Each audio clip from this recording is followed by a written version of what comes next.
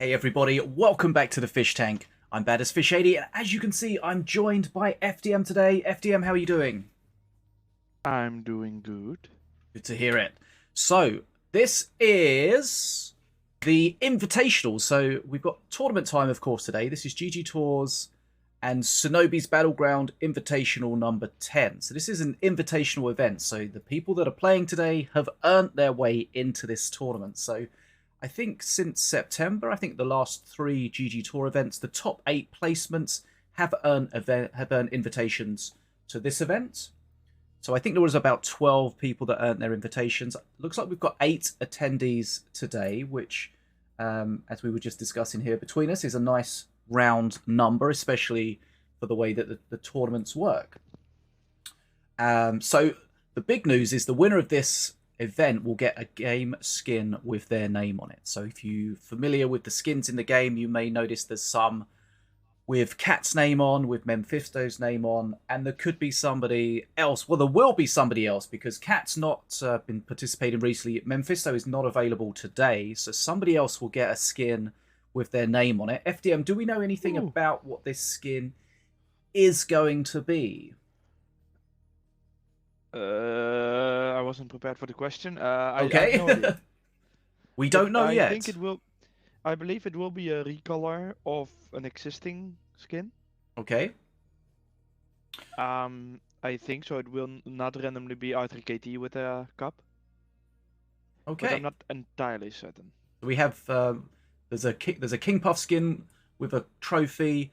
There is a Mordar skin with a trophy. So we could be seeing something along those lines.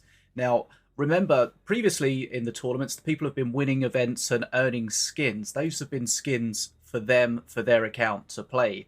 The prize of this is to have a skin in the game with your name on it that's available for other people to get hold of and other people to play and other people to represent your name out there. So it'll be interesting to see who is going to be the winner of this event and who gets their name on that skin. Now, with previous events, for a good while, we've been doing a split event format where we've been having the Swiss format and then we've been having the Elimination. This event's going to be slightly different. We're going back to the old, trusted Elimination, dual Elimination. So they're all going to be best of fives. They're all going to have the conquest rules where you can't play a master once you've won with them. So there's a bracket where the players will start off and they'll go through to find the finalist, and then the second finalist will come from the lower bracket, the losers bracket, the redemption bracket, however you want to call it. So effectively, all the players have a second life. So if you lose a game, if you lose a match, you will drop to the lower bracket, and then you'll get another go, and potentially you get a chance to get all the way through. And of course, once we get to the grand final, there is the potential for a grand final reset because the person that reaches the grand final from the winner's bracket will have lost no matches. So they still have their life in hand. So if we get to the grand final and then the person that got there from the winner's bracket loses the grand final, we'll have a reset and we'll go again. So we've got lots of action to look forward to today. If we just have a look at who's here. So there has been some fairly basic seeding that's basically just been done on the people's performance in the events that have been running up to this. So we've got Set is the leading seed. Second place is Dark Crow, Nerzl, Ficus, Nikshow, Chainig, Koi, Idleweiss, and Happy Meal. I don't think Happy Meal is here today. So those seedings are correct all the way down to Idleweiss. And then you'll see, if you look at the bracket, we've got the bracket there in the chat for you. We can bring it up on the screen here. It should be kept up to date throughout the tournament, so you can follow along from home. So if we have a look at the bracket, we should see that we have the top seed, for example, Set, playing the lowest seed or Idleweiss, and so on and so forth. So as mentioned, we've got the winner's bracket at the top here, and we've got the redemption bracket along the bottom. And we'll follow that as we go through.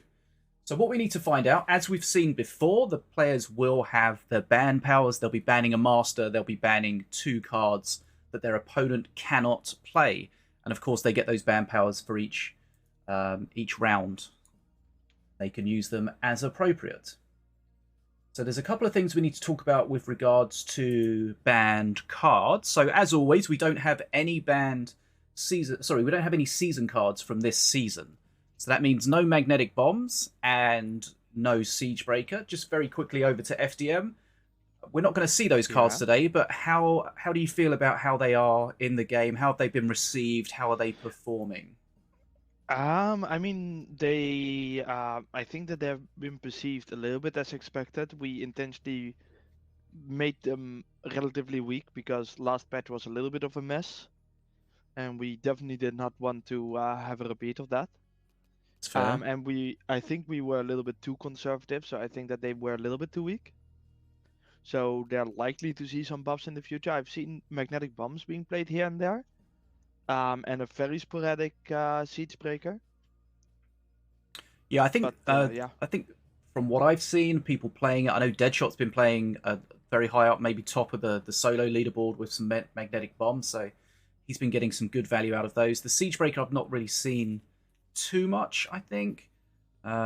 But yeah, as you mentioned, it is obviously difficult to get that balance right out of the gate, and then sometimes you have to err on the side of caution. Whereas you mentioned previously, we have had the City Watch and the Sanctum that have been very strong. So mhm. it's always obviously it's difficult to get that balance right going forward. So do you think are you looking at maybe balancing these cards at all, or is it too early to tell? I think that because we had to do the balance changes for next patch really early this season, which is also Hmm. why the PTR is live right now. After the tournament is done, people try out the PTR. Yep. Um, but because we had to do it so early, we don't really have much stats, and we have to get everything done. So I think that we didn't change anything outside of some bug fixing with magnetic bombs. So I would expect that in 1.44. Okay. And I think it's as we mentioned, just to close this bit out, it is difficult to get that balance right out of the gate, and sometimes you have to err on the side of caution because we've seen with some of the latest cards that they can just get out of control and really start controlling the meta. So um, Yeah. uh, In general, the goal is to get it um, viable and strong, so that people play it, but not too strong that it defines the meta. And that balance is a little bit of a knife's edge. Because if a thing is just average, people have a tendency to not use it because why change the deck that's already working? But if it's strong, then everyone starts playing it, and that's also bad. So it's a little bit, you know? yeah. Okay. Yeah, and as FDM mentioned, there is a test realm, public test realm available at the moment, so you can get involved, check out the new cards for next season, check out the balance changes for next season, the proposed balance changes. So go to the Minion Masters Discord, look at the PTR section, and get involved. You can check them out. You can try them out in a test version of the game, and of course, crucially, give your feedback. Now, of course, there's lots of changes, lots of cards, things like that. You don't have to test everything. Just do what you can. Try some stuff out. Get involved in the conversation. Let us know. Let the devs know what you think about the changes. And together we can work together to get this as balanced as possible. So anyway, that was just a little aside about some cards. We speak about some cards that we're not going to see today, but there are some other cards that are back on the menu. So we mentioned about City Watch and Sanctum. Do you think we're going to see those today? There's definitely some cards we've seen a lot in the meta. They've had to receive some changes, maybe not quite so meta defining anymore. Yeah, I would definitely expect City Watch. It's quite a strong card. Luckily, after we did the hotfix where it became 5 mana, it became a more balanced card, but it's still quite strong. And I would also expect some Radar, specifically those two together in the same deck. Sorry, the oh, you mean The TAS. TAS? TAS, Yeah, yeah, sorry, gotcha. sorry. No. I was using the in code name. Yeah, the TAS. They're just both really good at fighting for the bridges, Yep. which is one of the main metas. So I would expect both to be played in some decks, unless people ban them, of course. Yeah, so TAS, of course, in the latest update, you added the Nats with it. So what we're seeing is a lot of people they're playing it right close to the bridge, especially if you're playing with Stormbringer. You get the marksmanship on the Nats as well, I believe.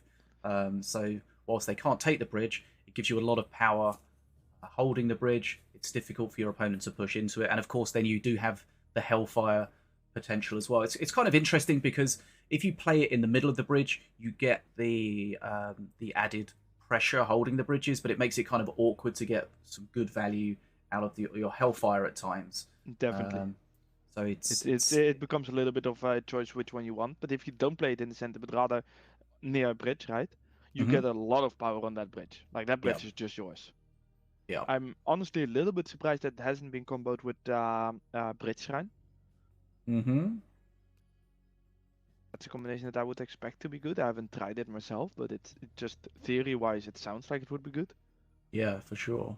Yeah, it's very difficult to push into that. And that's, of course, decent DPS. They do attack quickly, so they can shred a lot of stuff. And I think it's an interesting change. Not sure if it's... I think overall maybe it's a bit too strong at the moment, but it's interesting that you've added something that it makes people think about where should I position this building rather than just let me just put it at the end of a lane and just shred everything. That was the main goal, and we agree that it became a bit too strong, which is why in the PTR there is a nerf. What was the... I can't remember what it was in the PTR. I remember, I think it was a reduction of damage on the Hellfire. Yes. Yeah, so Hellfire, I think the proposed change was 180 down to 150. Okay. Right, so we are just awaiting the players. Having a little bit of a delay here. So it looks like the first game is going to go... We're going to see Ficus against Nikshow, assuming they're available. We know from our tournament experience that the first round is always the round that's going to have a little bit of a delay, probably, where players just get their bearings. But of course, all these players have been in lots of tournaments before, so they should know really exactly what's going on. So let's have a look to see. We're just waiting for the bans, and we're just checking to see if the players are online yet. No, didn't we already get the bans? I think we got one of them, maybe. Did we get both of them? We got the Nikshow bans yet. Did we not get the Ficus bans yet?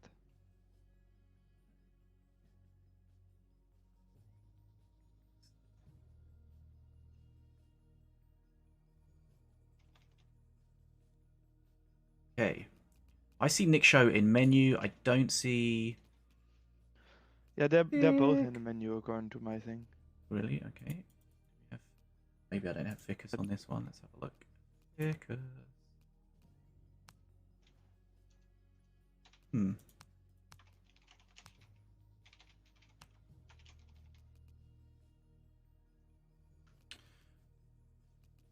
Ficus hasn't changed his name or anything? Oh, no, just Ficus. Okay, either I forgot how to alphabet, or... Okay, let me just double check my Steam's friend list. Right, sorry about this, folks. Did we get the bans from Ficus yet? Am I missing it? Waiting on Ficus. I haven't found them yet. But I'm blind. The other thing that we need to mention is there are a couple of bans with bugged cards. Unholy Ground has been banned, and the statues have been banned. Unholy Ground, I think, is quite an important ban because it's very difficult for people to replace that. So that's going to be interesting to see how people build around that. And statues... Just a little addition to that of the things why they're banned, you know? The Unholy Ground was not always grounding everyone, and it was leaving a visual when it broke, which was kind of annoying when your entire screen gets filled. And living statues unintentionally got one faster, so they had speed 4 instead of speed 3. Which is such a big balance impact that we felt like it was better to remove it. Yeah, for sure. So if you've been playing on, especially in 2v2, if you come against someone playing all the Impatient statues, Idol of Sacrifice, Slithering Summons, they've just shoehorned as many statues into their deck as possible. Now you know why. That will be gone next patch. Yeah, just that one bump in speed makes it really difficult to deal with them before they get on your face. I mean, it's a third extra speed, right? Yeah. And of course, then you've got the hasted ones that gets kind of compounded.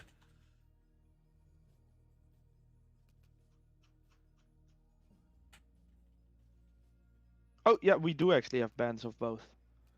Okay, I'm still trying to find Ficus. Ficus banned R3KT, Oh, he wasn't Battle in the Sivu, game. and Rampant Growth. Okay. So he really does not want to play against the monkeys. We saw in the last tournament how strong Rampant Growth can be. With Yeah, Dark Rampant Show. Growth has been a card. I haven't seen it being played much, but the times I have seen it, it has done some amazing things. And Nikshow banned Milloween, Herald Moon, and Avea. That's a little bit more of a scattershot approach to the bans. Okay. Right. Sorry for the little delay here. We'll have the gameplay as soon as possible. I think the players saw it pop up saying Ficus. Oh, here he is. Okay, right. Relax. We're good. Okay. He wasn't in the game. I think that's the problem. Not for me anyway. He was. Got the pop-up that he... I don't know. I don't know. But anyway. It's all okay. Right, so... Let me just get this in the right way. So we're going to put Nikshow and Ficus here.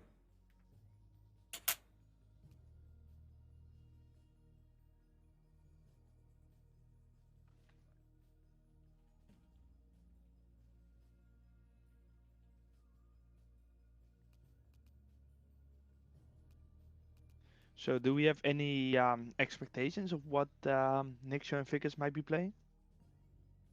I played against Nikshow quite a bit on the ladder recently. He, I think, played a lot of Milloween. So I mean, that Ficus banned Milloween. So maybe Nikshow that's is what not that going to be could playing Milloween. that could be why. Definitely. But yeah, Nikshow tends to have some interesting decks. Interesting to see what he decides to. What we've seen in previous events is that I think in the last event we saw every master except Morelia. So it's definitely not as an easy just to think, oh, it's tournament. We're just going to see these masters and that's it. There's going to be, which is good. It's for sure. It keeps it interesting. I know. We had was times upset that was that we didn't see APEP and Milloween all the time. Yeah. Luckily, that's no longer the case. Yeah, you knew what the people were going to ban. You knew what they were going to kind of play. Okay, but yeah, I think we're ready. Double check here. So we've got Ficus, boom, and we've got Nikshow here. Yes. Okay. Right.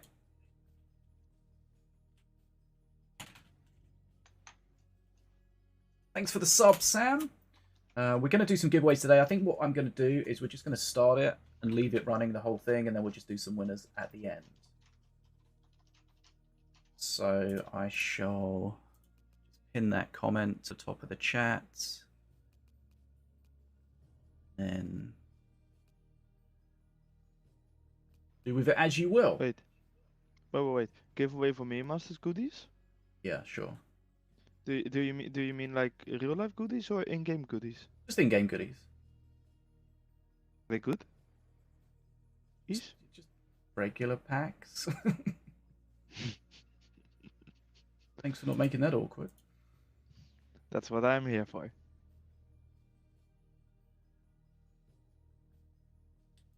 Okay, yep. Looks like we're ready when they're ready, and we'll be able to dive in.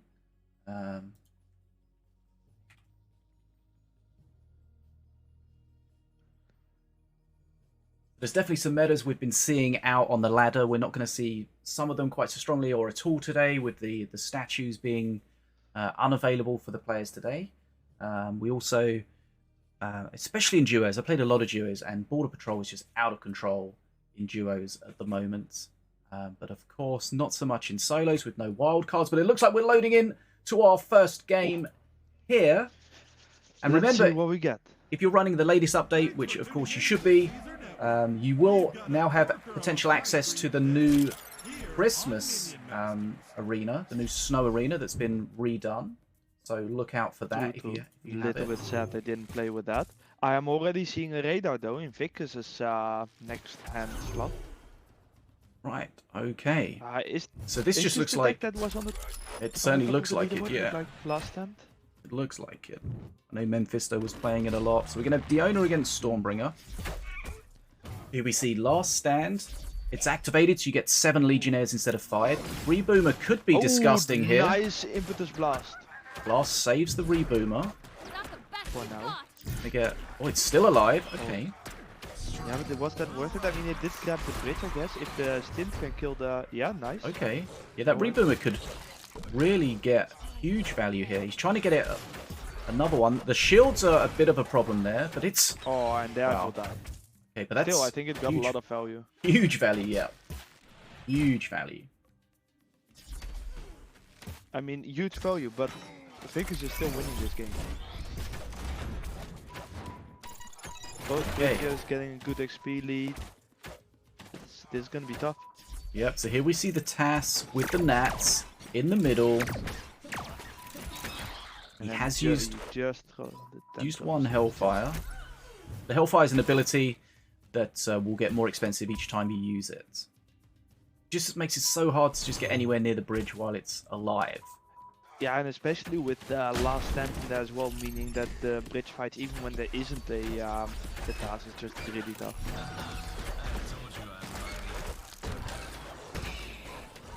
Right, Nikshow trying to get a Cage Prowler out here. Wait, where? Oh yeah, Kurnath is age 4 now.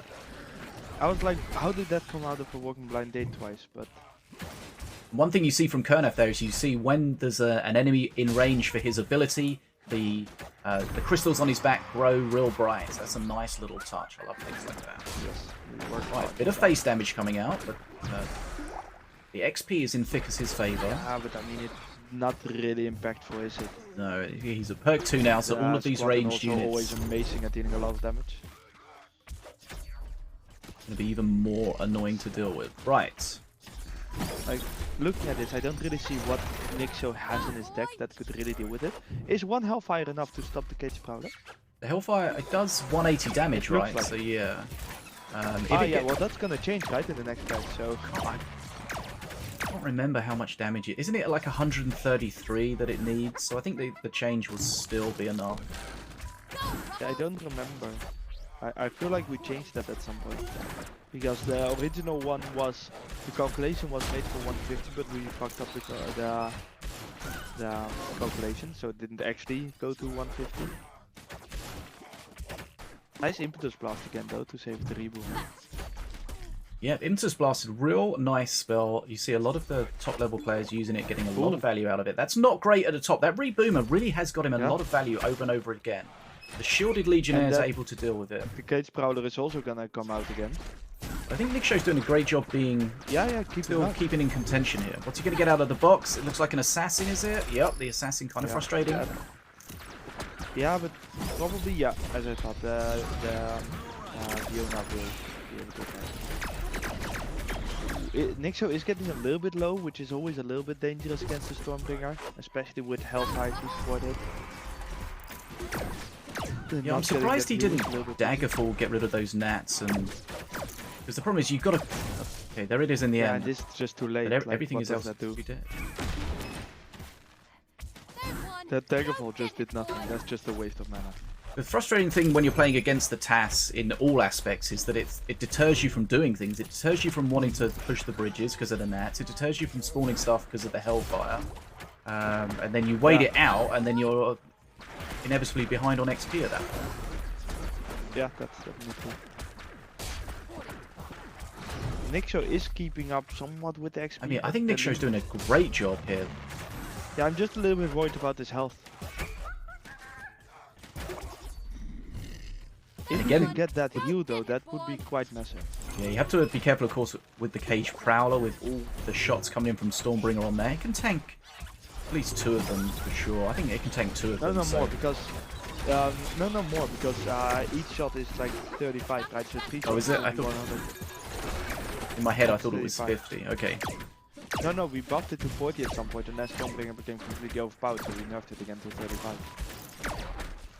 So you can probably tank 3 of them, perhaps even 4. Yeah, so you see some people just spending mana to try to take no hits on the Prowler, but sometimes, you know, if you want to min-max it, just take a little bit of damage on it, just enough so that it doesn't stop spawning.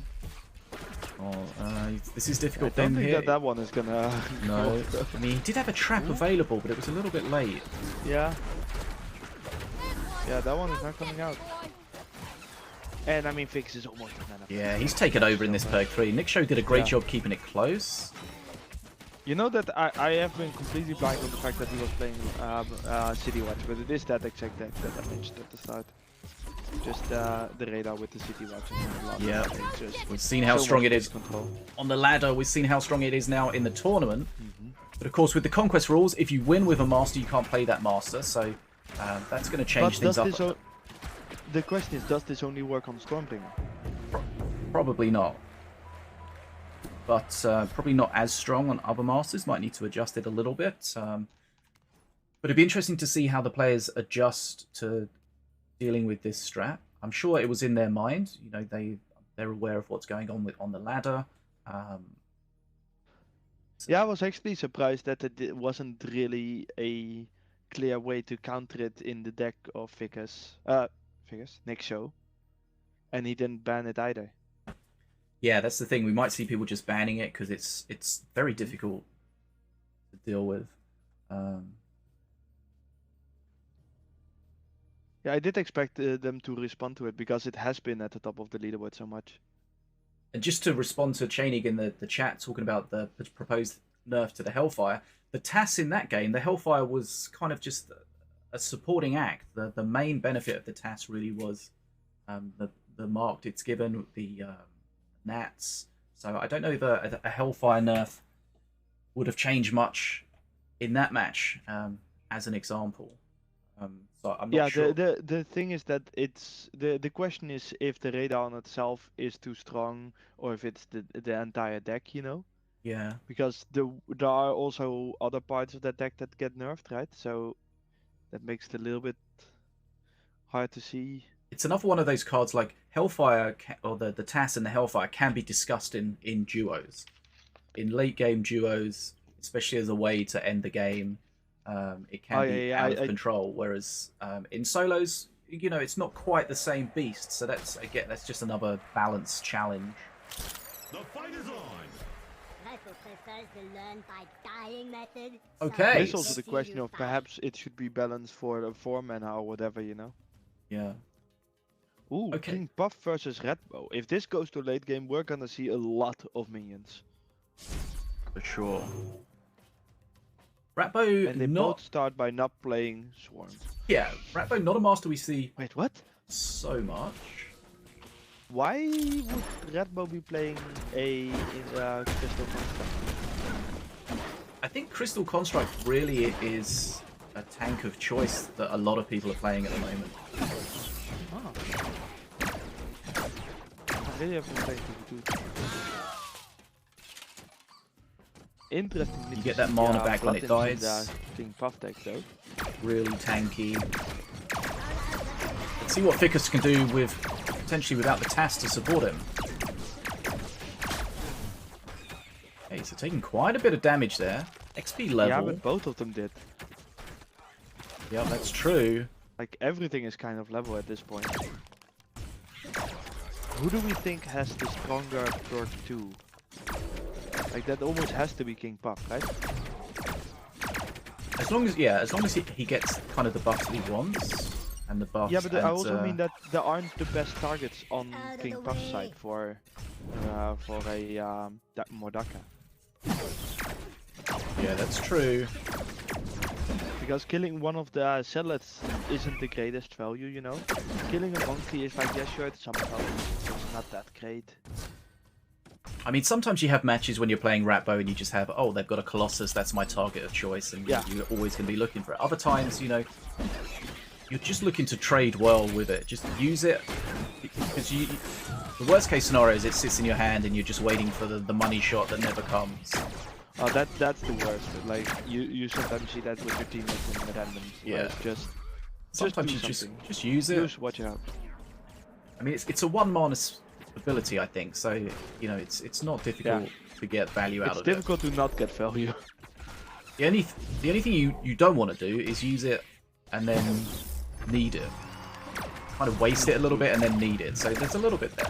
But like killing one of the I mean, killing anything, any of the tanks, I think, on Ficus's side will be certainly helpful. sort of with the exception of one of the zealots, if the other one is still alive. Yeah, But that's... that doesn't actually change the DPS. So this is going to be a lot of damage, just a few units. Berserker Rage, of course, on that Zealot. So XP lead for Ficus here, and we know that King Puff's going to have a very strong perk 3. As always. This is just Ficus winning at this point. Like, it's not over yet, but this is Ficus clearly being in the driver's seat. So there's the Dagger, but the problem is with the Dagger, if it doesn't kill the monkey, there's a potential for it to heal. Looks like it's going to be finished off. No, it's not. Is he going to commit to it? He has to. Okay. We know that Tranquil can be frustrating as hell when it just survives, comes back almost from the dead. And you've got to be careful in those situations, because you see people think, oh, I've got to kill that. They throw mana at it, and it still doesn't die. It's kind of interesting right now.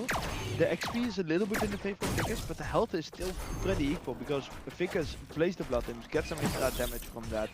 And sometimes something of Nikshow does get to Ficus's face. So the game isn't over yet. Perk 3 of Stormbringer, of Redbow is surprisingly strong. People really underestimate it. Although I would still prefer King Puff. Okay, the Ion Grenade not quite killing the aimbot, so that's going to be useful. He needs to make sure it doesn't die at the bottom. There's the Sentry. But perk 3 now for Ficus. Night Puffs, sorry, in play. And we've seen basically... Yeah, we've seen Nikshow basically taking damage every push as well, so eventually he's going to run out of HP. Doesn't have a good way of punishing the Blood Imps either, so Ficus knows he can exchange their cheapness for some of his health, but it's not really a problem for him at all. A little bit surprised that Blood Imps were played without a heal buff. Okay, both of them down. Perk 3 now. So it's kind of insane how Ficus also keeps getting damage every single push. Yep. Okay, so the Dagger didn't work out. It's very difficult to get the Dagger on the correct target when stuff's jostling on the bridge like that. And we saw there he hit the Night Puff. Also, really hit or miss.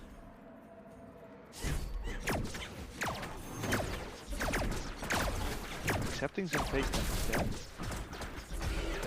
Blood Imps again out. He's going to get to the point soon where the Blood Imps are going to get a little dodgy. Anymore, there's Does no Nikshow real... have anything that can hit face? He's got a flyby, but that's not really going to be great at this situation. Wait, he has a flyby? He does have a flyby, yeah. That guy targets? Just to power up his Dagger, really. That's his horde, effectively, kind of temporary horde. Okay, so he's probably going to Dagger now, maybe? Just used his Impetus Blast he got from the perk. Oh, could see a good Dagger here. Could see a good Dagger here. I mean, he's... No. I mean, he could have killed something. I feel like that would have been worth it. Yeah, but killing one of these is really not worth it. But it's not doing that much. That's a nice Impetus Blast. I want to kill the second one. Yeah, that's true. You would think with Ratbow he would have enough little things to tank it, but it's not kind of working out that he's well. already at mana frenzy. He has had so much control that XP lead just skyrocketed. Yeah. It's the power of his perk 3.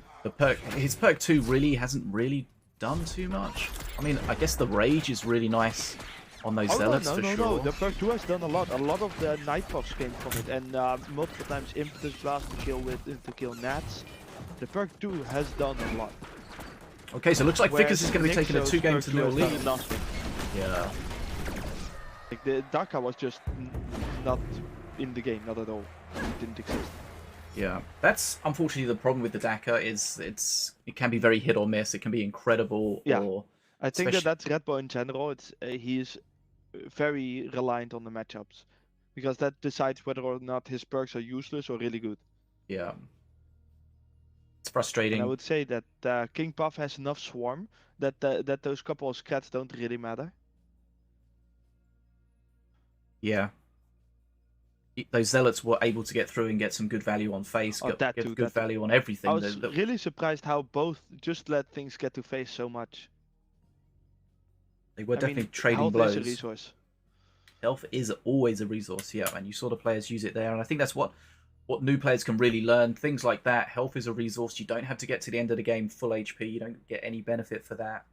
Use your In master fact, if you get defense. to the end of the game with full HP, I mean, you either were completely destroying your opponent or you played wrong.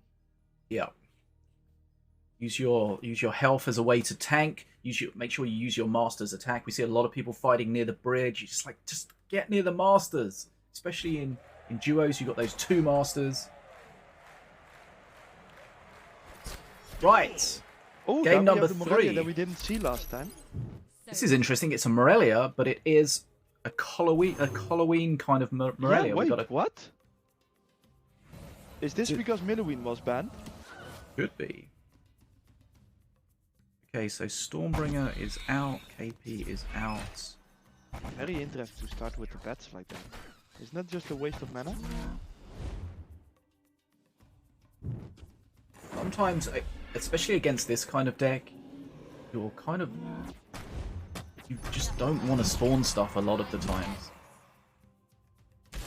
It's like, and here we see why the Spawn of Fury is so powerful. Like, the Reboomer would be great against a Colossus on its own, but against 2 Colossuses...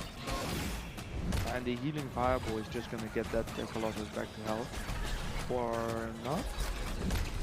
No, we care more about the rage than you? Okay. So he's invested in the Prowler. If that works out, that could be helpful, but of course he needs to kind of deal with this. Once one Colossus is down, it becomes an easier I'm a little bit surprised that that healing fireball didn't come out earlier.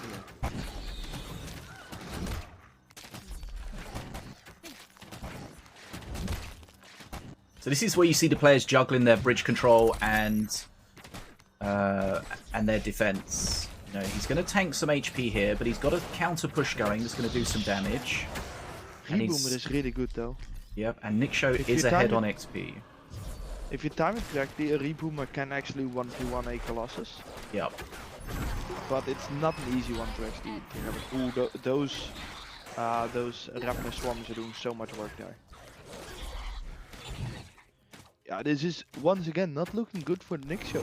Although Nikshow is ahead in XP, that might matter. But I mean, against this deck, Ficus doesn't care about XP that much.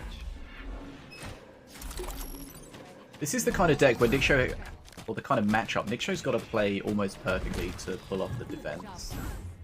It's far easier for Ficus just to throw a big guy down to split it. Yeah, the thing is, the reason why this is always played with Middlewing is because that the Arcane Golem is so difficult to deal with, right? Yeah. And that is missing here. I do feel like... okay, that's a good play. I was gonna say that I thought that Ficus was making a mistake not prioritizing the healing more. Okay, so we went with the... tried to use the spell to push both get everything to back, face but it it, just didn't... Yeah, this is You going to be so cannot much let this damage. happen. Oh, and that is too far away! Okay, that's a misplay. That's going to be... See, this is what I said about, you know, you've got to play it perfectly, and if you don't, it's just over. No, but this was not even not perfectly. This was just a complete mistake. Yeah. I mean, letting them single get to mistake face at is that point, it's punished. kind of over anyways, but... Okay, well, Ficus dominating in that first best of 5. Stormbringer, Kinda King surprising. Puffer, then Morelia. I didn't expect it to be that one-sided. No, but he did play some strong decks. We saw the Stormbringer Task that's been dominating the ladder. We saw the Spawn of Fury Colossus, which is strong with whatever master, really. So there was a couple of really difficult matchups. The middle game, of course, was the closest game, but again, it wasn't a great matchup. We spoke about the Daka for Ratbo not really having any money targets. So that was a bit of a frustrating setup there for Nikshow. But of course, we are doing the redemption bracket, the losers bracket, the dual elimination, however you want to say it. So Nikshow will get a second life. He will drop down into that second bracket and get to go again. I also think that this might be a good moment to wonder, is the Spawn of Fury Colossus just too big of a problem if we see people at this level have so much trouble against it? 100%. And do we have any idea about what to do with it? Because it's the like easiest it's a one whole. would of course be... Sorry, go. It's a whole combination of things. Like Spirit is really strong, especially on those big units. The Spawn of Fury allows you to take a single unit that's quite easy to deal with and become an absolute nightmare because there's 2 of them. I feel like there's an inherent design problem in that. What would you change? I always like the idea of Spawn of Fury giving you a copy randomly somewhere else. So they don't necessarily spawn together, or maybe it could be on the opposite lane or something. Because just the pressure of having them together is always the that's problem. interesting. So that Spawn of Fury would work a little bit like the illusions. Yeah, potentially. Just kind of thinking out loud. That's an interesting one. At least then I think it weakens it in some way, but it strengthens it in another way. This is massive. This is massive. Nikshow is asking about Unholy being Unholy Ground being banned, and if Ficus used it. Oh shit! Yes, I didn't notice that. But Ficus banned Herald Amun and Afe. Oh wait! It's banned in like that. Yeah. It's banned in the game rules. Yeah, that is actually a thing. Okay. So right, that means it's 2-1 now, right? What's the because rule that about... means Ficus just lost with the Colossus, or is the rule different? What's the rule if nobody spots it? Let's just remind ourselves. Do you have to spot it during the game? I can't remember. Yes. Okay, let's have a look. Illegal deck. Starting with illegal deck results in a game loss for the offending player. Okay, that's it. However, the loss is discovered. Okay, right. So that's it. Yeah. Okay. So what happens now? So hold on. It was game number 2 with the Unholy Ground, wasn't it? But no. Just now in the Morelia, in the Morelia deck. Has he played it in multiple games?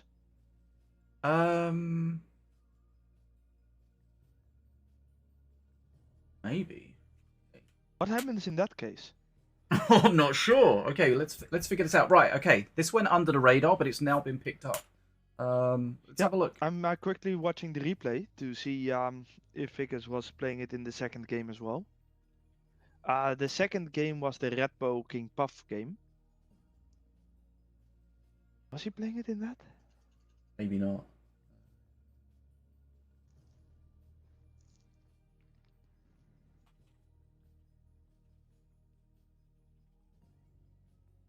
No. Okay. Okay, so that's a game loss for Ficus. Yeah, that was unexpected, but sure. Okay, we right. Get a fourth game, people. Lots of things to think about. Sorry, we missed that. Chat didn't. Nikshow definitely didn't. Okay, so Unholy Ground banned. And this just goes to show how easy it is for the players to just be in their mindset about, I'm going to play this deck. I've definitely done that as well. When I participated in a tournament at some point, and my opponent had banned a master, and I just picked that master without thinking. Yep. And then, I lost. So. Okay. It's how it works with tournaments. If you ever play in one, make sure to verify before you go into the match that you're allowed to play with what you want to play. Because you lose matches on it. Yeah, we've seen people play masters, we've seen people play cards, so that weren't allowed. Right, so okay, we're going to go back into this game. It's not quite over yet. Bit of drama. Everyone loves drama. See, thinking about that, the Unholy Ground is so strong in that deck because it's kind of weak to air, and it didn't really matter in that matchup because he didn't really have much air. But the Unholy Ground. No, but really... he did use it to counter the reboomer, right? Yeah. So it was not that the bug mattered, but it was banned and it did affect the match. Yeah. Okay. So wait, Nikshow now has one with Diona, right? Yeah. Okay, yeah. Okay, so we're back. Game number 4. King Puff. 2 games to 1 to Ficus. We got Ratbow against Apep.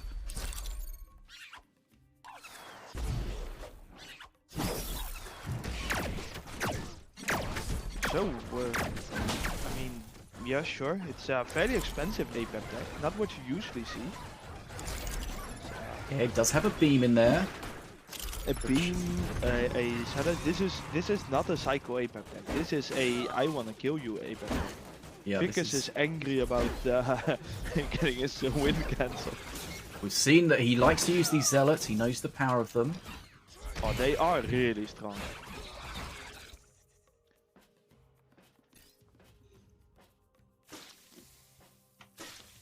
see what he decides to build. Yeah. So again, like defensive the chopper always a good defense, but yeah, but also a very good target for the Daka if we can get it. yeah.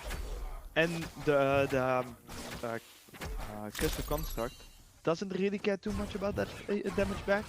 No, because he attacks once a week. That often.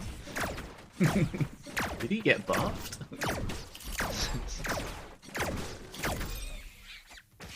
So we've got a lot of melee units in Ficus's deck, and a lot of range units in Nikshow's deck, so Nikshow may be able to get some good value in that regard. I mean, so far Nikshow is slightly ahead in XP, Yep. and for Redbo that's very good. He does have the nats to put, there we go, the nats on the construct, so that's nice. But that's the beam though.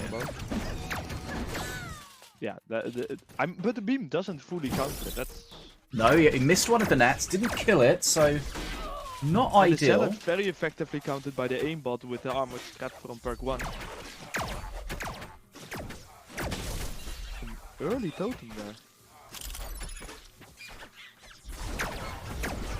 You see the rocket scrap grabbing the bridge. Remember, it doesn't grab the bridge on its second explosion, only on the first one. Here we're going to see Defenso Chopper just crushing everything at the top.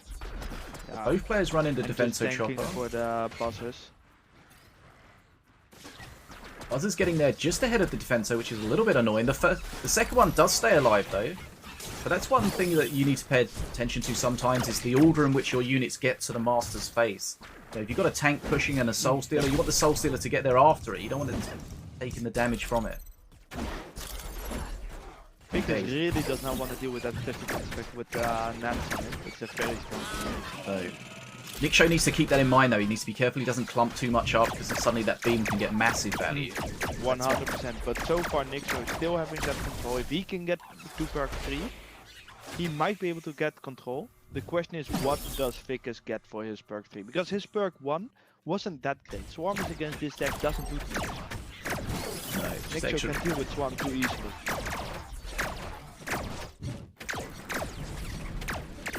Okay. They're deciding not to use the beam this time. But the air just Also chipping everything down. really need it. Ooh, a little bit late with those salads. And here we do see Nikshow using all of those stats, just getting control there. The salads are just not enough there. Yeah, And Nikshow then gets to just perk moves 3 on. first as well, so he's having a good time at the But moment. what is Ficus getting? The gift of One more Apep is XP. going to be War Dancers. Ooh, Ward Dance. They could work. That's range. Could help, a little range. It's good. As They're range good against goes, Swarm. yeah. Like, they're not the best card, but I mean, against Swarm they're pretty Probably shorter range than Shen. Like, if it was a ghost or something, this game would be over. Yeah. But I mean, it's extra Now bodies it's on the like field, half extra extra potential attack. split. Something extra that Nikshow has to deal with.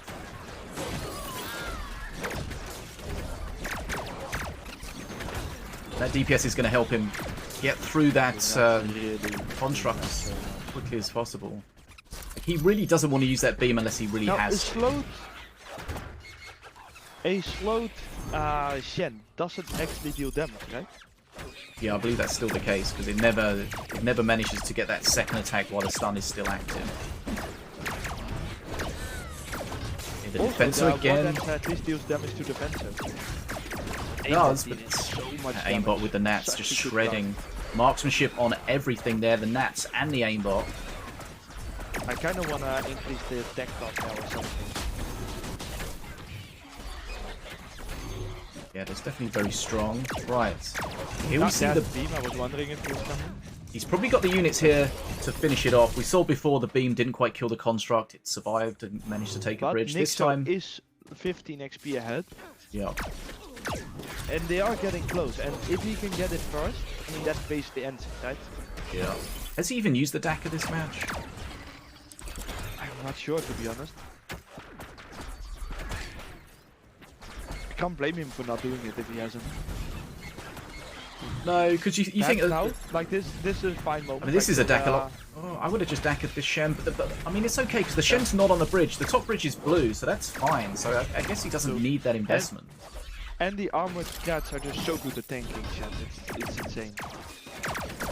Ooh, that bottom. Ooh, that is Rocket a Strat's going to get good some big rocket value. strat. Mana Frenzy now for Nikshow. He looks like he's going to bring this back. Yeah. He looked like he'd lost this game, but then he got a reprieve. But a very lucky win. Or do you mean this game? Sorry, I thought you meant the match. Kind of both. Like he got a reprieve in the match, and now he's back in this game. I mean, in this game, I feel like he was a little bit ahead the entire game. But he does need to get control soon, because Ficus is super close to Mana Frenzy as well. Yeah. And if you can't get control before Ficus gets Mana Frenzy, then it's a toss-up. That's Okay, but yeah, now he does seem to be getting control. right.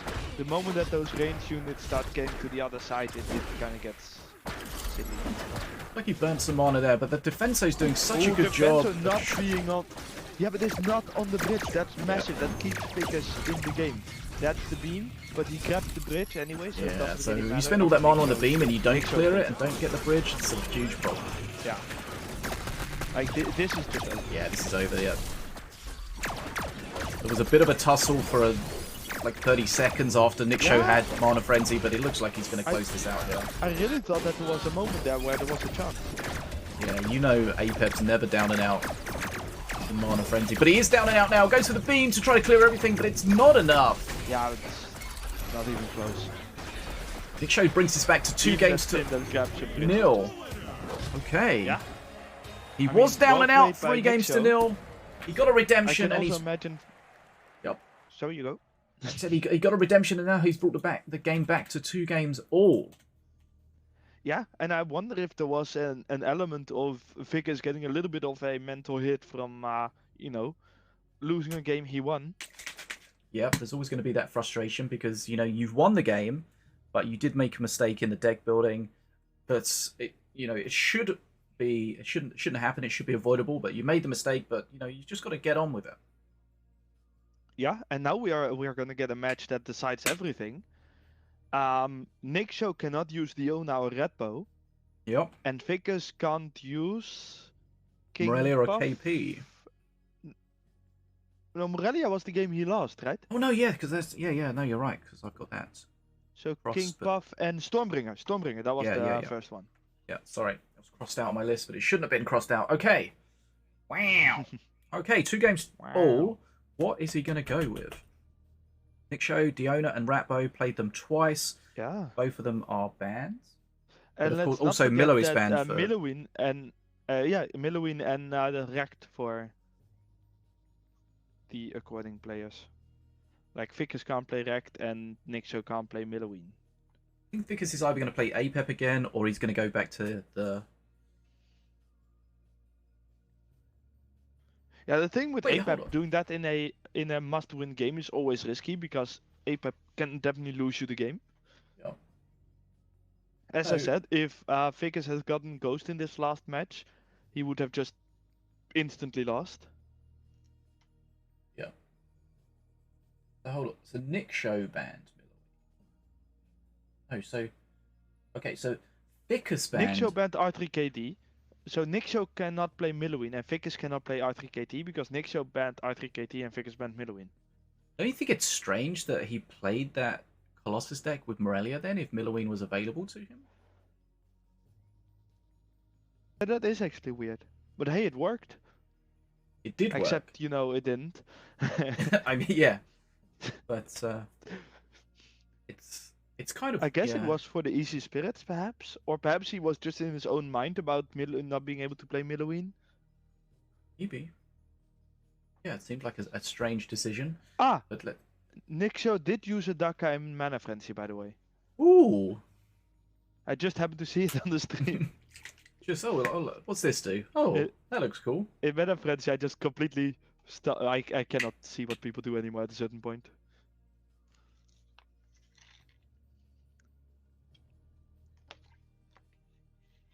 Right, so We are awaiting game number 5. If we have a look at the brackets, do we have some completed matches? Let's have a look. Yeah, I assume that most are finished. So Set against Edelweiss, Set won that. Ficus and Nikshow 2 games all. Dark Crow beating Koi 3 games to 2. Nerzl beating Chainig 3 games to 0. So Set, Dark Crow and Nerzl into the next round of the winners bracket. It's up on the screen for you. Bigger if you can see it. And then we've got in the Redemption losers, whatever bracket you want to call it, Edelweiss will play whoever loses in game B, which is the one we're watching. Koi against Chainig. And of course, we'll get a winner from this top bracket. We'll get a winner from this bottom bracket. And then they'll play together in the grand final. Don't worry. All makes perfect sense. Okay, so 2 games all. And the players just deciding what to do. It looks like Nikshow's ready to go. Ficus in the deck building. What do you expect in this last match? Do you think one of the 2 players has an advantage over the other now, or? I think Nikshow has a bit of an advantage since he's coming back from almost being dead. Ficus also trying to deal with the mistake and how that's playing on his mind. So I think Nikshow's probably in the ascendancy right now. Does make sense. That says you're a little quiet, so I'm going to see if I can turn you up from my end. Have you maxed out in OBS? Let's see if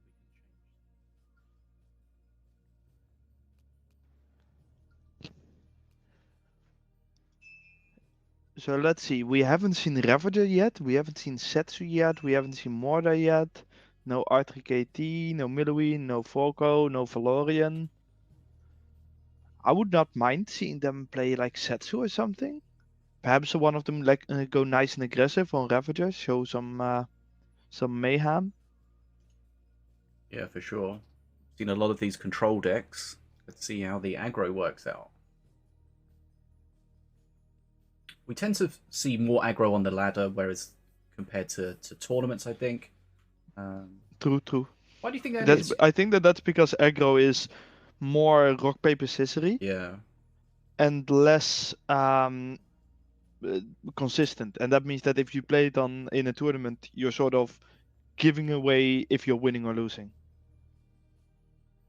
Having said that, I disagree with people that say that there is no skill expression in aggro decks. I think there is, but You've still got to play the things at the right time in the right place. And obviously the deck building as well. But yeah, as you say, you often feel at the start, like if I play a Mordar into it, I'm like, oh well, I'm probably dead. Mordar Rock Rivals, yeah, that's probably game over. But here we go, Mordar, speaking of the devil, Nikshow is playing Mordar, Ficus against with Morelia. Oh, wait. Oh, no, he lost that, so he is allowed to play it, yeah. He is playing that deck the way he lost, but then I assume without Unholy Ground. Is it the same thing? Yeah, he oh, plays like Glens now. Okay, it's got Glensbury, yeah. Right, so here we go again. It's good DPS, but it's Good not shot going to be enough, one, is it? but Then he's got to heal as well. yeah. I'm not sure what that's really supposed to be doing. Oh, look at that. Okay, oh, I think he tried to keep that alive. I think that's a mistake. That's a statue with a spirit. This is really bad. He needs the res here. He needs and that this. Glens is so good. Or is he going to die in time? Oh, the healing fireball landed too early. Oh. But if he had done the healing fireball a bit later so that he wasn't in the Glens. Probably game over. That statue, like, how's he going to kill that statue? I guess with a cleaver? With a fake cleaver? I mean, it will kill it eventually. Oh, yeah. Oh, good point. A statue is banned, but this is not a statue. This is a rock rifle. Yeah, this is an indirect statue. So, okay, he's alive. He took massive damage. He's behind on XP. He doesn't want to res a Swarmer here. Okay. Reconator not great against the double Colossus. Trying to split them up. Trying to get some. Is that worth it? I think he gets a lot more value out of it because it would have been immediately self-destructive. It's gonna come back for another res. Probably, but it's just... I mean, that's always nice, but now the bats can probably do a lot of work. Yeah, see, the Reconator's not great here. It's just going to come in. It's going to get kind of stuck a little bit. It's going to get absolutely spanked. This will die. Does nothing. Doesn't explode. Scrat comes out. What's going on? Dead. A raged Colossus really doesn't care. But the good news is there's only one Colossus. He will have a much better time dealing with this. It's still going to be difficult. I mean, a fake cleaver is always good. It buys you a lot of time, and that's all that Succubus needs. Yeah. But that HP on Nikshow makes it extremely risky when perk 3 hits. Yeah. And Blue Golem isn't that great against a double Colossus. I think he's doing a great job splitting them up. If he can get the res as well, that's going to be good. Okay. Glenn? Oh, there's the Glenn's keeping it alive, is it? Yeah. Oh, yeah. Okay, it did. He does keep managing that's to kill that double one of jump the back. Colossi. Oh, he can keep this alive. I feel like he could have kept that alive. Okay, he's going to try to keep the second one. The Swarmer. Oh my god, the Succubus gets hit from 15 meters away. Oh, that's so I mean, frustrating. the biggest problem is that perk 3 is coming in now, and that dragon... Oh. Yeah, the dragon has the potential to shut down the tombstone, and then Nikshow loses all of his tempo at that point. Not a perk 3 yet either, so he's still only limited and to the there's one a spirit tombstone. on the dragon. Yep. I mean, Reconator it's against... trouble. I have difficult seeing how Nikshow is gonna win this. Okay, he turns that round. That's nice. Succubus is going to get some good damage out. Reconator is damaging. But now the Succubus is gonna die, right? Oh, no. It jumps back. Okay, it needs this Succubus to stay alive. That is his main range DPS. Dragon's going to go down. Is it? Yeah. Dragon goes down. Okay. I was kind of Succubus... wondering why he didn't cleanse the dragon. I think he's still in this. Kind of. Nikshow? Yes. I mean, then he needs to get a bunch of good reses off, right? Okay, here comes one res. Without that is... But it's the problem is sometimes is you get the good reds, but it's in the wrong place. It's on the top lane. Yeah. But the Succubus you is need to shredding deal with here. these. He can deal with this. This is fine. He might have to sacrifice the tombstone. Probably doesn't. I mean, what I would have done there is you could have played the tombstone and then your next card was the cleaver. Don't sacrifice the tombstone unless you really have to.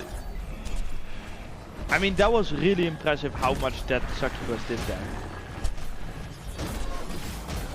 Okay, he's doing it. I think That he's doing one it. dying is pain. Oh, okay, tombstone. He needs a res here. It's going to be on the top lane, which is kind of where he needs it. Okay, res is available. This is still... Yeah. But he also Potential. needs to deal with the bottom push. Oh, I feel that's a And the mistake top not push. killing the Arcanist at the bottom there. Oh, he didn't? No. That is insanity. You see, he's having to work so hard just to stay in the game. And Yeah, and at this point, Ficus is just going to get to Mana Frenzy. Which admittedly was not how I expected this game to end. no. Succubus, no Succubus res is kind of frustrating. Oh, that's beautiful! He uses the Succubus, he used the Impetus Blast to push it out of the Spawn of Fury spell, so he doesn't get it. That could be huge. Oh, this is really, really well played from Nikshow. He's done a great job dealing with But this. it's not enough. You wouldn't say that yet. That's a hasted blue golem. That's putting out massive DPS. But it's 3 XP. Oh! But the problem is that it's 3 XP away from Mana Frenzy. But if there's one master that holds on incredibly well, it's Mordor. You know, Mordor's not going to do great against the Colossus. Not against Colossus. That is He's against got the Swarm. bridges. He's close to his own mana frenzy. Yeah, why is Ficus not grabbing the bridges? He feels That like is that's insane. not his win condition. He's gonna. Yeah, but it is. You're a Mana Succubus Frenzy. is doing a massive job here. I think Nikshow and wins even this. that Oh, the stun. spirit Yeah, that yeah, comes yeah. in. Oh, that spirit was so annoying. Nikshow burning mana, stun it or something. And getting the Swarmers to tank is also massive. Okay, so here we see the reses. Who is winning this? Nikshow's winning this.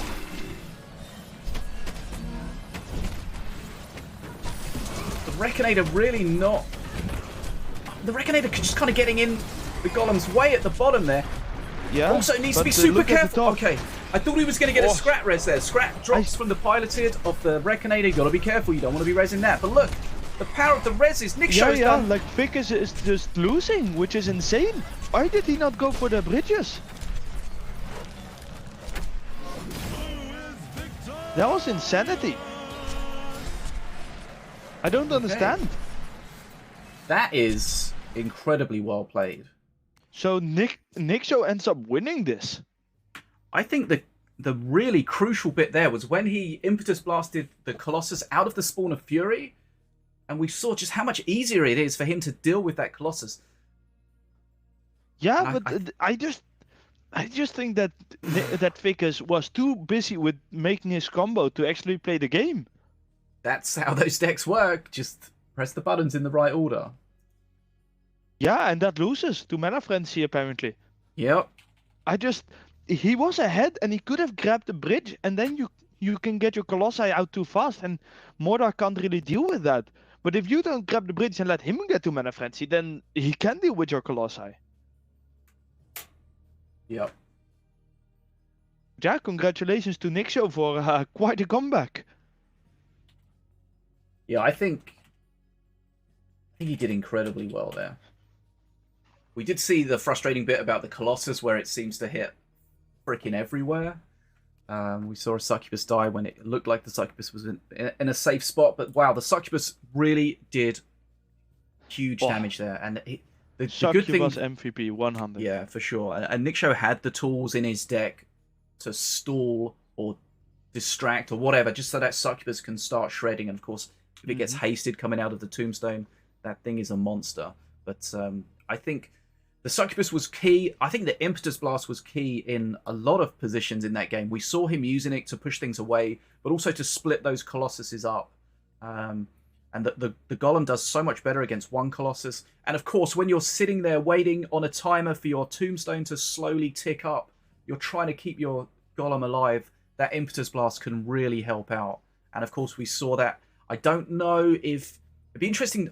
I might ask him. It'd be interesting to know if he meant the Impetus Blast it out of the Spawn of Fury. Because, I mean, there's a little bit of luck. You kind of know it's happening, but it's do gotta be you at the really right have time. that reaction time? I don't know if you react or if you just kind of expect it. You know he's playing this. He's going to wait for his mana, and then he's going to go. So you might just go, let's go for this and see if it works out. Possible, it feels risky, but at the other end, it worked out. Oh, But maybe, also funny, yeah. we did kind of miss that a living statue was an option from from Rock Rifles. Yeah, but I guess because you spawned it for your opponent, it's fine. I think it's okay. You know, you're making the decision to play something that's negative, potentially negative for you. So, okay, right, wow. That is the first game of the day, and that was quite the spectacle. Incredible comeback. Wow. Okay, let's just have a quick look at the bracket. So, Set against Nikshow is our next game. Dark Crow against Nerzl also. And then we got Edelweiss, Ficus, Koi, and Chainig down in the Redemption bracket. Our next game here, we'll try and get it as quickly as possible for you, is going to be Nerzl against Dark Crow. So if we remind ourselves of the seedings, we've got Dark Crow is the second seed behind Set. Nerzl is the third seed. Okay, so we're setting this up now for you. We've got some ban information here. Do you want to go through that quickly for me, please? Sure. Yeah, sorry. My mind was still kind of surprised about how that last game ended. Nerzl has decided to ban King Puff, City Watch, and Guardian, basically hitting both the Radar City Watch deck and all the Crystal decks. And a Dark Crow banned also King Puff, Rock Rifles, and City Watch. So now we would definitely not get the statue, right? Mm-hmm. Rock Rival's definitely a card we see a lot in a lot of different decks. Okay. Yeah, and both of them banning City Watch. So no City Watch. Also, both of them banning King Puff is... they really doubled up on the bans there. Okay. So Nerzl against Dark Crow. Let's grab these. Make sure they're online. Nerzl.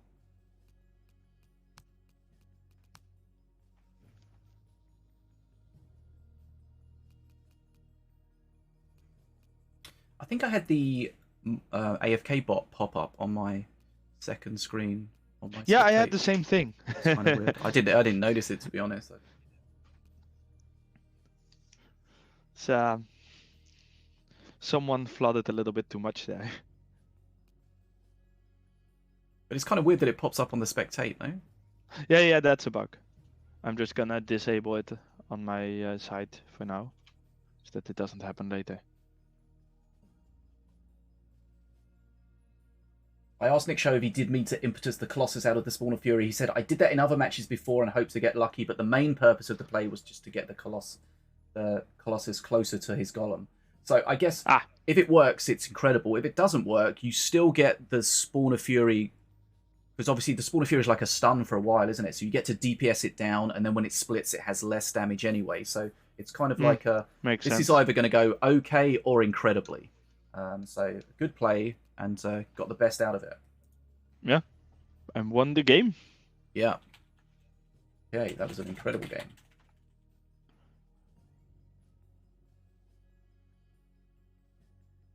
So that was quite a surprise, going from 3-0 for Ficus to 2-3 for Nikshow. Yeah, for sure. I think Ficus might be the first person to lose a match that he has won with a clean sweep. Do we think that Ficus would have won that game if he had just played like the game that he ultimately won but then lost? Do you think he would have won it had he just played the correct deck at that time? Like I don't think Nikshow would have been able to, even without the unholy ground. I think he would have won it. it. I think he would have won it. I don't think the unholy ground was that impactful. Yeah.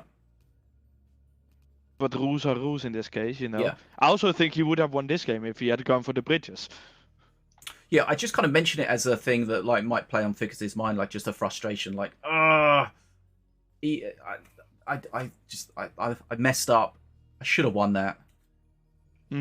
Yeah, that's definitely a strong possibility. But let's hope that he does better in the second bracket. Yeah, for sure. You know, For mistakes happen. All these players have done great to get to this stage anyway. True. Do we want to go over the result of the other rounds? Matches, I mean? So, yeah, we can do. Because Seth went 3-1 against Edelweiss. Darkrow went 3-2 against Koi. And Nerzl went 3-0 against Chenik. So Nerzl is the only undefeated player left. Yeah, hasn't dropped a game, the correct term. Yeah, hasn't dropped a game yet, so be interesting to see. I know Set always feels that, with all due respect to all the other players, he always seems to be most concerned about Nerzl as an opponent. So it looks like if they both win their semi-final, they will meet each other in the winners' final, and of course the winners' final winner will go into the grand final. The winner's final loser will go into the loser's final, and they'll play the winner of the loser's semi-final. Don't worry, it makes sense. We know what's going on. Took me a little while to get my head around the dual elimination, how it kind of works out, but ultimately you end up with two brackets, and the winners meet each other. But yeah, so that's a good reminder. Ficus, of course, losing that first round, but gets a second life, as all the players will. Right, so just to remind you, so we do have a giveaway going on in the chat. There should be a pinned comment. It might have disappeared, actually, if I didn't set it up right. Yeah, definitely. Definitely messed that up. Okay. So make sure we get that GGtoor. And it's a trophy emote. Masters, prepare to Okay, looks like we're going into our first game, so we're not going to get the giveaway set up quite yet. We're going to get some gameplay! And we immediately get two new masters with Setsu and Milloween. Which of course is loud because only King Puff was banned. Okay. Oh, and it is an Asali Setsu. What do we think of that? And we immediately get another living statue, of course. Yep. I mean, it was like the last tournament when City Watch and Sanctum were banned, but we got them both from Apex. Yeah. Okay, so this is going to be Ooh, that was a good shock rock though. a lot of Zen-shiness. Not that it does enough. Yeah, I Did mean, we hear the, this is definitely in the shroom favor of puff? Darkro. But Asali can deal with that fairly easily, I guess. But here comes the rampant growth. Heals for 100 per shroom puff. There were 3 of them out. Azali goes down. The freeze a little bit. Asali actually. Oh no, the freeze is on his there. side. Yeah. I wasn't sure who used the freeze, but of course it's Darkro. Blood imps are out. And we'll start seeing them wailing away on the tower. Yeah, but in the end, I mean, not too much happened there yet. No, Darkro will be happy because he's got through the... Once they get to perk 3. Yeah, Darkro's got through the statue situation with the rock rival, so he's free to play that golem now. Oh, that's a little bit painful for Darkro that elf got slaughtered there. Yep, but here comes the support from the arcane golem. Yeah. Setsu jumping on the top bridge, but Setsu's thing, not at home. And he's got to be careful dealing with that battle monkey. How? The rampant growth on the he battle needs an monkey. Asali there or something. Because you can't leave that monkey hitting your face all day. No, it is buffed, of course. Oh, but there's more coming. Yeah, is this just already over? Because Darkro is not gonna kill that Setsu. It's gonna be it. Darkro's gonna take this first game from the looks of it. He looks like he may stay alive, but he's got spells. Yeah, but I mean, that's just to waiting finish for his spell. Like, this is already over. That was surprising. Setsu jump being punished heavily. Yep. 26 HP left. He knows he's gonna die to a spell at some point. Or a monkey. There we go. That's the spell. Yeah. Okay, so that was quite straightforward. Darkro. Yeah. Just. Sorry. In the last, in the last tournament final, Darkro did play the a lot of the deck with the rampant growth and the Zenshi, and when I spoke to Set, who ultimately won that final, he felt that if Darkro had stuck with that strat, just playing a different master, he would have been able to. Darkro would have been able to win that, but he switched to something else, and Set was able to counter it. Wow. Okay. Yeah, we already see that the only undefeated player in the tournament is no longer undefeated. So, do we expect Darkro to just keep on rampant going? Probably. It can work with in that case, anything. Do we think that Set and hopefully also Nerzl has thought up a way to counter it? I mean, Nerzl has for sure used this strat as well. This is something I know that he's aware of and he's tried, so he'll be aware of how it plays and potentially how to counter it. So I think he may be thinking, as you're saying, is that Darkro's going to continue it, and then how are we going to deal with it? It's so hard. That heal, the knockback, the giant growth. It's very, very strong. And of course, you get 100 health per shroom puff that's out. Sorry, per growth per shroom. And there's a lot of them. You can get 2 of them from the activated shroom puff. You get do you get 2 now from the rampant growth? You get Shen shock stick, I think. Yeah, so you just end up with a lot of them, and you can do a huge heal. Yeah, I've also seen it with Rango Jumbo. Perhaps that's more a 2v2 thing though, but like then you just get an insane amount of shrooms. Yeah. I mean, do you get to the point where there's too many? Too many as in like you're just not getting the value out of them.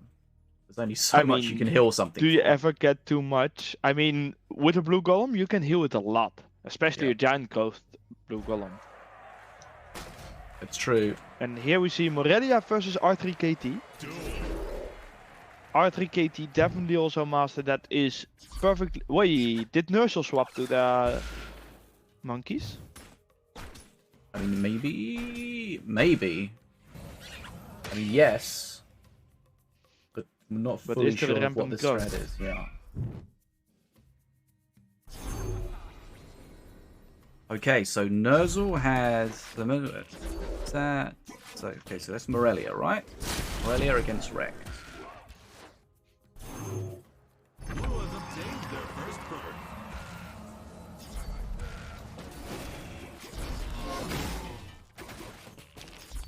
Good Impetus Blast dealing with the Cosmodudes. What do you think about Impetus Blast? Should it have a clearer visual? Do you think people miss it being used? I don't know. It has a audio cue as well. I think it's fairly obvious. I literally did not know that because I play without sound. Okay, so Nerzl opting to use just a regular blue golem, so not rock rivals. Also doesn't appear to have the growth burst shroom.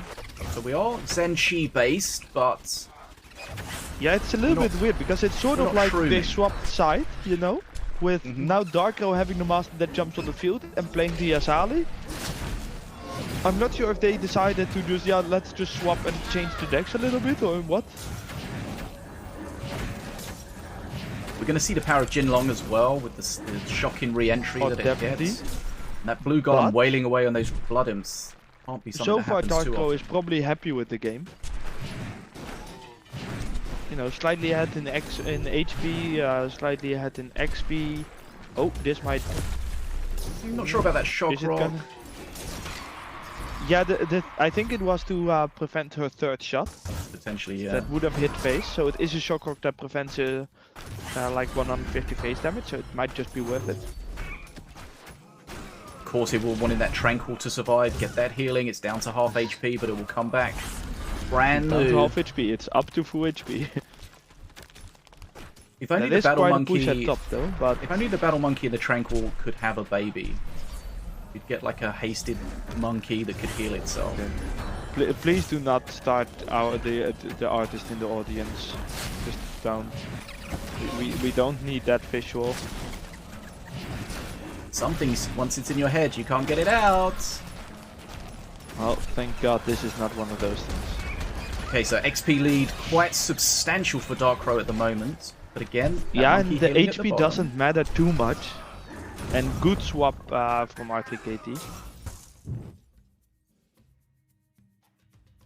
Often these matches with Morelia come down to what value can he get out of the dragon? Can he go Yeah, and up the upper end importantly, and kill him? R3KT, the perk 3 of R3KT is usually not that interesting. No. A lot of the power of R3KT is just how much bridge control you can have. So I wouldn't say that XP being behind in XP is a disaster for Nerzl. He's still close enough, and then combined with the perk 3 can catch up. And this is actually a lot of face damage with the Battle Monkey at top. Yeah, wow, okay. That's really surprising. Tide's changing a little bit. That Battle Monkey got a lot of damage out, so Darkro's going to start having to not be able to use those Blood Imps. Funnily enough, it's similar to what happened last game with Setsu being away. This time R3KT was away. You need to be really careful when you go away. Yeah. Oh, You need to be, face hit there though. yeah, with, you need to be careful as a okay. player, leaving face with certain masters, but then also as the opponent player, you've got to take the opportunity. Like, oh, Rex not at home. 100%. Let me not kill him. Let me do everything I can to not kill him. Let my Battle Monkey just shred. Here I've comes. done that many times in 2v2. Just the opponent has Mordar and a Setsu or something. Setsu jumps, just Dragon Ball the face. Just get that damage in.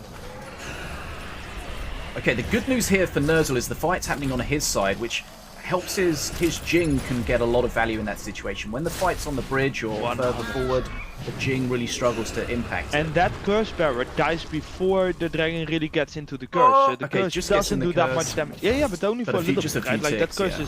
it's gone. Blood Imp's still And out. They're getting Darkro's some- really low. Holy shit, playing the Blood Imps there is insanity. Yeah, he's got to be careful this dragon doesn't end up aggroed on face. It is on face. Oh, and then flyby, I mean, it's not on face, but flyby, it's hitting face. flyby shock rock. Just do flyby shock rock. You've won. There's the shock rock, and the dragon's going to finish And it there's off. the dragon. Yeah.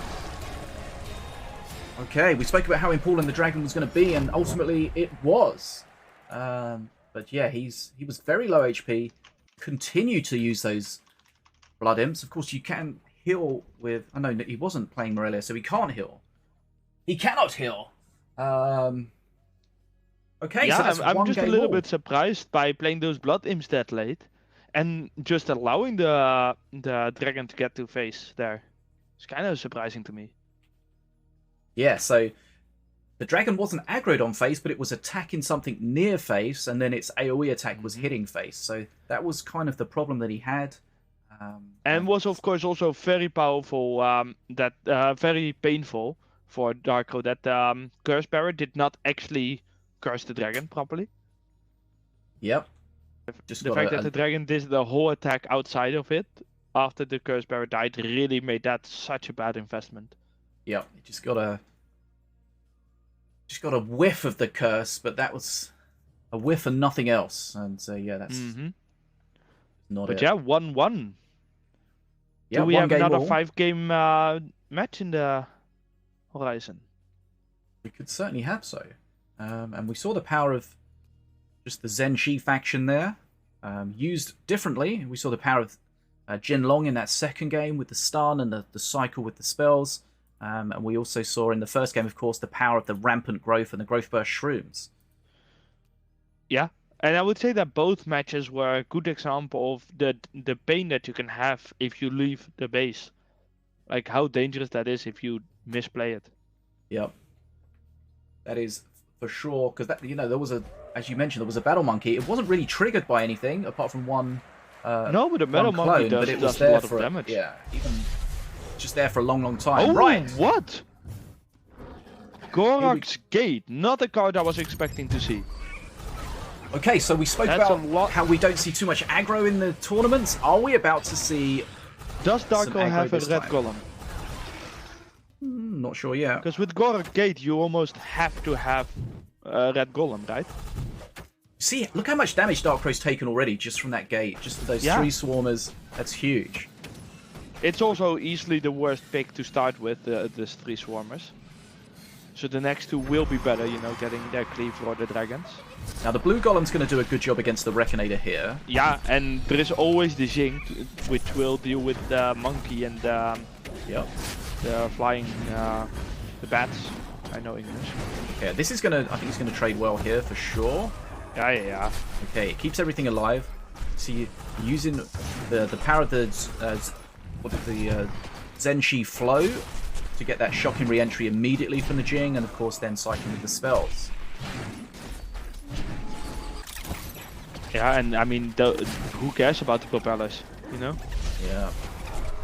That comes the and but this is going to be a lot of damage. Didn't die. Oh, that's 3 massive hits on a cleaver with blood pact. Was it 85% of that damage going to the Master Tower? So Darkrow's under.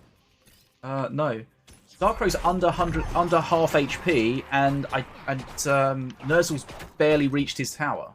That's just. Yeah, I mean, I think it's insane to play a Gorak's Gate without Red Golem. That is so risky. Like, if it works out, it's great, but the chances of it not working out seems massive to me. This feels like this game's over already. Yeah, especially with how Nerzl is ahead of XP as well. Yeah. And that R3KT being away from the base doesn't really matter. Here we... Oh, that was an illusion. I did not realize that. Shock Rock just giving that blue golem more time as well. I mean, yeah, this is just over. I feel like that golem just counters his deck entirely. The Reckinator just absolutely evaporates. And okay, so he needs to kill this here. Does he have a spell? I'm kind of... He could have cycled that, I think. Yeah. Kept it alive. But ultimately, it's not going to matter. But we do have a heal pop going. I mean, Darko is healing a little bit, and there is a monkey in the Oh my face. god, it was a lot on face, and then Jinglong comes from another realm and says, no, thank you.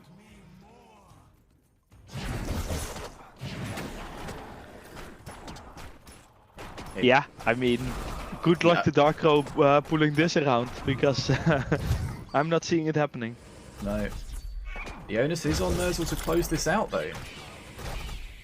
Yeah, but I mean, perk 3 alone is already going to do that, And just throw the missiles at face, yeah. 2 now HP. Oh, okay. Pops. I mean, suddenly there looked like a glimmer of hope there. Darko had to block it. Yeah, because the Reckinator was played opposite the Golem, which is something that had been countering it for the whole game, but ultimately irrelevant. Yeah, I mean, the Gorak Gate was just a mistake in my opinion. Like, I don't understand why you would play Gorak Gate when you don't go for a red column. Because you lose so much HP so fast. Crikey. Okay. And of course, everything got countered by that blue golem. I mean, that cleaver that just got destroyed by the blue golem was just sad. Like a blue golem with like 3 HP.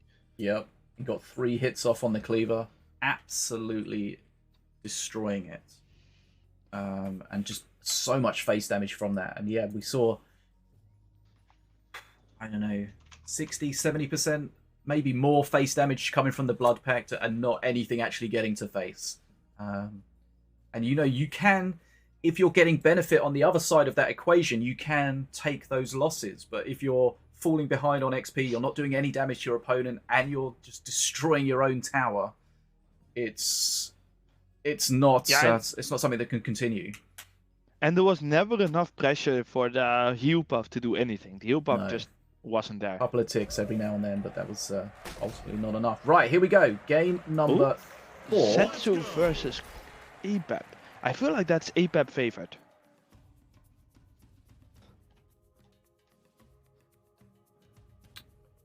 Yeah, I think now that the totem doesn't last forever, it's not quite, it can't shut down perk 3 Setsu quite as much as it used to. But we know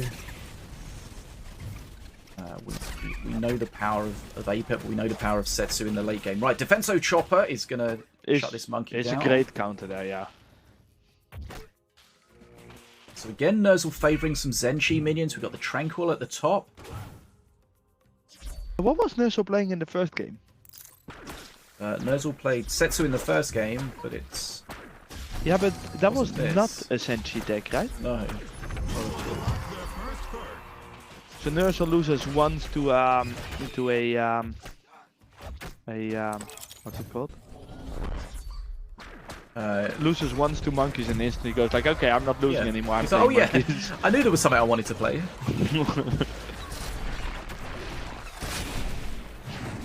So, it's a beam, but it's not going to kill it. No, and what did APEP get for perk 1? Currently unsure. The problem with when you show your opponent you have a beam like that and not get huge value, Nerzl's gonna know, he's gonna be like extra aware of not clumping stuff together. That is also an advantage, because that means that Darko now knows that he can never do it, meaning he has to play around that, right? Sometimes the threat is enough.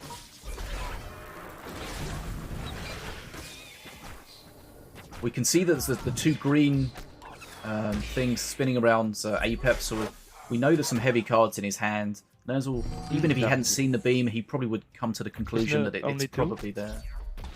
I see 2. Did I say 3? 2 for sure. Yeah. I mean, numbers are kind of tricky, right? Oh yeah. Darkrai does have the XP lead. Yeah, and the HP lead. How do we feel? I know Tibbs in the chat was saying, how do we feel about Nerzl's playing the blue golem, but not Rock Rivals, which is something we normally see the other way around, especially with a deck with the stuns from Jin Long in. It gives you that power to there is the easily... thing that it gets you a little bit behind at the start, right? So if you don't want that, there is a reason to just go for blue golem. Yeah. I personally do think that Rock Rivals is a bit too good. Maybe the statue's being banned. Maybe they're misinterpreting that that's not allowed. I don't know. I mean, can't be, because we've already seen it being used, right?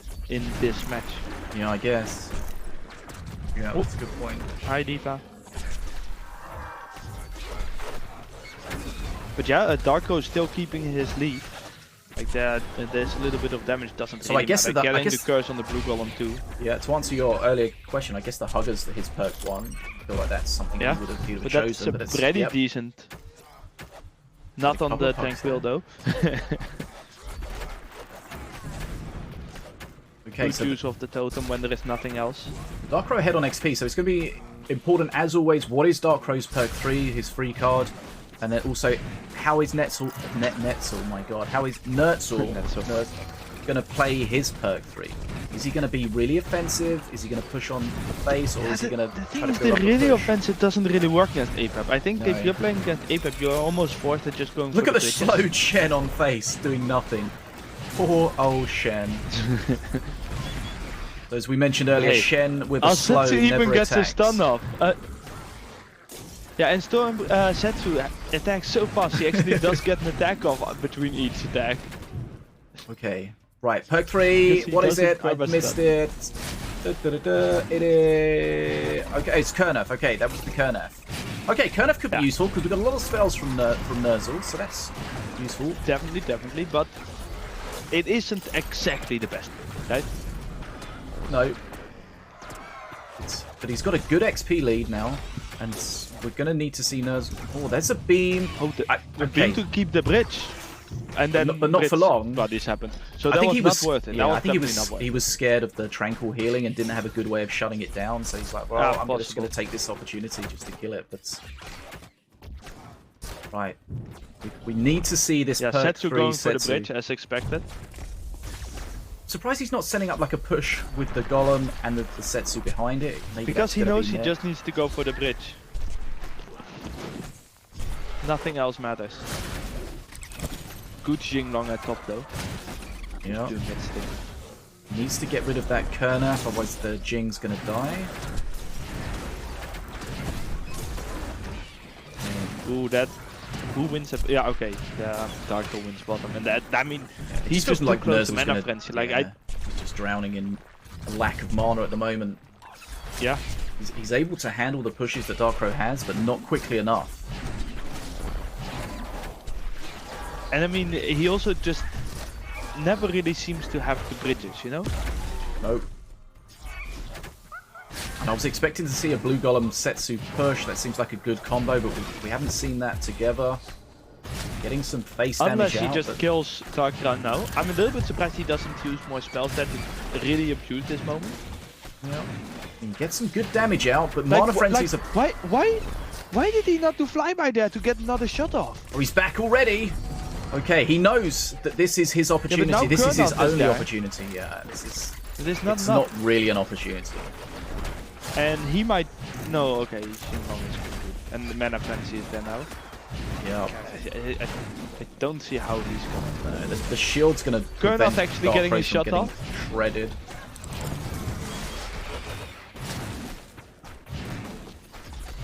There's the next Okay. Kurnoth. Here we go. Darkray's going to level this game up at this matchup at 2 games all. And there was super interesting interaction there because Setsu didn't have shots, had to reload. The perma stun was actually blocking the reload. Oh, that's frustrating. Locked in a empty magazine situation.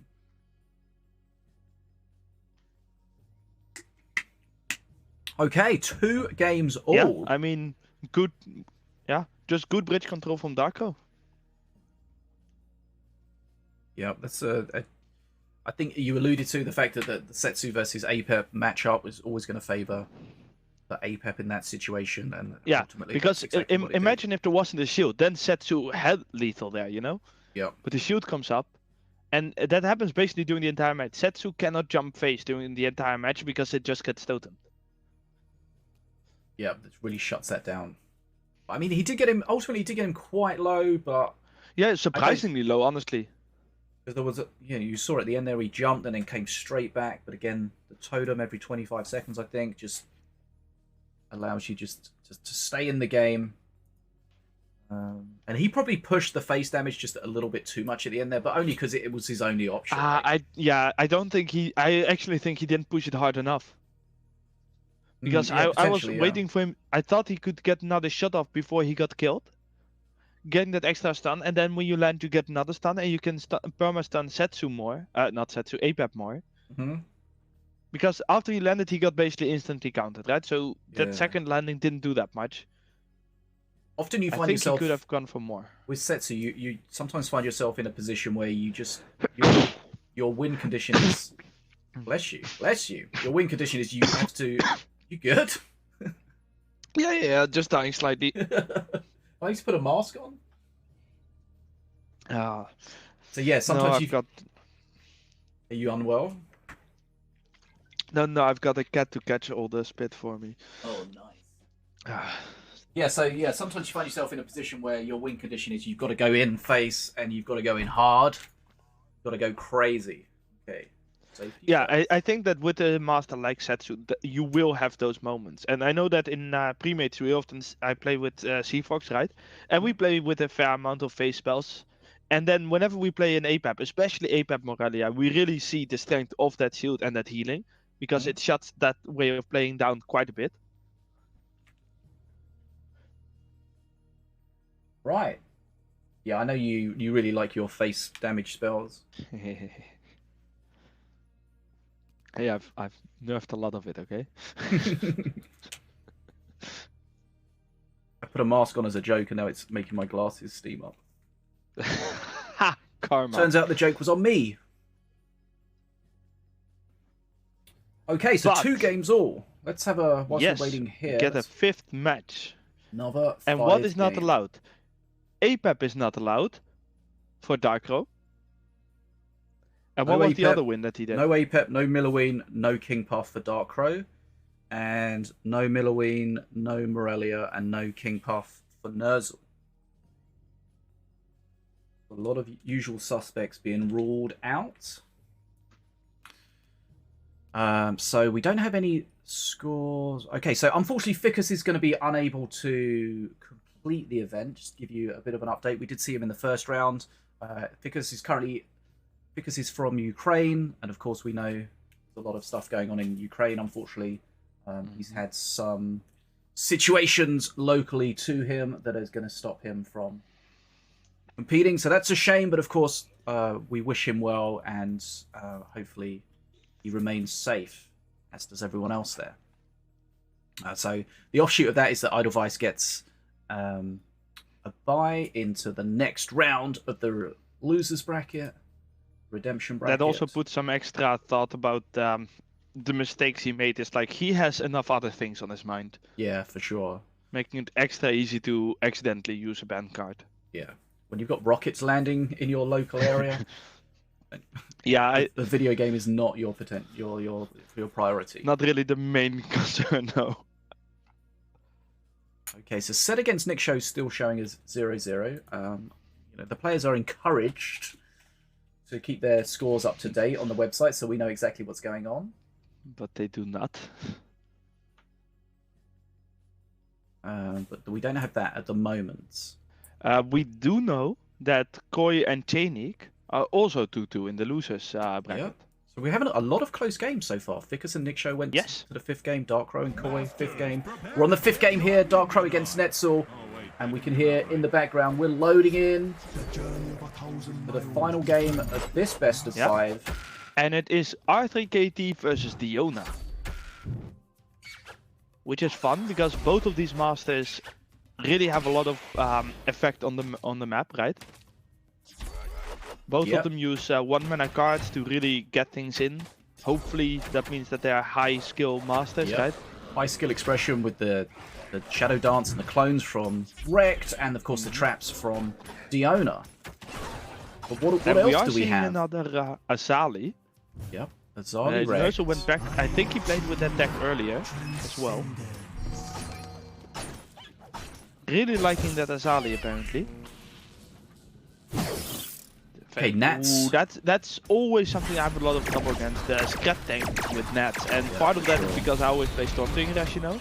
Yeah. And Stormbringer does not like the scrap tank. Also, the trap doing a lot of face damage there.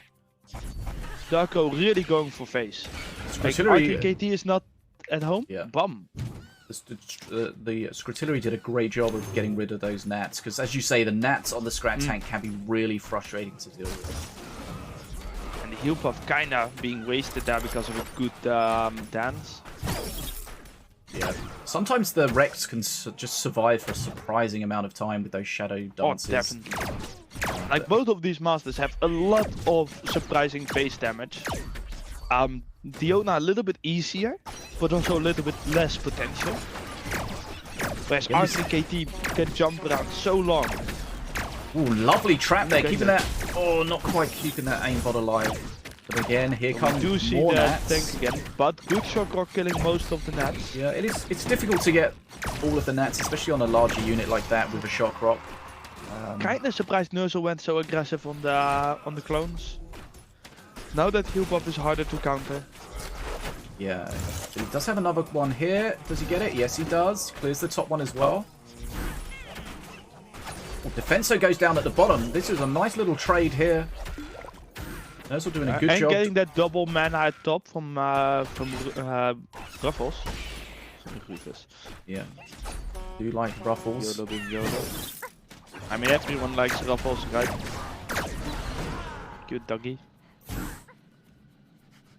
Getting the XP there as well. Ruffles doing its job. Again, the Scrutillery. Doing a good job clearing the Nats. That's really the key today. Gets the bridge contested as well. That so heal buff actually doing a decent amount of healing. Ruffles. That was a cup on. Ah, that heal is never gonna work. Okay, no, Ruffles goes That's too down. far forward. Bats, always being good. I mean, so far Nerzl having a sizable lead. Yeah, XP in his favor. Getting some good And pressure HP. though. Okay, Nats coming. There we go. Yeah, but Arcanist will Artillery. deal with that. Oh, good trap, good trap. Yeah, that's nicely done, but that trap's not going to last forever. She's going to spin round. Aimbot's going to clear. Scrap Tank's going to close. Asali is gonna be played there, yeah. Okay. Oh, that's a beam. All the while there was a heal puff on the bottom for Darkrow, just giving him a bit of extra that's HP, gotta- but But was that beam worth it? not sure. It's got nothing here Kinda for surprised bridges. Darkrow didn't quickly cycle for one punch blast there to get that to face. But that Ruffles- heal is massive yeah. for Darkrow. Ruffles goes for another heal to give him more flexibility to those Blood Imps. And he needs them because he's losing on bridge Oh, yeah. control at the moment. And that's a one punch blast, yeah. That's a good clear, but then there's Yeah. just something else in the way. I mean, that Scrat Tank doesn't do that much. Like, even that decoy trap, I'm not sure if that was worth it. The trap that Darkrow used on face on Nerzl did another 200 damage though. Nerzl doesn't have a way of healing. Darkrow does. But I mean, that Nerzl is just so far in XP. I have Yeah. trouble seeing how that's ever gonna turn around. So you have the situation here where Nerzl can just do what he's doing over and over again and ultimately win from Mana Frenzy. Darkrow needs to make something happen. He needs to, he needs to either catch up on XP or somehow kill Nerzl before that. And again, the Scrutillery was not Scrutillery great was at the bad. top. Yeah. I went with not great. You went full No, on that was straight up bad. bad.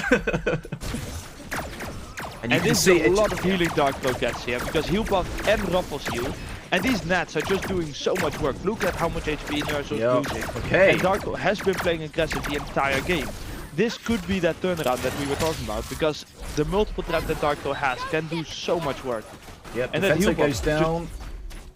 Heal puff getting some good value in there. Heal puff comes out at the top. Heal puff Again, the Nats. And yeah, that Nats was just just doing their one thing. kind of slightly misplaced spell can change a lot. And here we go. Does use Rex. the decoy trap there. And the crossbow trap also got killed. That Asali doing a lot of work as well. Yeah, but also taking a Like, lot of that's work. a lot of use. Yeah, but the amount of shoot that she has given has made her basically worth it. And more. Okay, Nerzl. It looked really dicey for a moment there, Yeah, but but he's he's gonna closing get on the two Mana mana Frenzy. frenzy. He's got the bridges. He should be able to close this out. Remember, it's 2 games all. Nerzl's going to relegate Darkrow. There come the traps. Into the Decoy trap a redemption little bit too bracket. far. Ooh. Decoy trap was placed too far. Not close enough to actually tank it. I don't think it would have mattered, but still, that is a misplay that can cost you a game. So I think what we saw or maybe didn't see was, I think did he use a crossbow trap and a decoy trap on the face? But the decoy trap was too far away to protect the decoy trap. Yeah, okay. I don't know if he had the time for the trap to kill Nerzl because he was taking a lot of damage himself. No. He would have died anyways. It's just the fact that he would have died anyways does not change that it was a misplay. Yeah. Okay. But yeah, that was still super close because of that one strong push that he got. Yeah, that one missed Scrutillery cost him a lot because you know that aimbot and the Nats really does a lot of damage. And Scrutillery, it's harder to use than people potentially think, especially when things are moving around. Like, and there is a little bit of randomness in it, so sometimes you just get unlucky. because you try to get greedy sometimes. You're like, I want to kill this. But Yeah, I want to get yeah. on the bridge as well with the scrats. Or you and try to then- kill two things, so you cast it in the middle, and they just don't kill either. Yeah. So yeah, the power comes with a responsibility, but Nerzl has taken that by Yeah. 3-2. Another super close one. And that does mean that Seth has to defeat his nemesis because in the news, finals. Yeah, news coming in from the other game. We bring it up on the screen for you here. Of course, the brackets available in the chat. Follow along. So Set beating Nikshow by 3-1. Nerzl against Darkrow hasn't updated yet, but as we saw there, Nerzl's going to go through. So it's going to be the winners' final, which is going to be Set versus Nerzl. And as we mentioned before, Set has been fairly vocal, at least to me, and I'm not sure how publicly, but Set is somebody. Sorry, Nerzl is somebody that he definitely fears. So we'll see how that works out. Of course, they all do have a second life in this top bracket. We saw Darkrow there dropping down to the quarterfinal in the losers bracket where he'll face Edelweiss, and we've got Nikshow and Chainig as well. So a lot of games still to go. Some second life. Edelweiss. Yeah, I always say it wrong. I just did it. Like, every time I say it, it's random. No, you keep saying Edelweiss like I he's know. idle. I don't know why. Edelweiss. Edelweiss. I mean, that is a good show. I get the S, like the hard parts, like the weird, like the German B that's pronounced like an S. I freaking nailed that. But the easy bit. But that's not hard. It's just an S. Shut up! A lot of people don't know that. Let me have a moment here. Well, okay, it's 2 S's. But I'm very impressed by your German knowledge. Thanks. Nice lie.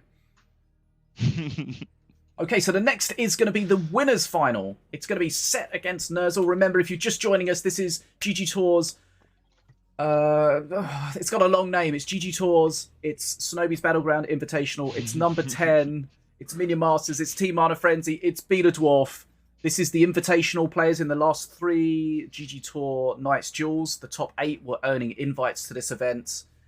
So that was the only way you could get in. And remember, the winner gets a skin in the game with their name on that they can have, maybe, and you can maybe have as well. So we'll wait to see. I know Set's very excited about that potential prize, and I'm sure some of the others are as well. As we mentioned earlier, there's some skins in the game already. We've got Cat, we've got Mephisto, and we're going to have a brand new name on a brand new skin at some point. Now, I wonder if we're going to see Set playing Diona so he can showcase his Dynasty Diona skin. That's I think only he and Nataraja potentially have that. That was a skin awarded to tournament winners. So we'll look out to see if we see that. Yeah, those two do have it.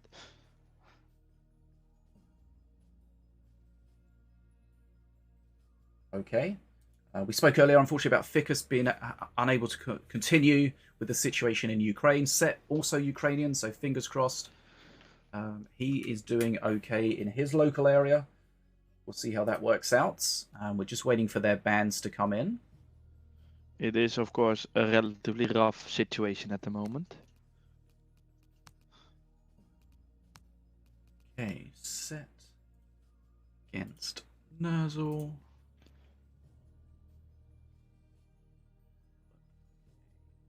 So historically, Set has gotten the better of this matchup, right?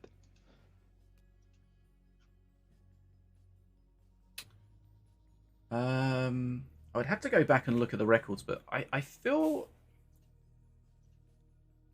I think, yes, historically, but less so more recently. Interesting.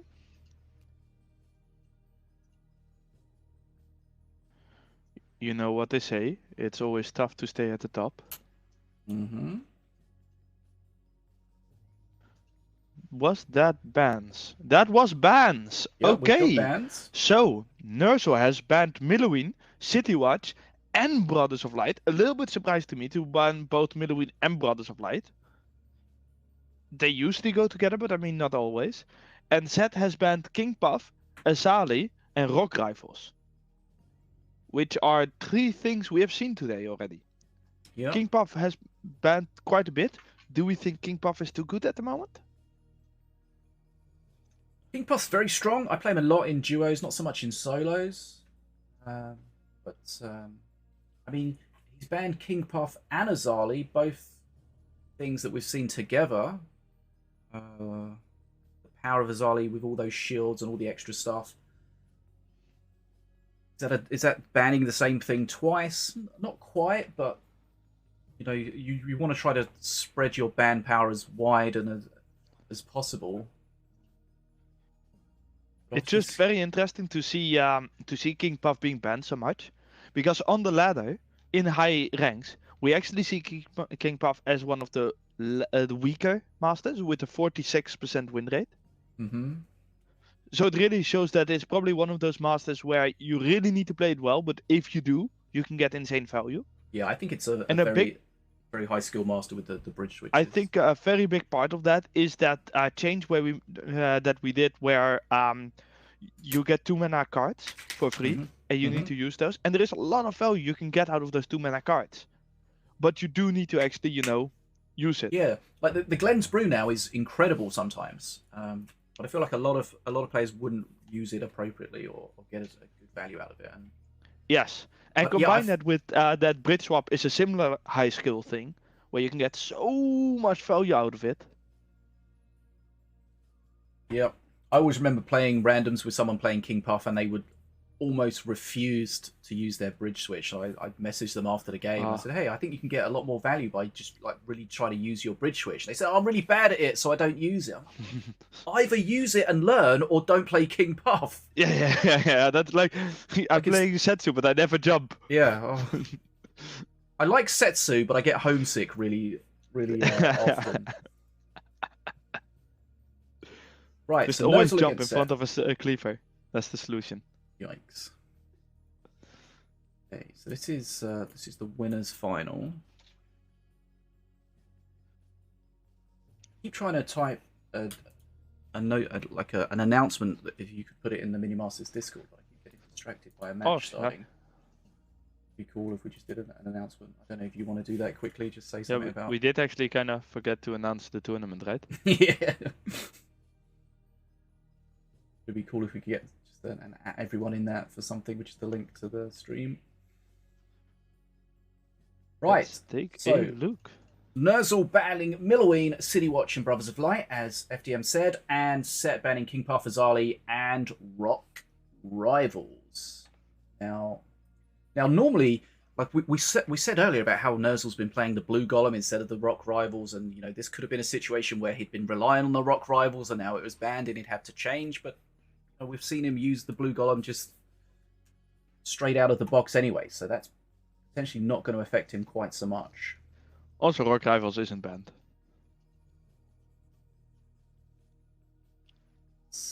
You mean as a card in the game, in the tournament? Yeah, you can just play it. Yeah.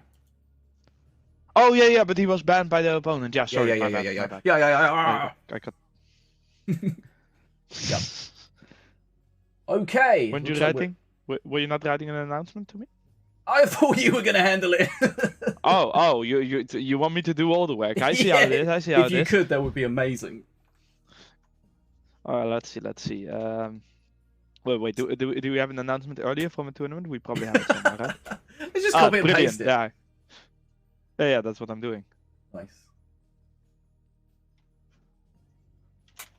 Right, if you get a moment, guys, don't forget to check out Sneak Energy at sneakenergy.com. Fish Tank is powered by Sneak Energy. We've got the return of the orange breakfast, the breakfast orange flavor, which is now back as a permanent flavor. Absolutely banging. As always, use code FISH if you wish. Links in the chat for you. We've got a giveaway going as well for some Mini Masters stuff, so there should be a pinned comment, so make sure you enter that.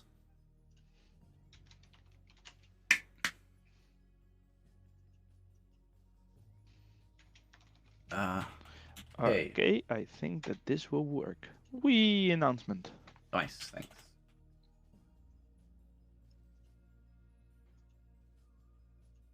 Hey guys, just a heads up, tournament starts 2 hours ago. See you there. Whoopsie. Well, luckily everything does end up on YouTube, right? It does. We'll have this up on YouTube, so you can follow any of the matches that you missed, any that you want to revisit, any decks you want to try to steal or check out or try. That will be It's available. not steal, it is honoring the thought of the creator. That's very respectful, yes.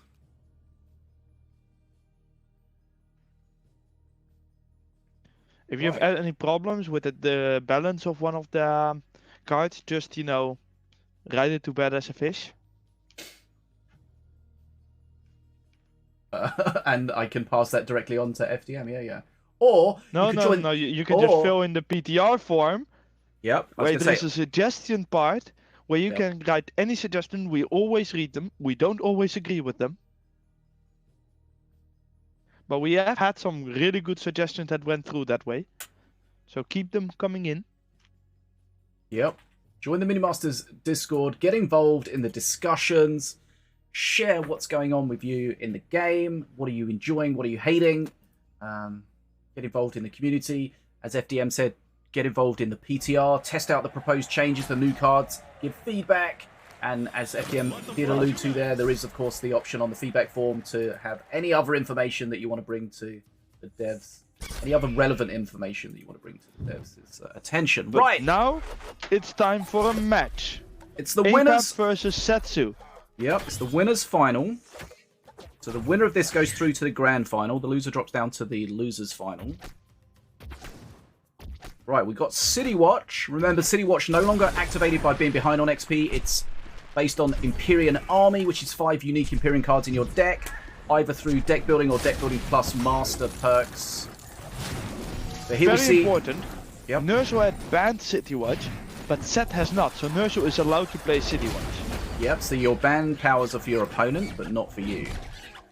Similarly, Set had banned Rock Rifles, but Set plays Rock Rifles. Yeah, we do see that quite often where a player bans something and then plays it themselves. They usually ban because they think it's really strong.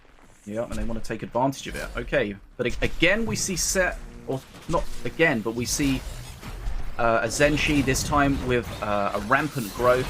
I did quite a lot of testing actually with Set after the last event, just playing against him when he was playing these kind of decks, and they are so freaking strong. Trying things like using a black hole to prevent the heal, which, you know, kind of worked out sometimes, but it's what we do see again is Setsu against Setsu against APAP, and as we saw last time, that is risky for the Setsu. It is more difficult to get that value out. Yeah, you have to play a different kind of a game. At the other hand, the monkey decks, the Senshi decks, are really good at getting pushes going, as you can see. Yep. The Shen really is the big Ooh, counter. and that slow is pretty big. Yeah, that Shen is... Oh, but the shield from the Squire Puff could be pretty big as well. So Nerzl does have a huge XP lead right now. Oh damn, that is actually true. That's a massive XP lead. How did that happen? That's just insane. Yeah, there's not much bridge control in Set's deck. It's all built for these big powerful pushes, but the big powerful pushes are not really doing anything. Bridge control. Yeah, Set's behind on XP and HP. That's not a good situation for him to be in with the way that these decks are set up. And was the wolf from perk 1? Let me check that.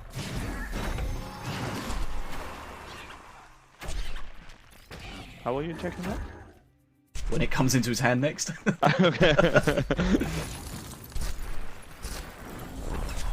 And the slow against the No, the wall is... Shen is so good. Yeah. Oh, the wall is not perk 1. Oh, What was the perk 1 then? let me check that. Crossbow dude, was it the stint? Oh, he's got shielded crossbow and dudes from shielded perk crossbow. 3. That's going to be some Which extra is a range. good one. Yeah, it's going to be good for taking hits from the golem for sure. Yeah, and with dealing with the signal. Oh, but look at that, 2 blue golems. Yeah, That could be massive. At the other hand, the wall can actually stop a lot there. But this push, if Set can get enough damage in with this push, it could be massive. But at the other hand, this is his... I mean, the slow is doing a lot of work, but that the Legionnaires are also doing a lot of work. Here comes And the that heal. Battle She-Who- Oh my god, look Oh, at this! That's He got a 2! Mulacrum from perk 1. Oh, but is this just gonna be the end? Oh, the Hypnotize is going to help a bit. Oh, I don't think the Setsu This is didn't get gonna be the end. hypnotized. Set is just gonna win. Wow! Set looked in trouble, and then it just needed that What? one push. Yeah, like getting those two blue golems out at the same time, and they just didn't die. No. The Snap Freeze doing so much work there. The snap freeze against the Shen was fairly disgusting because, of course, does it permanently slow the Shen? I can't remember. Yes, I think it does. Okay, so yeah, the Shen really just gets nullified. Wow. Okay, and that's one of those. You know, we thought Set was struggling, but you know he had a plan and he knew what that plan was, and he knew that XP really wasn't important to him at that point. Those two golems, of course, they had the Zenshi, the giant growth on. So what's that? Is it 30% or 33%? Something like that. Extra HP and extra damage. Yeah. You know, the shield cannot hold on. You know, Setsu's shield of old would have helped him out a lot more. But, you know, that shield took one or two that hits. was nonsense. That one or two hits from that golem and it was gone. And, of course, he nearly got rid of one of the golems. But then that huge rampant growth heal comes in. 100 health. Healing from each shroom. There was like 3 or 4 shrooms out, and I mean the Hypnotize would have helped if both the golems were alive, but one of them died, so it kind of nullified the Hypnotize. Okay, so I think I feel like this is going to be really about can Nerzl deal with this strat. Of course, Set can't play Setsu anymore, but he's probably just going to play the same thing with a different master, if I had to say. So Nerzl's going to have to come up with a way of dealing with it himself. Yeah, perhaps something that's better against golems, you know, because the Shen Stormstrike really didn't work because of the slow. Yeah, that slow just absolutely murders it.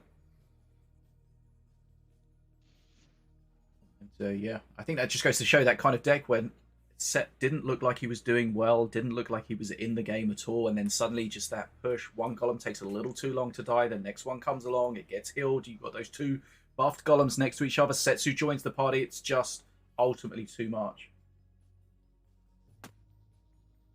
We see in the chat here, Box saying, never seen Set choke this hard. You've got a surprise coming, my friends. Oh, Stormbringer versus APAP. So still APAP. Nerzl hasn't changed that at least. Did he have a beam last time? I don't think he had a beam last time, no. And that might be so. a reaction to what he saw in the Yeah, last that's one. artillery. Right, so we see Oh, Stormbringer. whoa, what is that? What was what? The VFX was weird. It sounded like a rock rival. Sorry, it sounded like a jungle jumble, but I think it was City Watch. I don't know. No, it was City Watch, but the point is that it was on 2 places in the world rather than just around APAP. I did not see that. Okay, so we saw. I think this is probably the deck that we saw earlier. In the early game, we saw Ficus using the Task to beat Nikshow. Looks like Set maybe going for that strat here. It is another card, yeah. I assume there is also a City Watch in there. So this is interesting that Nerzl is not playing the radar, right? But I guess he's also not playing Stormbringer. Right. Wait a moment. One of them banned City Watch, right? Nerzl banned City Watch. Set is not playing City Watch, right? Not that I see. Okay. So he's playing this with then his deck is different because he doesn't have City Watch. He does have Last Stand.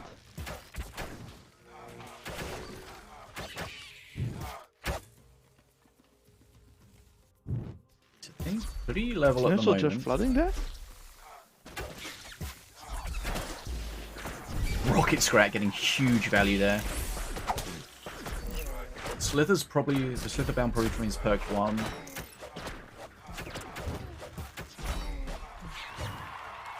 But he's going to have to try to figure out how to push into that TAS efficiently. Yeah, but not just pushing into that task, it's also the Last Stand that comes out if you actually do grab both bridges. It's also just a lot of value.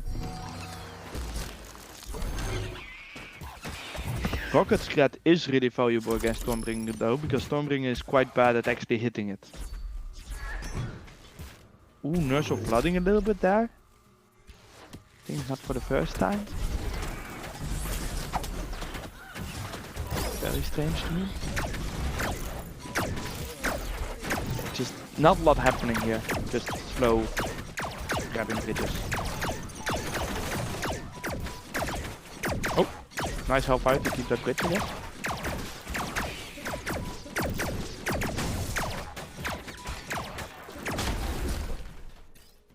Yeah, I mean, there is really not much happening. Gonna get activated last stand. Plays it so he splits. Yeah. Most of them come back to help.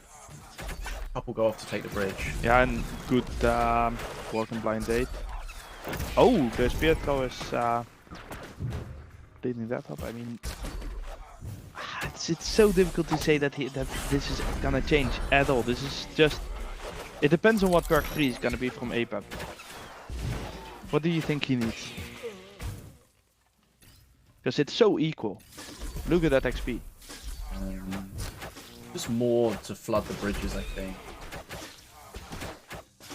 Yeah, so something that's split, like spear throwers or The spear throwers are nice because like you can actually do some damage to the task, maybe kill the gnats with it. Oh, that would be quite nice, yeah. The Slitherbound as perk 1, not a bad pick, but also not a good pick, I think. Right. I mean, Nerzl's doing a good job staying in this. This deck is something that a lot of people have really struggled against this season. Okay. This could be good, could be bad. What do you think, Frost Baron? I mean, it's not great. It is pretty good at fighting hordes. So the last stand, for example, it's pretty good against that. Yeah, but it kind of slows everything down, which if he finds himself behind on XP could be a problem. There's a beam, okay, nice. But it could be that, for example, in Mana Frenzy or something, if you can get that thing out. Okay, assume that Chisma came out of a Oh, at top, the Rocket Scrat surviving because of the Rocket Scrat. The Chisma surviving because of being frozen. That's hilarious. Yeah, I do think that set's gonna get good control now, because that perk 3 of Stormbringer is really gonna add up. That Chisma's still alive as well, frozen. Yeah. Frozen more than a dinosaur. Oh, and frozen again? Right, now it goes down. Okay, now it's finally dead. But at this point, Set has it again, right? Oh wait, I mean, it came from the box, so who knows what it's going to be next. Let's find out. Okay, not this time. So close to call. Okay, here's the TAS. Yeah, I mean, in general, I would favor a Set, because TAS is just so good in Mana Frenzy. Yeah. That Hellfire didn't kill too much, but killed enough to keep the bridge. Also that the Frostbearer freezing, not taking the bridge immediately. Yeah, that's annoying. Gotta wait for that. Oh, but that was a good Rocket Scrat. Okay. I think what Nerzl needs to do is, now that the TAS has been used and is down, he's got to take this opportunity to push in. This is where he can get some units on the field and not fear the Hellfire. This is where he can start pushing into the bridges. It feels like Set still has decent control, you know? Like, sure, he's getting some damage on face, but I don't think he really cares about that. And Shen Stormstick is just not very good in this matchup. Okay. Set. This is where Stormbringer's attacking super fast, getting value on those small units. Definitely. No, Apep definitely being hurt by that. But if we go to Mana Frenzy, who's your money on? Apep's got to be favourite in that situation. But of course, then the TAS. Is it though? Because the thing is, if you purely look at the Masters, yes. But the TAS and just the things like the last stand, where you can just really grab a bridge, you know? Yeah. Right, Mana Frenzy for Set. We've got 10 XP from Nerzl, but he does have the bridges, so that 10 XP is not going to take too long. 7 XP, 6 XP. One bridge for him, but one crucially for Set, getting that mana from Mana. But he needs to do I mean, Nerzl having a lot of HP is good though, because he can tank this on his face. And but I mean, Set can just get so much control right now, because Stormbringer is just hitting. You can have the constantly Legionnaires coming out. Then the TAS, well, like, now he's just gonna Hellfire anything that's gone. This is over. 10 XP is too much. Yeah, Nerzl did a good job staying in it, but ultimately just too far behind. Yeah. Okay, set's going to go 2-0 up. We have the shield totem delaying the inevitable here. But it is really inevitable. Yeah, I don't think that Shen Stormstrike was worth its mana at all during that match. No, Shen is one of those that can be incredible, but against certain things, just really not. Okay, so set takes a 2-0 lead.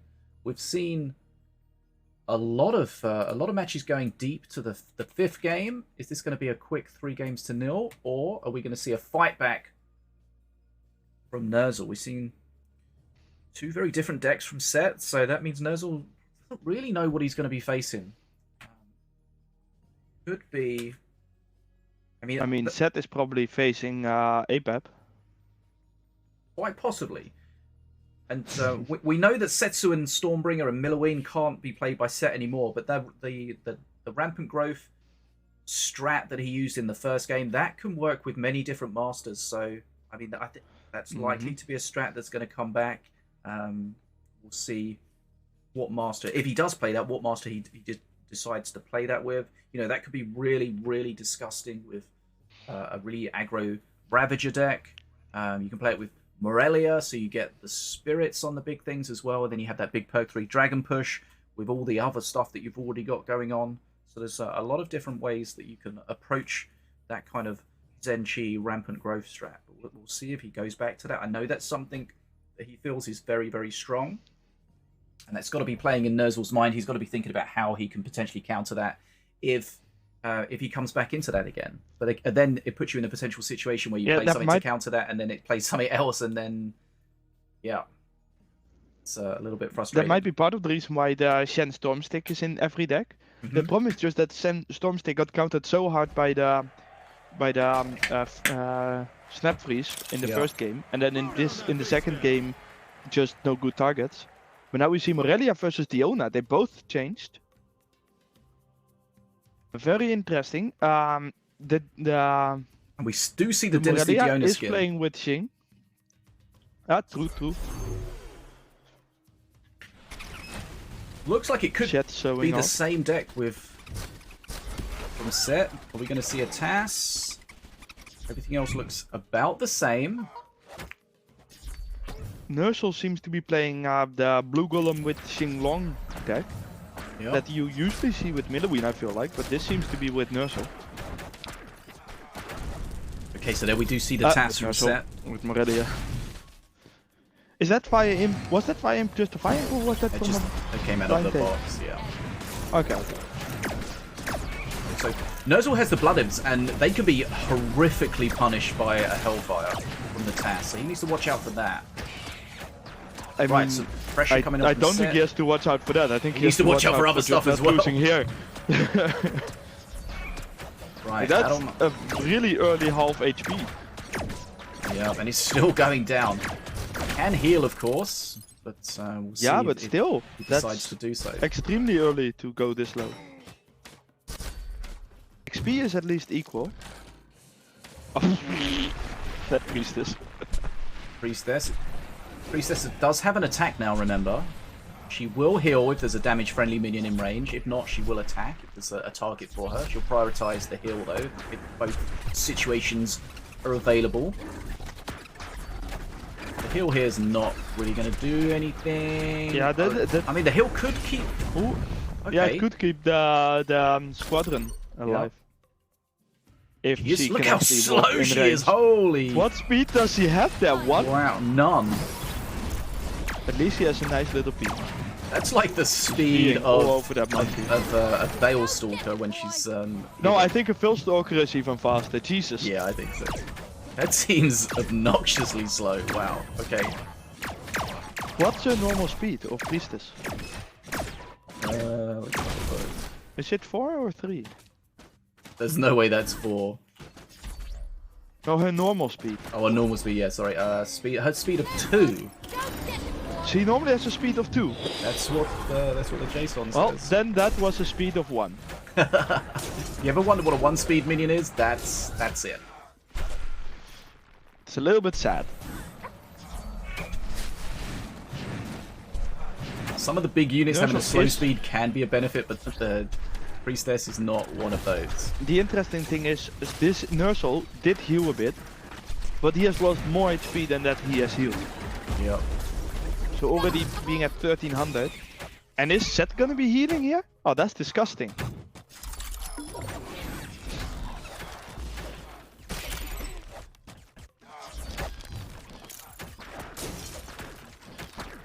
What happened in the chat? I don't Somebody know. went slow mode?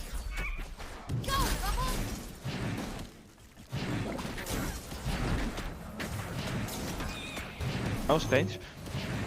Either way, Nerzl still getting a lot of couple small picks in, but is ahead in XP.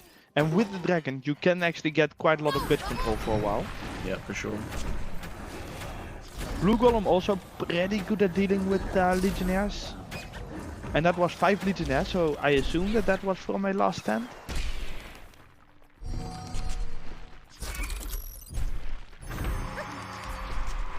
Little bit surprised that the Battlesea who did not go with the Blue Golem, but I guess with the squadron in play that makes sense. This feels too close to really cool. Nerzl's taking a lot of HP damage, Yeah, but like the question is how much can the dragon do? Because this is the only way Nerzl wins this is mana frenzy. There is no way he's gonna be able to kill Set without that. And good decoy trap there. okay, Set has a lot of Strange HP, so he could placement tank for on the face. Decides not to. Nice placement of the Legionnaires, splits them so they don't both die, so you get that extra length of time. The Dragon, of course, fairly recently the attack speed was increased, so it does Deal with things a little bit faster. yeah, when it you can't Nice little heal, killing the Vulture Prime. keep it pointing away quite so Ooh. much. This is dangerous. Does that kill the... No, it does not kill the archers. It's just, But Nerzl yeah, that does have dragon a little didn't XP do lead. enough. Yeah, but both... Little. Oh, not anymore. But both the bridges were for Set at that time. And this Blue Golem is just gonna get slaughtered. The stun did do enough with Shinron. But both bridges for Set, XP leads already Yeah. shrinking. Back to 6 from 10. Nerzl needs to somehow get to Mana Frenzy first. Yeah, that round going to be a little bit frustrating. One hit on face. Right, bridges are red. 175, 170 XP for Nerzl. Slightly ahead still. Got some pressure out. Yeah, but Set needs to- but but the not Razor a Squadron lot, is- but enough potentially. Ooh, that what is that decoy trap? Unsure. Is that a misplay? Right, here we go. This is Set putting bodies on the board. And there we have the TAS. Haven't seen the TAS in a bit actually. This just gonna be Hellfire? Yeah. Oh, Yeah. good dodge by Nerzl. Right? Or did it die? I think it died. He Oh, I thought think he may have- I thought may have tried to I save saw it. the VFX. Okay, XP has leveled up now. This is super close. Yeah, and the TAS just going away as you go to Mana Frenzy means that it is not there at the moment you want it, right? Yep. Okay, that trap in the... But Set does have so much control now with that trap and the other Yeah. trap at top as well. Nice. This is I don't see King how at the Nerzl is top. gonna win this. Yeah, but the king Assassin on doesn't face really is a matter. problem. Blood Imps. Oh Jesus, that Nerzl's low happened. on HP. Is Set going to take this by Yeah. 3 games to 0? It looks I mean, like it. He can probably Hellfire him down here. Yeah, I don't see how Nerzl can ever win this. Like, Yeah, even that's without Hellfire, Set had too much control, I think. That's going to be game, set, and match to Set. Wow. Okay. We spoke about how Set was concerned about Nerzl, but Set besting Nerzl that time. Yep, sorry about the mod interaction with the chat. Some incorrect button was clicked and everything disappeared. Nice. Okay. Okay, so that was the Yeah, I winners mean, final, and that's Set winning that it by was- 3 games to 0. Yeah, and none were easy matches. Like Nerzl could have won all 3, I think. As in, there was a chance there. It was each one was too close to call for most of the game. So at least Set really had to work for his 3-0. For sure. Okay, let's bring up the bracket. So remember, that's the winner's final. So that means the winner of that set is into the grand final. And then our next course of action is to figure out who is going to be joining them there. Which means we're going to switch, if we bring it up on the screen for you here, we're going to switch to the redemption bracket, the losers bracket as it is here, where we've got Dark Crow and Edelweiss. Looks like they're 2-1 to Dark That's Crow. where all the losers go. No. And Nikshow losing currently to Janig by 2-1. And if you want to see if you can just check those games out and see if it looks like anything's going on that worth joining. So what we need right now, right, is the losers quarterfinals to finish, and then the losers semifinals to finish, so that we know who Nerzl will face in the losers final, so that we then know who Zed will face in the grand final. Yeah. Right? That's right, yeah. And if Zed loses the grand final, does he get a second chance? Yes, there is a reset because he hasn't lost his life yet. So if he does lose it, there's a grand final reset and he gets that second chance. So Zed in a really good position right now. He basically has 2 different finals to win, and he only needs to win one of the 2. Yes. For sure. Okay, so we saw again the power of the TAS, but I mean, it wasn't like an overwhelming victory, was it? It was always going to be frustrating for him to play for Nerzl to play into. We did see the TAS just giving him that bridge control, but as soon as he was able to get Mana Frenzy, get the TAS down, get the bridges blue, there was only one winner from that point.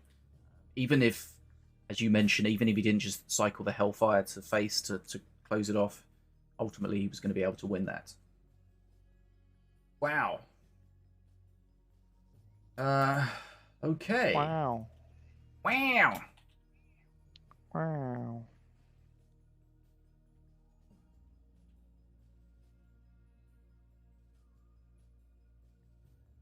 Right, so... Okay, so it looks like Chainig has bested Nikshow. So Chainig is into the semi-final in the redemption bracket. So we're just waiting on Dark Crow against with Edelweiss. 3-1.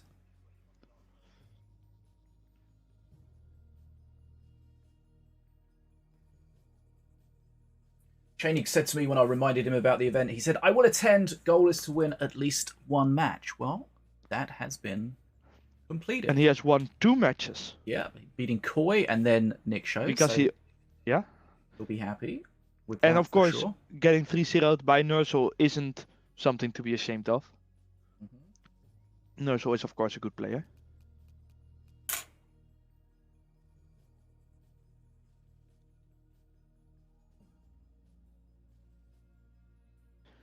So Dark Crow versus Edelweiss. I would think that Dark Crow is the favorite there. Yeah, you would definitely think so. So then we will probably be watching Dark Crow versus Chainig next. It's looking likely. Like it's still going on. Do you want to jump into that match and see what's appears to be happening? Yeah, give me a moment. Thank you. Okay, everyone in the chat, thanks for joining us. We do have a tournament giveaway running, so make sure you do !GGtoor with the emoji, probably, and we'll draw some winners at the end of the stream. You don't need to be here, but if you want to stay, that's awesome. But we'll do some at the end of the stream, rather than interrupt the stream too often with these giveaway things. Okay, right. Should be a pinned comment as well for that. Okay. So Dark Crow versus Edelweiss right now is APAP versus Stormbringer, but Dark Crow is right now killing Edelweiss. Edelweiss is on less than 200 HP, less on 5 HP. Is dead. Okay, so it looks so like Dark Crow has just won 3-1 against Edelweiss. Okay. That was nice timing. Sure. A question that I get asked a lot, and I see a lot in the Discord, and I'm sure you've probably seen it, and you've probably had enough of me mention it to you. High five emote. How do we get? Yeah, I mean we have flagged it with the designer, the head honcho designer man. Outside of that, I do not know. The designer in what way? The person in charge of Minion Masters. Okay. The person that designs how Minion Masters works. Okay. In all ways. Because a The lot of people Lord would of love all that. Masters. And it's only obtainable via The Minion of all Minions. It's only obtainable via the referral process that's unfortunately broken. And Yes. it would be awesome if that could be fixed as well. That's a great way of getting people to get their friends involved. It is just. It's just been a thing that I think someone has looked at it and thought he had fixed it. Clearly had not. But yeah, I don't know much about it. Is there an alternative route that we can get the high five emote into people's hands? I do not know. As I said, I don't really know much about it. So at this time, I guess the answer is no. Because it's so cool! If you don't know, guys, if you have the high five emote and you play in duos and your teammate also has the high five emote and you use it at the same time, the emote's high five. And it's awesome. But unfortunately, not many people have it. So most high fives are just left hanging. Oh, just like in real life. High five. Big sad. But if we could get it into people's hands, it would be awesome. Let's have it in the shop for a day. Let's have it for free. Let's give Fishy some codes so we can give them out for a giveaway. Let's do something. FDM, please. Tommy's losing his mind. Denied. Who else? This is how I get number 1 on the leaderboard. I Dark just make everyone Sun. lose their mind. Dark Sun gets really mad every time I play with him and I high five and he can't do it. People will want it. Stop BMing him, Fish. Put it in the shop. If anything, I want. People will If pay anything, money I want the for dab it. emote to be animated. Yes, that would be awesome. If you need someone to mocap for that, let me know. Got you covered. Please save the high five emote. Because mocap is really something that we use. Who do I need to bother about it? You know who you need to bother with that. We know how that went down last time. No, but as I said, we already flagged it. It is out of my hands. It would make so many people happy.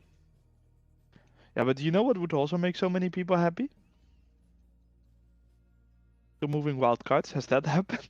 Yeah, but this is an easy happiness. This is put it in the shop. You make money, people get happy, everyone wins.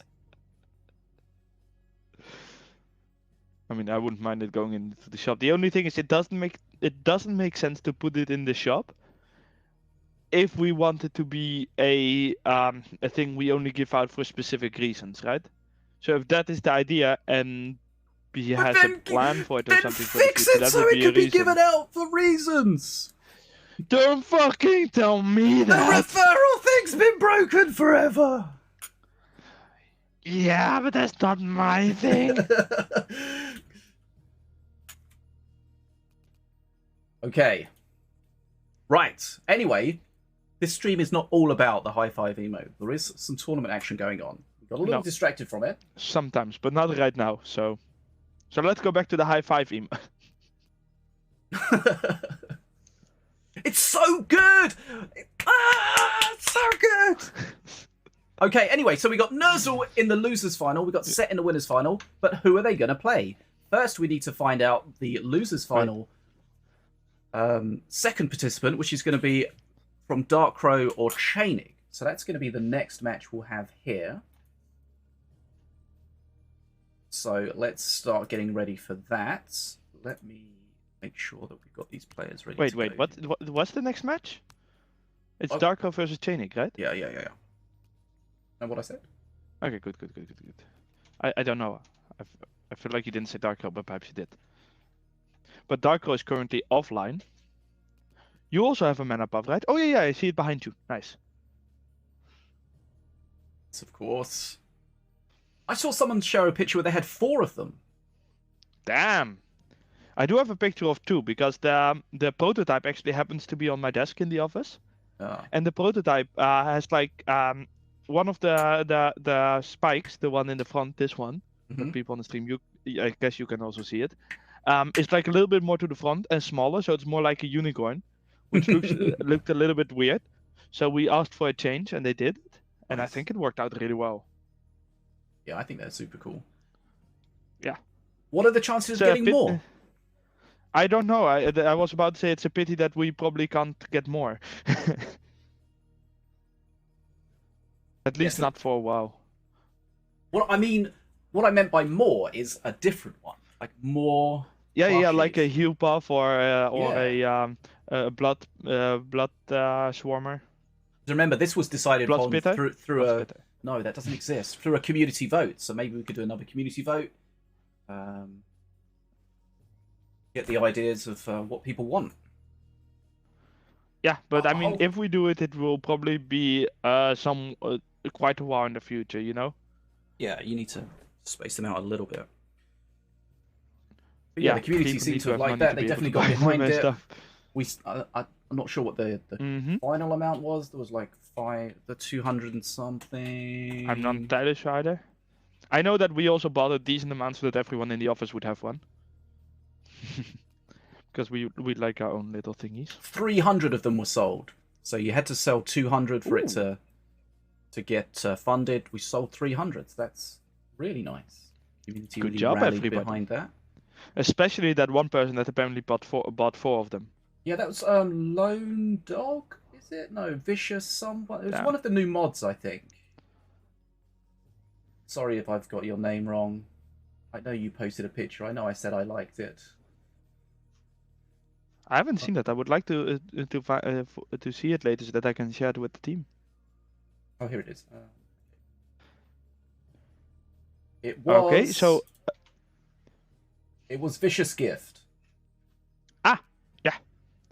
Apparently, Janik is being non-responsive at the moment, so we are waiting on that. And apparently, the delay tournament countdown has started. Can you explain what that means? No. Fishy? Oh, you cannot explain what that means? I Okay. think I'm there is gonna assume, I'm some- gonna wild guess, that if you don't respond for long enough, you lose. Yeah, probably.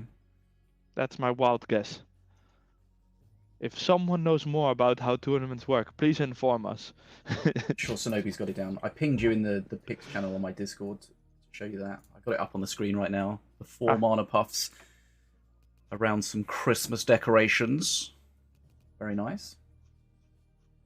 Okay.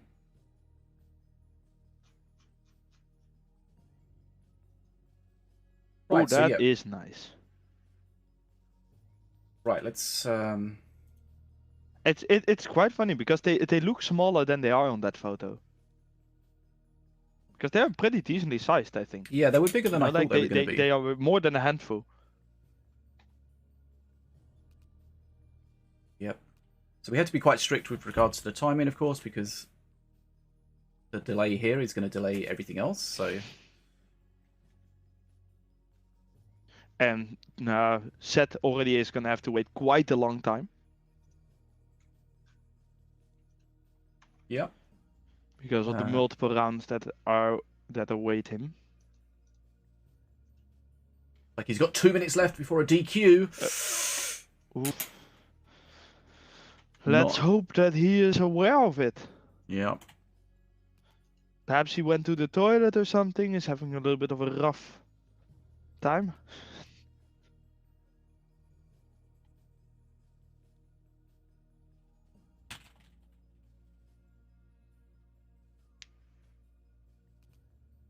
Okay.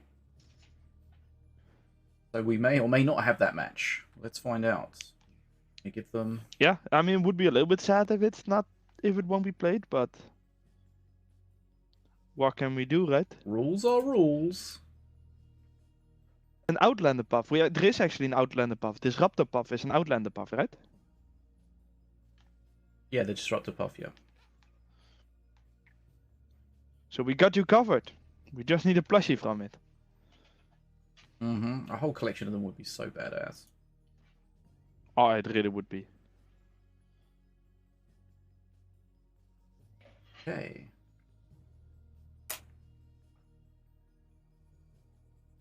So we're just awaiting Ainig to respond to the powers that be, or he will be struck down by the might of Sinobii. Pom pom pom. Yeah, I'm just going to go use the bathroom while we're waiting. Yeah, fair enough. I don't know what to do now. I'm alone here. Hello, everybody. Yeah, okay. So it's looking like we're gonna have Darko versus Nerzl. A little bit unexpected, but at least nice for Nerzl. He doesn't have to wait too long. Hopefully, Nerzl is available, because it would be understandable to expect to have a longer break.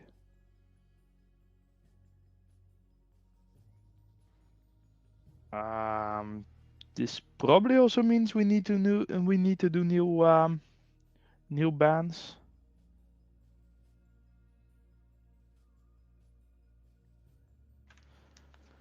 Do we have?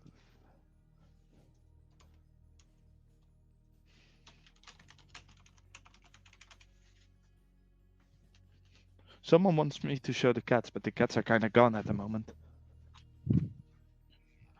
Saga, come here. Tum-tums.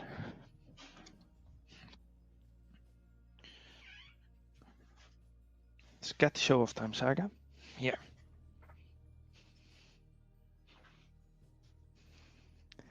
But she wants to leave, so let's have her leave. And of course, she's standing on my keyboard, immediately pressing buttons she shouldn't be pressing.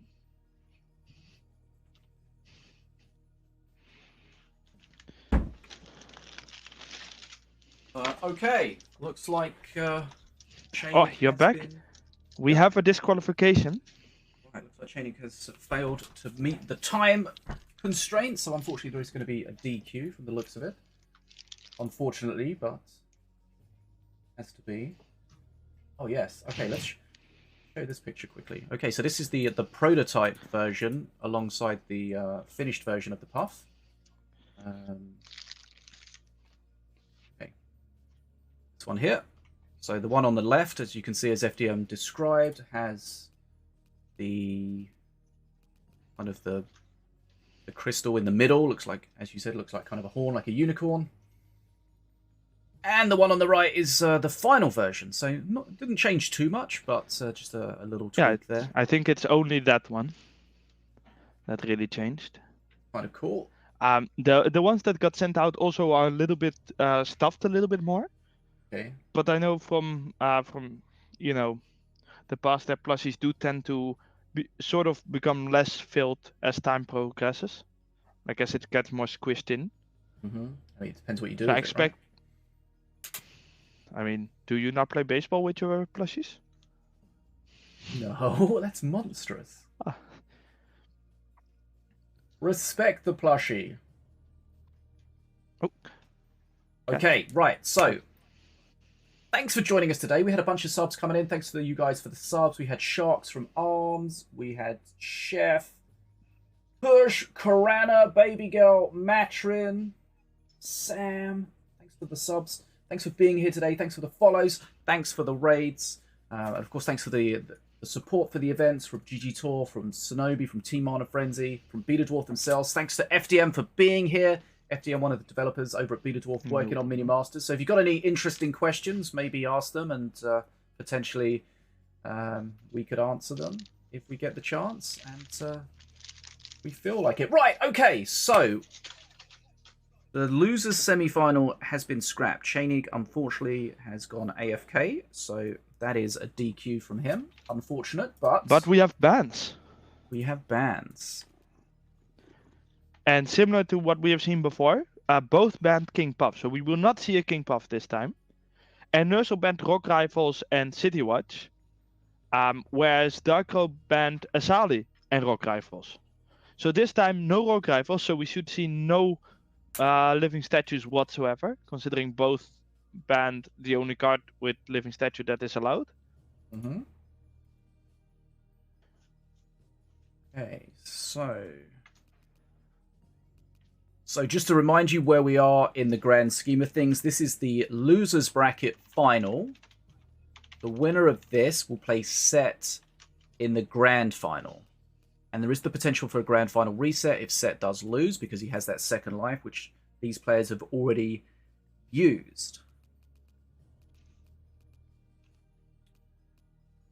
JMO in the chat asked what cards are banned from this. So we have the current season cards that are banned. So that means no magnetic bombs and no siege breaker. We also have some bugged cards that are banned, which is all the statues outside of the Rock Rivals statue and the Unholy Ground for gameplay bug reasons. But apart from that, everything else is fair game, apart from what the players determine to ban in their specific matches. So as FDM mentioned, Nerzl's banned King Puff, Rock Rivals, and City Watch. That means Dark Crow cannot play those, and Dark Crow bans KP, Azali, and Rock Rivals. So Nerzl cannot play those. Right, so Nerzl is here, and Dark Crow is here. Like they're both online. Okay, so let's just remind ourselves. So Nerzl banned King Puff, so no King Puff for Dark Crow, and Dark Crow banned. Sorry, Nerzl banned. Dark Crow Yeah, banned. both banned King Puff. Oh yeah, okay. Yeah. So just no King Puffs whatsoever. Nerzl bans King Puff, and Dark Crow bans KP. Oh, so different. Whoa. So different. Wow. Luckily, KP is not a master, so that means that Nerzl can play all masters he wants. He banned something that didn't actually exist. That's just like those people that kept banning Maloween and Miloween. I feel like they had a competition where every time they had to spell her name differently. I mean, it was kind of impressive, to be honest. Okay, so this is the let's call this the LBF, Losers Bracket Final. Okay, best of 5. We're ready, right? Conquest, I'm ready. You're ready. Are you guys ready? Probably. I'm ready. Are the players ready? Show it all of it. Not quite, but almost. We're almost ready. Show us those King Puff games. So, what masters have we not seen yet? We have not seen a Valorian. We have not seen a Volko. And no Ravager, right? Yeah, that seems about I correct. think that those are the 3 we haven't seen yet. I'm not expecting to see them at this point. The players have picked a little bit of the masters that they have been playing, you know? How do you pronounce BetaDwarf? BetaDwarf. You say BetaDwarf, like the American pronunciation. No, like the Dutch pronunciation. BetaDwarf. BetaDwarf. How do Danish people say BetaDwarf? BetaDwarf. Probably a little bit like this. Because that's how Danish people talk. I think you just managed to offend most of your company. Well, I mean, that's what I always do, so I'm fine with. Wow. No, we have a fair amount of Swedes, so that kind of protects me, you know. They probably enjoyed that. Yeah, they really do. No, I cannot imitate Danish people. I cannot even do any accent outside of my own, you know. So let's not have me try to do that for you.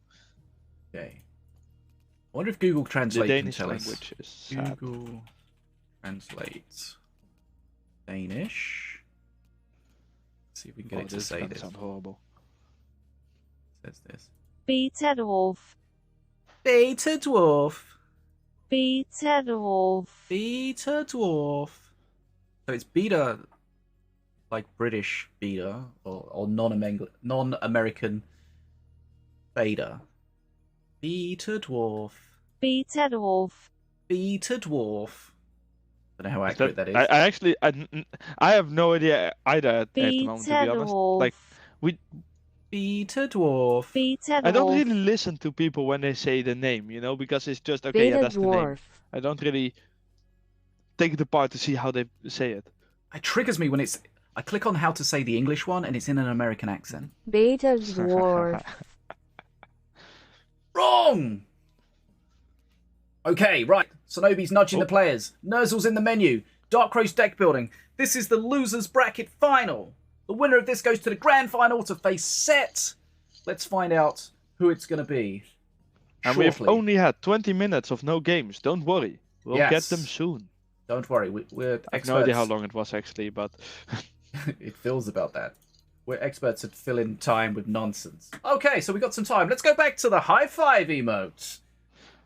are Okay, the main well, topic. when you see someone else use the high five emote, what you do is you take your mana puff plushie, you hold it next to you, and you high five him.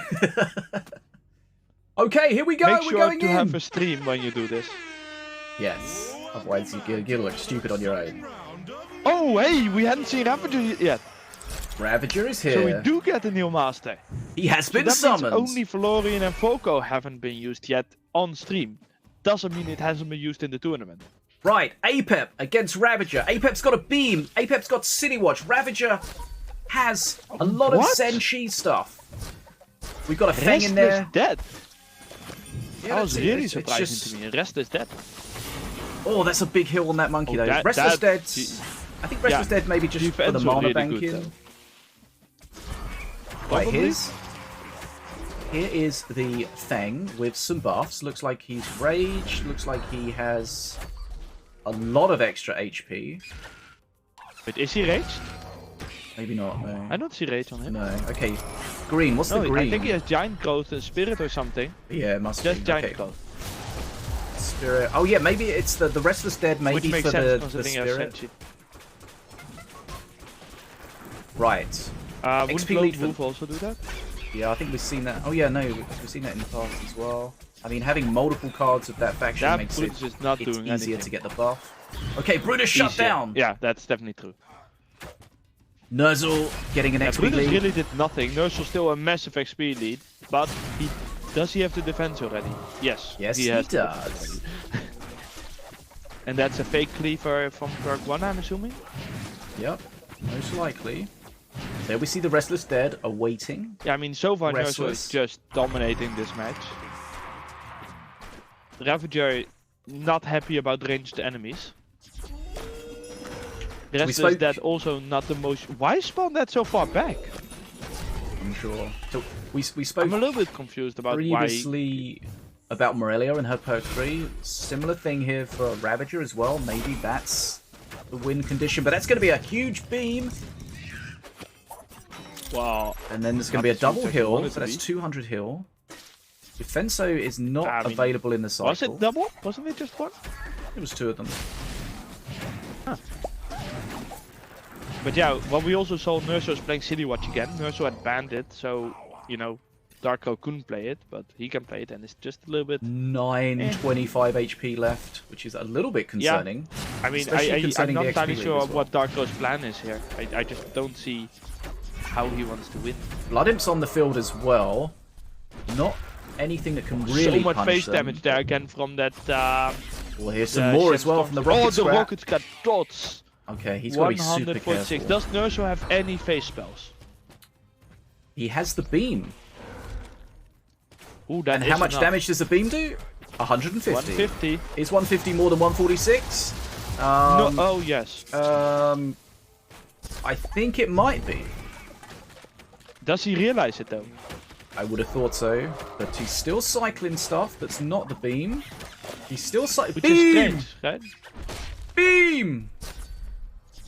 He's still playing other cards. He has He's it in his hand, right? Beam. Beam. Beam. Like, No, this is the yeah, beam. that's okay. But I don't think he realized it was lethal. I think he just did it to kill the monkey.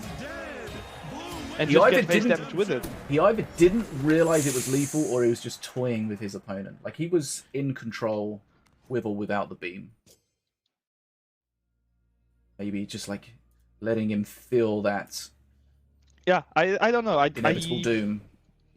That Ravager, it was played weird to me because he didn't try to get a big push off with Brutus.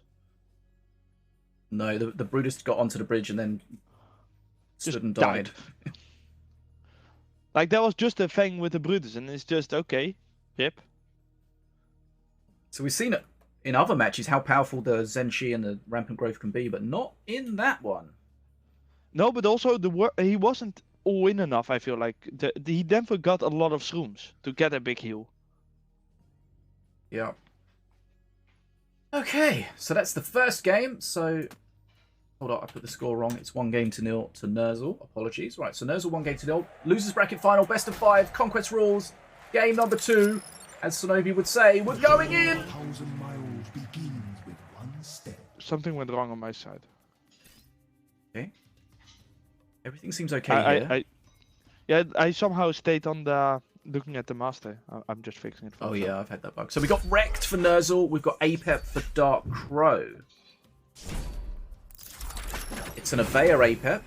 We're seeing Avea get banned quite a lot. Not this time. No, Sali was banned. Okay, failure of a Hypnotize there. Nothing. Yeah. Shen to attack. That looks like one I feel like activation we see for that- Avea. I feel like we see that a little bit too much. Squire Puff surviving is a little bit annoying, but not too impactful. But yeah, I see what you mean about the City Watch. Ah, you had it this time? I didn't have it this time. I didn't see it exactly, but it was kind of seemed like there was some extra stuff going on somewhere. Right, so Dark Crow wants to get his Avea activated as quickly as possible, of course, but he's only on one activation at the moment. You want to be aiming for 2 per cycle, really? And that is not doing it. Yeah, that's kind of awkward. And then 'cause- getting in the front is also super awkward. Yeah, this is... And then hitting a defense also is not helping. Okay, the Hypnotize getting some value Oh, there. that was interesting though with the rocket scrat. But Avea did just get stunned, so she takes a while to get the trigger off. And of he's going to get course, stunned again. That's another stun. So that's Okay. a 0 trigger Avea, right? That cycle, yeah. So 1 trigger in total. Normally for you're aiming for 2 activations per cycle, and your third cycle is activated. Not so far for Dark Crow. So Nerzl's done a good job slowing that down. Yeah. But also a mistake just from how Dark Crow played it, right? Yeah, By because playing the it units in got a in way front of where it. she wouldn't get the first one. Yeah. She did get an activation there at least, but then Defensive Chopper is also so good against Avea because of that stun. Yeah. I mean, generally, it's... You know that Avea is going to get activated. You're just trying to delay it for as long as possible. The XP is not too big of a difference though. Nerzl getting a little bit of a lead, but nothing game changing. But City Watch is really helping in that regard, and Squire Puff just not easy to deal with for Dark Crow. I take that back. Okay, again, another Avea. I feel like that's another misplay, because again, I mean, it could Yeah, get... that one looks like that's gonna get stunned because there's nothing Yeah. else that's gonna attack her. Oh, I mean, Nerzl sees that and he knows. Like, he's like, I'm not going to touch that until it's stunned. It's a similar thing to when you that see... just slows her down so much. Yeah, it's a similar thing when you see Caliph with the shield ready to go. You're Oh, like, yeah. right, don't touch it. I've got a stun coming. Never works in 2v2. And then Stormbringer shoots it and you're like, son of a... Oh yeah, that doesn't happen a lot. Although with Stormbringer, it's often you can trigger the effect so far away that you're Yeah. safe. At least here she got an activation again. Right, so that's 1 activation to add to the earlier one, but that's only 2. Is that 2 in total? That seems... No, that's Terrible. 3. Is it 3 now? Three, Okay. three. But a good XP lead But for like Nerzl. at Nerzl... play 5 or something, that's insane. Yeah, Nerzl's going to be happy with how this has gone so far, right? Poke Oh, 3. massively happy. And massive XP lead at this point, like 25 XP lead. I mean, that's just winning. Yeah. Just sacking that wall in the middle there because he just wants to keep the his fourth cycle going. activation. Okay. I mean, it is just painful. So what we're going to need to see here is how much that changes the match. When she spawns with those Legionnaires, how much is that going to change it? It's Defenso's insane. 4 minutes in and she got the 4th activation. Yeah. That's just. I mean, he has the defense, so he's got the wall. He's got a beam like as well. So he's Nerzl got has all tools the to way deal he with needs. it. Which is why I don't think the Avea is going to do a lot. Right, here she comes. Getting split. 1 punch blast reduces her to pretty low HP. Oh, that was what happened there. I was kind of wondering what happened there. Must have done it just as he was dying, I think. I don't know where Wreck went. Oh, in Freya's perk 3. Okay, Lady and Prey can be a real pain to deal with. Suddenly you have some random face damage that you didn't have before. It's a Yeah, but Darko's outside gonna... of that, Oh, here's the beam. Okay, nice. Nice. Okay. but I mean, Darko does get a lot more control right now, but he needs to keep that because there's just so much. this is a case of can Nerzl get to Mana Frenzy before Darkrai catches up? Yeah, and the answer almost has to be yes. Like, all he needs is one bridge during that time, and it's just an easy victory. The beam's a good counter, but you're trading at a mana loss, so I mean you can't constantly do that. Nice position with the wall, tries to get everything out of Lady Frey, but Lady Frey Good shot aggro's from back Infray. though, so it was a nice positioning, but then it wasn't. Right, 182 to 154 XP. Nerzl doing everything he can. It's so to close. get near a Nerzl with the bridge. passive XP is already gonna get to Mana Frenzy, I think. Because the passive XP is more than a bridge. So having 2 bridges can at most give you less than 3 times the mana, the XP.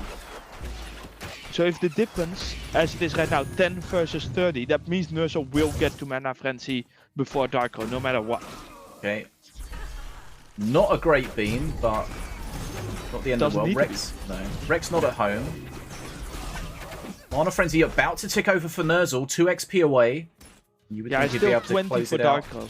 Yeah. This is a decent push from Darko, but defense are just so good as well. Enzo's so good, but gets shredded, and the next Oh, that player's one up. punch blast not doing anything. Doesn't really Sometimes- end up mattering, but still, it is a little bit painful. And Darko is actually still pushing. He's How in is this. Nerzl not getting control? Just needs Darko to will get on get a the Mana bridge, Frenzy, yeah. and I think Darko is gonna win. He still has artillery, he has face damage.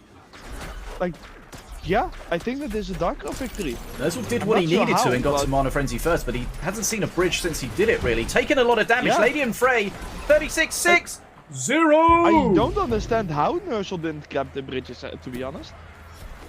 This is a Like, did he bit... just not have the cards for it? Potentially, or potentially a little bit over concerned with the face damage and not contesting the bridges. And wow, okay, saw what happened. So that is 1 game all. Darkrai looked to be struggling. I really thought that that game was over, and then nope. Yeah, we saw how the activated Avea changed it.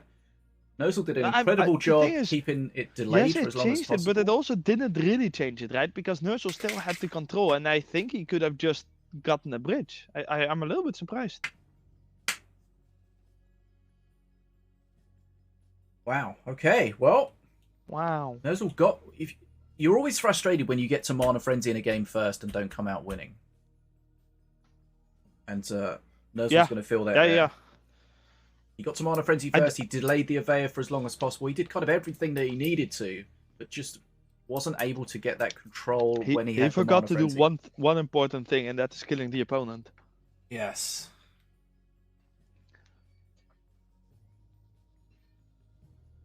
Okay, so that's 1 game all. Reminder, this is the losers bracket final. Winner goes through to face Set in the grand final. I think Darkrai, I mean, he's going to feel like he pulled a victory from the jaws of defeat there.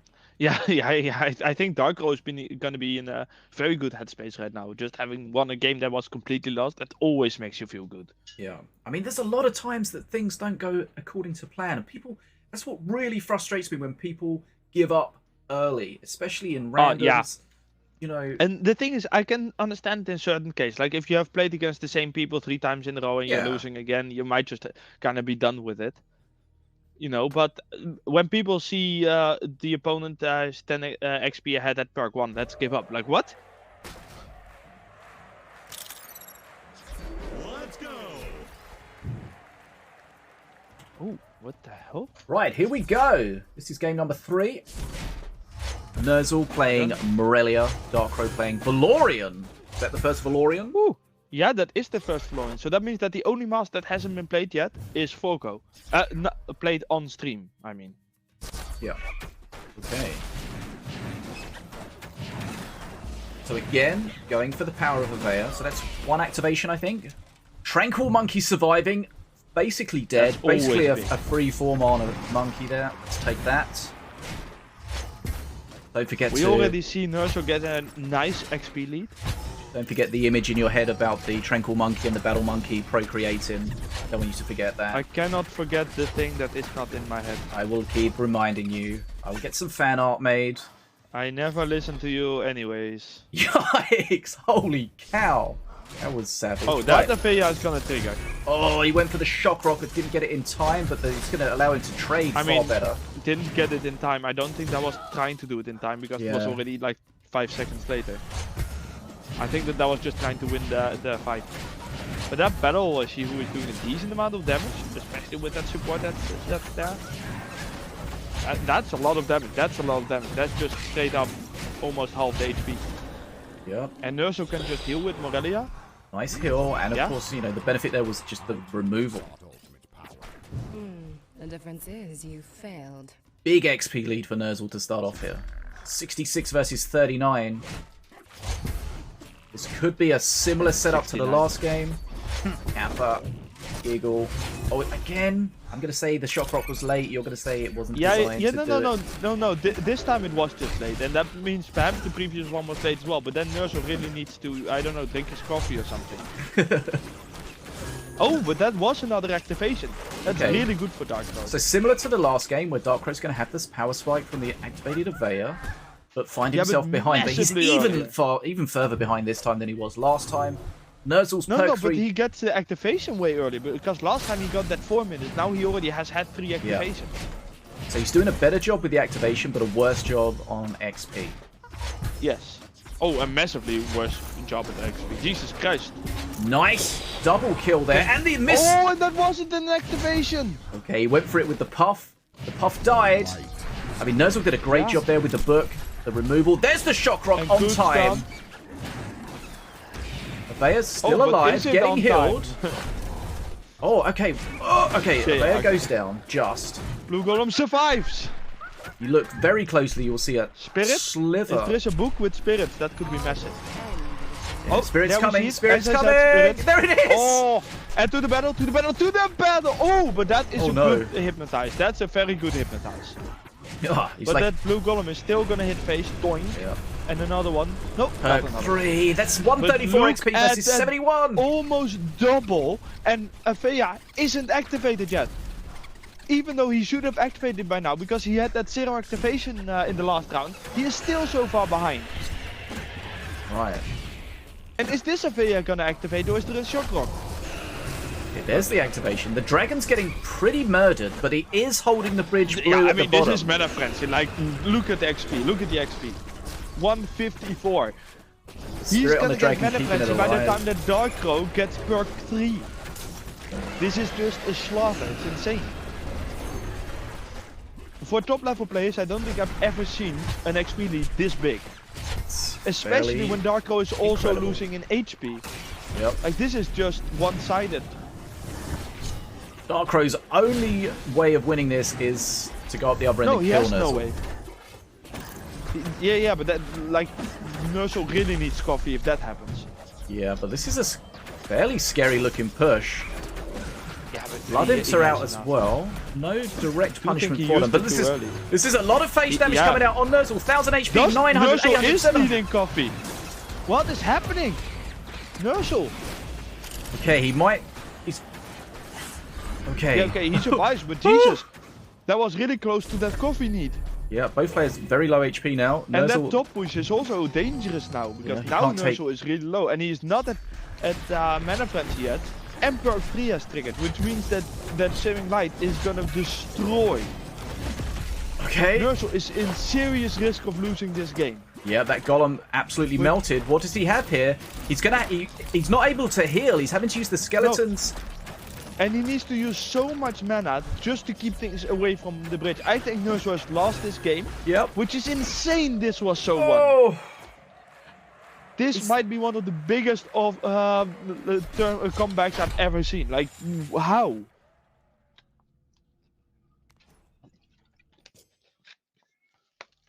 That's fairly It's unexpected. beyond everything. It's just, I have no words for that. How did that happen? I literally said Darkrow, his only opportunity is to go basically and kill him now, and that's exactly what he did.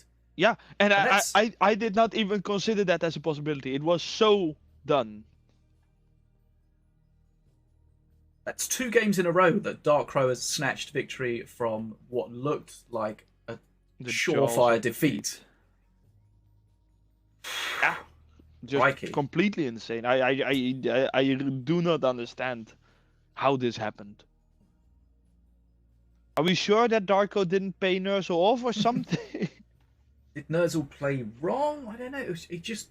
Yeah, His golem- I think so. He did not defend well against the push. He played the Blood Imps well when they weren't at phase yet, so the Blood Imps basically got instantly killed.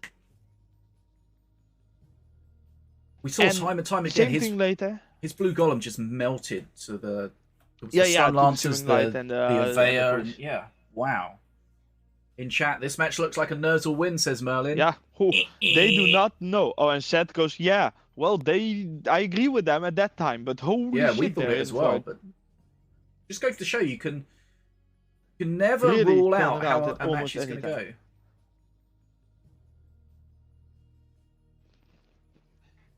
That's why you never give up. Yeah, Never true, give but up. Jesus. I wouldn't have blamed Darko on giving up there. Just because it XP. was so insanely lost. Yeah, XP is important, but not necessarily. HP is more important. Yeah. XP is important if you have HP. But look on the stream right now. Like, the Blood Imps are played too early there. And they just get killed. And those Blood Imps are a big part of the DPS to defend. Yeah. So not only is he losing the DPS, but he's also taken that extra damage from the Blood Imps themselves. Worst case scenario. Okay, game number 4. Dark Crow, Yeah. after what we've seen, would say this is a surprising 2-1 lead after, the 2 games that he looked like he was definitely trailing in. Absolutely came back and dominated at the end. Nerzl, so we've got Morelia and we've got Diona. Yeah, I guess he's allowed to play Morelia because he lost. Right, so that's an activation from Avea to start with. And Avea, as we've seen, Oh, is... that's the best key. start of Avea so far. Yeah.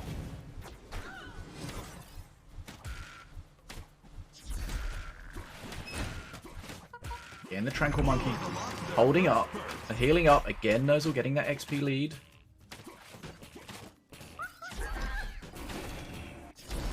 Yeah, it's kind of weird to me that Nerzl is getting such big XP leads, and I can't quite get my head around the fact that he lost. And now I don't trust any XP lead for him anymore. Yep.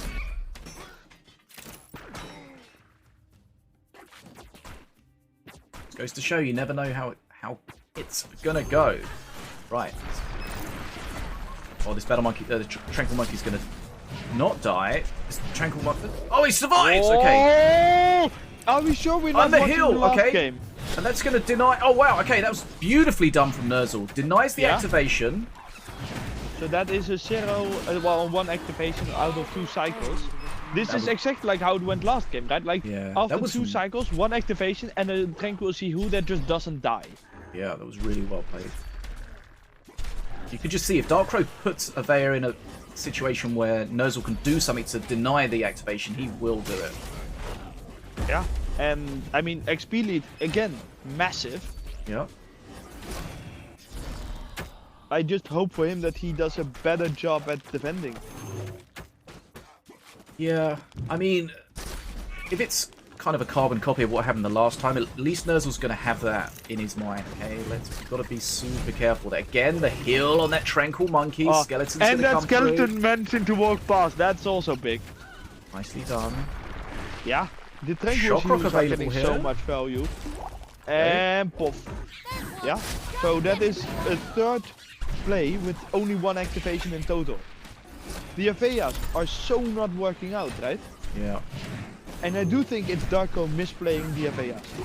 Normally Nerzl you- punishing yeah. it really well, but I think that the onus is on Darko on improving, Yeah. you know? I mean, what you should do, you should play it defensively, guarantee yourself 1 shield, Yeah.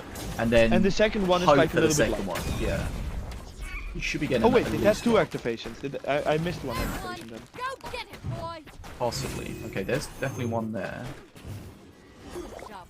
Okay, but it's a Nerzl. We saw even in the last game with the dragon, it just didn't really do what it needed to do. It did get shut down. Well, I feel like I think Avea that tanked that dragon. I think the dragon did enough. Because all the dragon has to do is give you an XP lead, and Nerzl had an XP lead. Hypnotize That is kind of hypnotize does. frustrating. Oh, but the stun sort of makes it less good. Yeah. Might be hypnotized, but if it's stunned, it's not going to do anything. Grenadier. Oh, Grenadier dies just at the top. Spirit that coming. will Is kill it going the- on the... Where's it Oh, going? good shock rock again, so no activation for Avea. Yeah, Spirit on the stint's frustrating, but, you know, he's got a big push coming. This feels like... We've seen the games before that Nerzl's got to the this finish is line and not potentially lethal. closed it, but you feel like there's no way that he cannot win this one. I mean, it's after bold last to game, say I'm not that. saying anything. I'm staying out of this one, Fishy. Tranquil Monkey's healing. Avea's How gonna is he healing again? staying These alive. tranquils are not okay. He went for the suck, but didn't quite get it because of the shields. But like, he's almost at mana frenzy now. Is This he has got to be just it. Yeah, this is I game. mean, come on, you can't lose this one. Okay. Okay. Good job there, so you can actually finish games out. Good job to Nerzl pulling that- himself back from those 2 previous games that we feel like he should have won from the position he was in. But don't discount Dark Crow's part in getting those wins for himself. But we're 2 games all. We're going into a deciding game here in this losers bracket final between And I have Nerzl no and idea Dark who Crow. can win it, because this has been so back and forth, even in matches. It's been insane. I mean, what can we say outside of we'll see what happens? It makes no sense. How are we still here? Okay, so what are we going to see next? So that means Morelia is off of the available masters for Nerzl. So no King Puff, no Apep, no Morelia for Nerzl, no King Puff, no Apep, no Valorian for Dark Crow. So Apep's still available for Dark Crow. Is he going to stick with the... sorry, the Diona is available for Dark Crow. Is he going to stick with the Diona? Does make sense, I Avea. feel like. He needs to Wait. play Avea just a little bit better, though. He needs to just get that first activation Yeah, guaranteed. like, honestly, if you're playing Avea this badly, no offense, but this is just badly, then perhaps you shouldn't be playing her. Yeah. Because it's insane. How can you miss this many? Like, I don't want to be harsh, but if you are playing in this tournament, you should be able to do better. Yeah.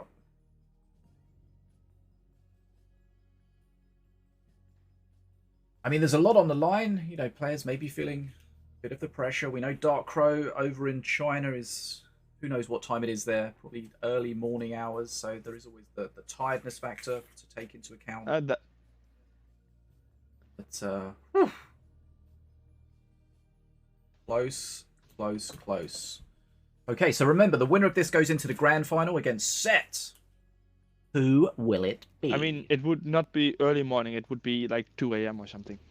Yeah, okay, so... That late night? When does morning start? Morning starts at 6 a.m. Depends what time you get up.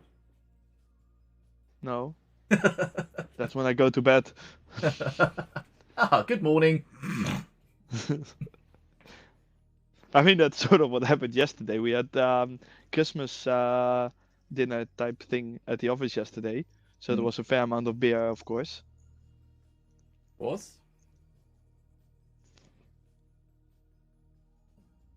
But you made it here on time, so that's good. Yeah. Luckily, this wasn't an early morning tournament because I did need my sleep. Oh, wait. I am not spectating anyone. So it looks like Wait, Dark Crow maybe restarted. Did he log off? Mr. Crow! Okay, yeah, he's back. Ah, okay. I was just restarting my Minion Masters. It says I cannot do it while spectating, but I'm not spectating. Aren't you, though? Aren't you? Not according to what I can see. Okay, let's restart this. And then we're good. Oh, Diva, you also need to show yourself to the stream. This is Diva.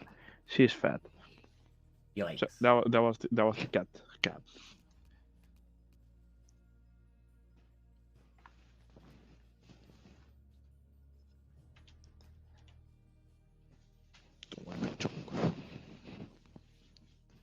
If you haven't seen it yet, check out the updated Christmas snow arena.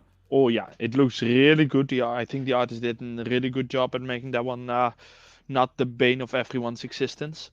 Yeah, it was the only one that kind of missed the update to all the arenas, but now it has it. Are we likely to see that in the shop or something over the Christmas period? I would sure. assume something. I don't know. That's Mr. Head Honcho things. Let me put that on the list of things to mention. That's the high five guy. Yes, but I mean, if it was gonna happen, he must have already set it up weeks ago. Ah, I see. On the patch day. Email highfiveguy@BetaDwarf.com. Automatic reply: no.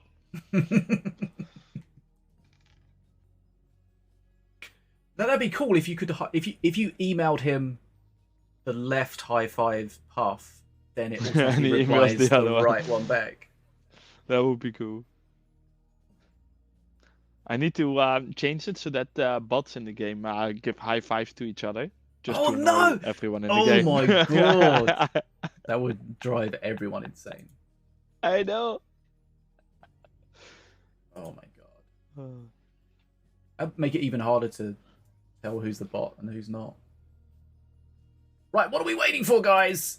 The players Yeah, are... I'm not telling you either. Going into the match. Players Okay. are from Ukraine, right? Nope. We have a surprisingly large amount of top Ukrainian players, obviously. If 2 players in this tournament are Ukrainian. So Minion Masters is popular in Ukraine. Seems like it. Or Ukrainians are just really good at Minion Masters. A lot of German players as well. Get a lot of German people in my streams. So You see that a lot in online games, anyways. Lots of Germans, Dutch people are also overrepresented. In our games, Danish people are also overrepresented, but I'm not entirely sure if that is, just because we're Danish. Right, here we go. Nerzl, Milloween, Darkrow, Diona, but for it's a Slither Diona with Rabbit Prowler. So that is quite interesting. No Idol of Slither, Sacrifice, of course. No, but it is quite good against the monkeys, but the Shock Rock also good. Ooh, okay. But there is a trap there. And the bane of my existence. Oh, this can be Daggerfall. This can be Daggerfall. He does not go for the Daggerfall. Okay. He could have Daggerfall it. We specifically made it slow so that you can counter the flyby. The bots are really good at spelling the flyby. I mean, the bots are not good at anything. But they're good. They are literally good at that. That's the one thing they're incredible at. I think they do it by accident.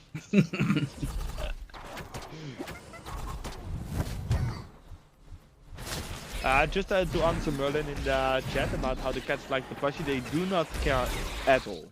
Thanks. To be fair, I only brought it home last night, so they haven't had much interaction with it either, but they really do. So he's got a lot of the cool slithers attached to the Daggerfall, which if he's not using, it's a little bit frustrating. To me here, it's like Daggerfall the crossbow dudes, but no, he uses the decoy trap. It's a little bit surprising to me. But on the other hand, I am very trigger happy with... Oh, is that a mistake? He does not get both of them. Yeah, that's a mistake. That is gonna hurt. But, Rabbit Prowler, weird that he played it so far back to me. I would have played that further forward so that you can... Like, it's probably going to get I think if he played it... Oof, okay. Yeah, but if he played it in the front, I think he could have forced the hit on the blue golem. Yeah. Rather than what happened here. And one thing we saw there with the new Lash of Our Moon is that it's not targetable anymore because it doesn't have a health bar, it's not interactable apart from just Although apparently aggro. currently Daka can hit it, which is a bug.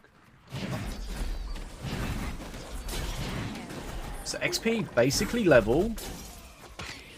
You would feel like perk 3 for Milo is going to be the stronger. Yeah, in general yes, but here the comes the are rabbit cases prowler. where the double traps of Diona can be insane, but that is Yeah. more if you really if you get to face, right? Once you get to face, the taunt traps can just absolutely destroy things. Similar like in this case, if there was a taunt trap to stack that blue golem, the rabbit prowler would have destroyed the blue golem. Yeah, for sure. Okay, little XP lead for Dark Crow here. Do they deny the ruffles? Doesn't look like they're going to do it in time. Felt like he spawned that in a way that he wanted to, but didn't quite get the aggro right.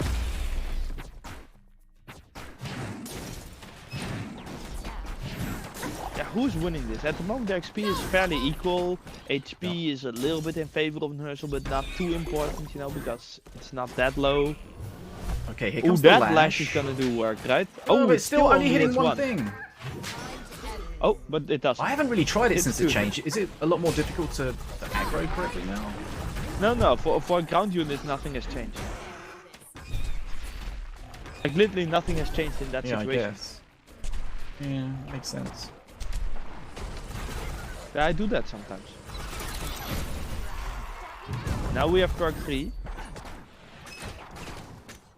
For that Also poison. something that was mentioned in the PTR discussions, I think, with arcane missiles.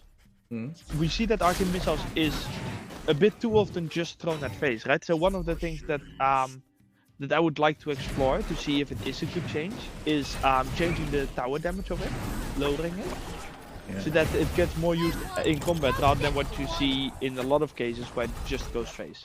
Yeah, makes sense. Oh, what? I mean, Milo is. Not sure if I do. I'm not sure if I balance like nightmare. this trap usage. Oh, good job. Whoa, the poison finished off the monkey. Looked like it was going to survive. That was frustrating. Needs to be careful here. Nerzl burning some mana. XP in Dark Crow's favor. 10 XP ahead. Yeah, and that could be ruffle help. I'm not sure how much that one has gotten. Again, the lash not really getting what it wanted to. Ultimately, no, it did. No, it got what it wanted. Probably not the way that he wanted it, but it did get it. That Oh, taunt but trap. here we see it with the taunt trap really doing work, but not enough because there was a arcane golem helping. The Prowler got a lot of value though. Oh yeah, rabbit prowler can be extremely good, but that golem is doing a lot of work as well. And that Ruffles is not gonna get anything. XP levels Will up. probably walk into the trap. No, the trap goes away right before it gets there. Ooh, that is Frustrating. dangerous to play those crossbows, those stun lances so far forward. Ruffles going for a heal. Battle Monkey's still on Don't get the face. heal, but the battle. Ooh, and I don't like that trap, to be honest. I feel like it would be better to use the traps more for the bridge fight. And here we see Nerzl splitting things up, getting pressure on both and bridges. good killing of the. I'm almost wondering if it's even worth killing that snake to it, or if you are not just fine with having the golem on the. Yeah, if it locks you on the bridge, that's fine. I mean, it's going to take ages to DPS it down. The stint grabbing the bottom bridge forces. Good decoy trap at top though, that keeps the bridge Okay, Mana Frenzy for Nerzl. This is where he needs to for get both.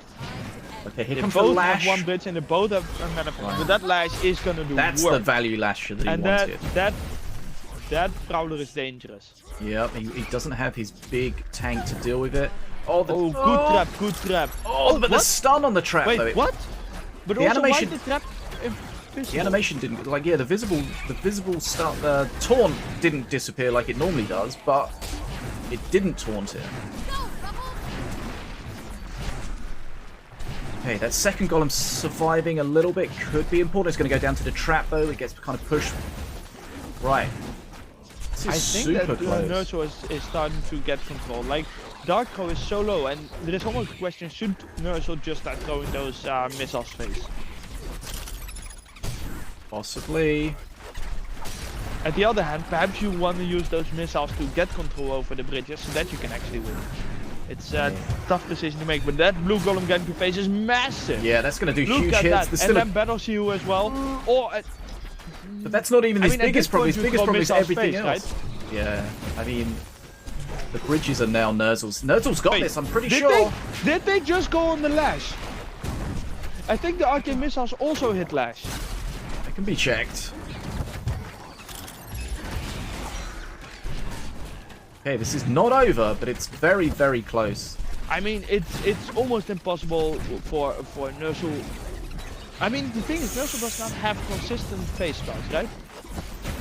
Darkrow's coming back! Oh! Yeah? Okay, but the Jings could be a problem. He has a lot of HP, so he can tank this on his face for a little bit. Again, the Good lash. trap there, good trap, very good trap. Good value. Okay. I do not know who's winning this. Darko is getting control, but at the other hand, Nerzl does have an Arcane Golem out. That Arcane Golem has been there for a while. If he can get multiple Arcane Golems on the field at the same time, that would be massive. That Rabbit Prowler is not gonna do too much, right? No, and somewhere in there, Ruffle's got a heal, so Darkrow's back up. And Xing, Oh! did get Is this going to be another one where Nerzl looked like he was going to close it out? Can he? But he does have 2 Arcane Golems out right now, but the Lash is going to do a lot of work there. Yeah, I he's think. completely at the mercy of that lash right now. But of course it doesn't But take the a other bridge, Golem so is going it's to something. face. The other Golem is at face. He needs to kill it. He needs to do something right now. Okay, the stuns will work. But both. Okay, there he witches goes and face. Oh, he finally throws it face. That means that Darko is gonna have to be really careful. He can't let a single extra get to face because that just kills him. Yeah. Will Ruffles get that? No, the Ruffles does not get the heal. That's really big. The blue golem dies and the rabbit prowler dies. Yeah, that could have been on face. That flyby decides not to. Yeah, that's not enough, right? No, it's not enough, but it's Oh, actually, with Shock Rock it would be enough. starting to wear him down. Okay. Again, here comes Oh. the Oh, slash. but it got tanked twice. No, but the battle. That's it, that's it. No! Oh, he survived it with the shock rock. 15 HP flyby coming in, but it's not on face. He didn't do the flyby to face. This is not over yet, but Shock Rock face. Shock Rock face. flyby's coming That was next. gonna end the game. Flyby's coming next. Shock rock's coming next. That's gonna be Oh, it. Shock Rock. Okay, yeah. Whew. Holy shit, that got really scary at times. Oh, that's a nice victory screen. With the flyby. Yeah, That was really nice. I liked it. that was another one where it seemed like it was Nerzl's game to take with ease. Yeah. But Darkrow didn't give him an inch. Yeah, I think that these two players are just very close in skill, and the decks really didn't give either a clear advantage. Like the Rabbit Prowler does so much work, but the Blue Golem also just is so strong against those single units. Now Yeah, that in the was end, it's quite the Nerzl series. that once again fights Set. That is correct. Okay, let's take a moment to. Calm down breath. from that Yeah, roller coaster. That was. The whole series was so back and forth. Yeah, every games- single match just blew my mind, basically. Very difficult to call until. Yeah, I mean, there fat were lady matches hits that I called and then I was still wrong. on. Difficult to call correctly. It's easy to call. Yeah. It's getting it right. Okay.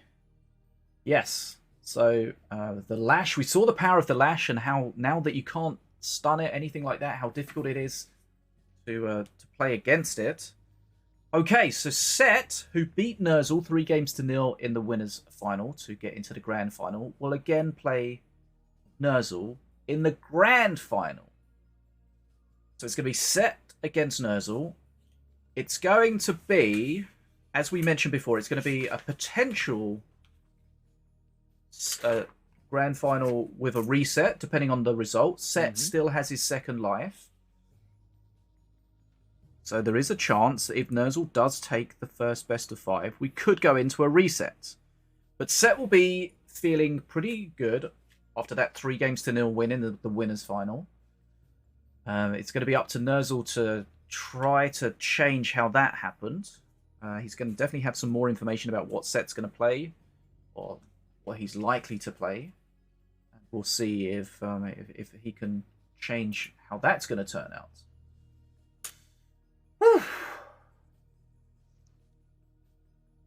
Okay, that was a close one. The Ruffles heal looked like it may have just kept Darkrow in it, but ultimately not enough. Okay, so we'll wait for the site to update. It's going to be set against Darkrow. We'll see if they Yeah. go with the same bands as they went before, or if they're going to adjust them based And on what if they've seen. and if I remember it correctly, the last went 3-0 for Set, but 3 games that were fairly close. Yep, for sure. So even though Set is the favorite, I would say that Nerzl definitely has a good shot. If he, doesn't do what he did against Darko and somehow lose a game he has already won. Yep. I mean, Nerzl kind of dragged himself over the finish line ultimately in that, but It it was made not it what more. you call, what's the word? It's not Tell straightforward. me what's the word. That's not the Straightforward. word It's I was not looking simple, for. not easy. I May- mean, It doesn't inspire a lot of trust. no, but maybe he'll think I didn't play that great. I made some mistakes, but I managed to get myself through it. So you've got to maybe look at the Oh, yeah. positives there. The Darkrow did a great job coming back for a couple of positions where he looked dead and buried to fight back and ultimately force Nerzl into that 5th game. And even in that 5th game, And even that when it looked like always he feels was, great. yeah, even when he looked dead and buried again in that 5th game, made Nerzl fight for it. Yeah, definitely respect for Darko's combativeness, Yeah, not for giving sure. up, always keep on fighting. See. Okay, so we're going to get set up here for the grand final. Thanks, as always, to everyone joining us. This is GGtoor's Sinobii's Battleground Invitational number 10 with Team Honor Frenzy, with BetaDwarf, and it's grand final time. Did you really have to say that in a weird way? Trying to say it in the BetaDwarf way. BetaDwarf! BetaDwarf! I think I nailed it. Let's quickly go to the bands. We got them already. What we see is the first Taz ban. Okay, that's going to be they both for Nerzl. Setsu banned King Puff, Azali, and City Watch. You say Setsu. And Nerzl banned APEP, Last Stand, and Taz. Okay. So Nerzl really destroying that one specific deck. No Last Stand, no Taz. Where Set does a little bit more of a generalistic bans. Also, Nerzl really does not want Set to play APEP. Makes sense.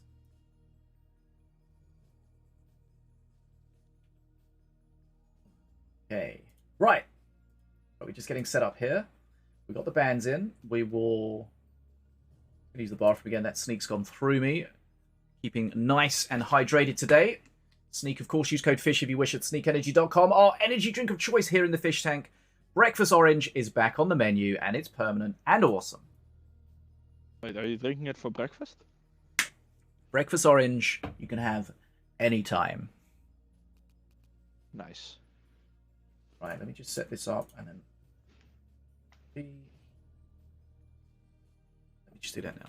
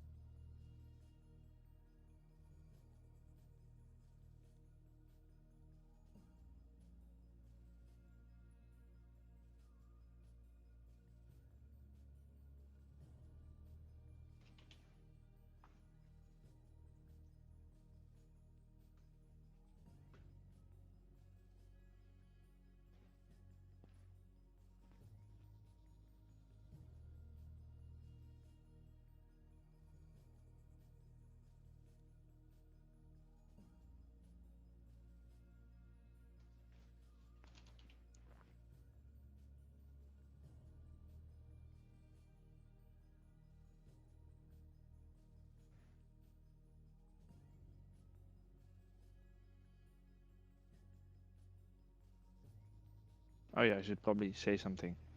Hello everybody. This is not awkward at all. This is a great moment of the best stream of all times.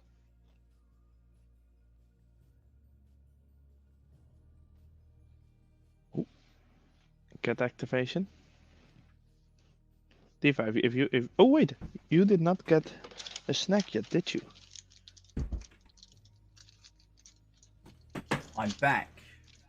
Welcome Okay, back. Good. um, I was totally entertaining the stream and not forgetting to say anything or anything. You. Good job. Nice lie. Professional streamer here.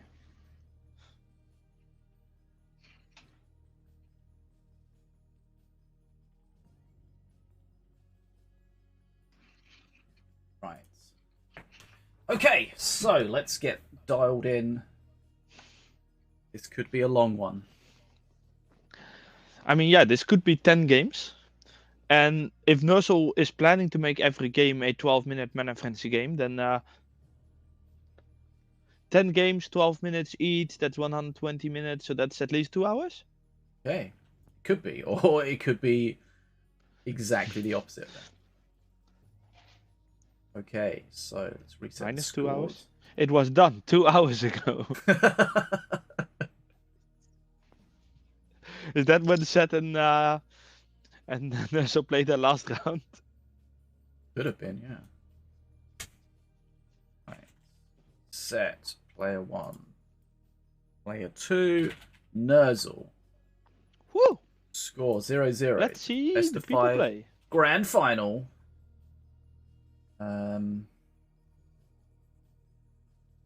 Make sure we got the players online and ready to go. Set. Boom. And Nerzl. Now. Okay, that's set up. Okay. Yeah, okay. Okay.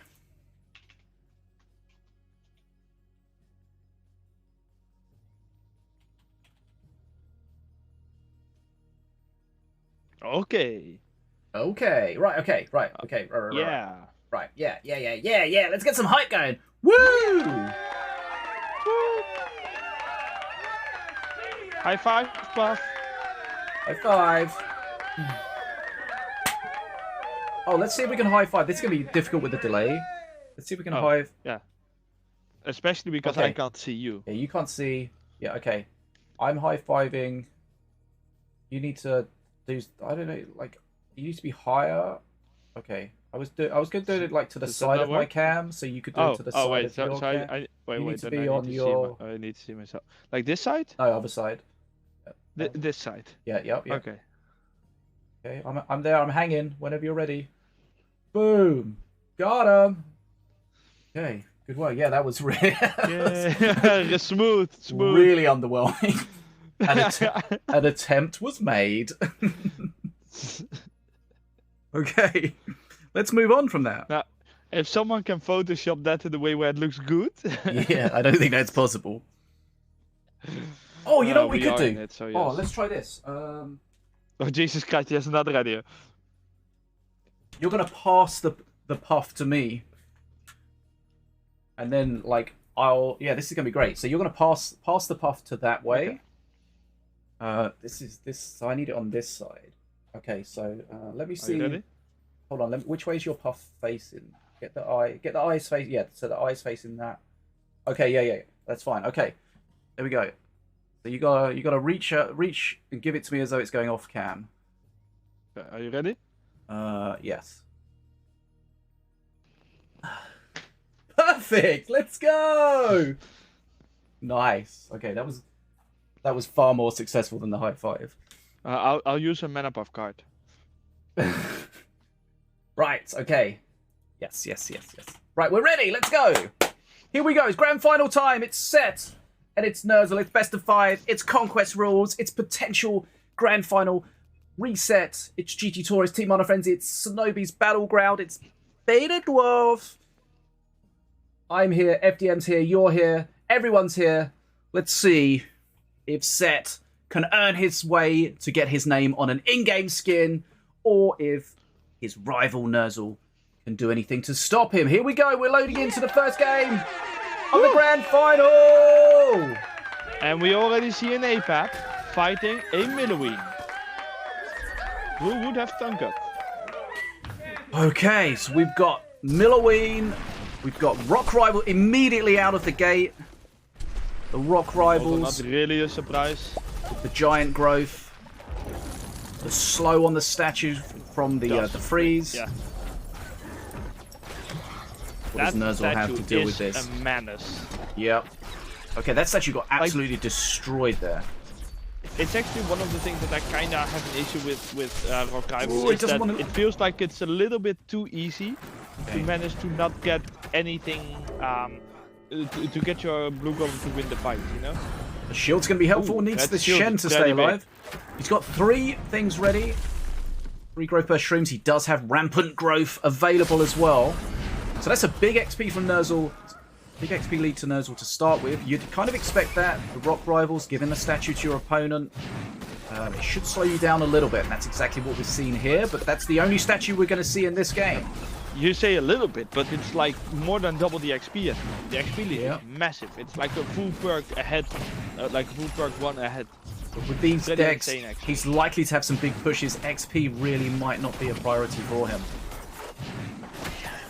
Might not be, but at the other hand, the Storm Strike of Nerzl can do a lot against big pushes, and so can the Beam. Of course, the Shrooms make the Blue Golem really strong. Yeah. There's the slow. Course, good point. The slow against the Monkey, we saw that in the last match. Yeah, and I really think Nerzl needs to stop playing Shen as long as Seth is playing Seth. I mean, the constant kind of stunning is helpful, but more damage would be nice. Yeah. Shen's a good counter to it, but okay. I mean, Shen doesn't. Is Shen slowed now? Anymore? So is the slow only while you're in this set? Sure. Would be too strong if it was a perma slow. I never play the card, so I'm honestly not. No, I don't play either. We know a lot, but not quite everything. Did Nerzl flood multiple manas there? It looked like it a little bit. Strange. Right. Is still really far ahead, almost 30 XP. And has both bridges at the time. Or is this not the beam where you get face as well? Or is he waiting for the Arcane Golem to spawn as well? Maybe, because he's got a lot of HP, so it's not really that valuable in face at the moment. I mean, that's the thing, right? Like I kind of like this is worth more, yeah.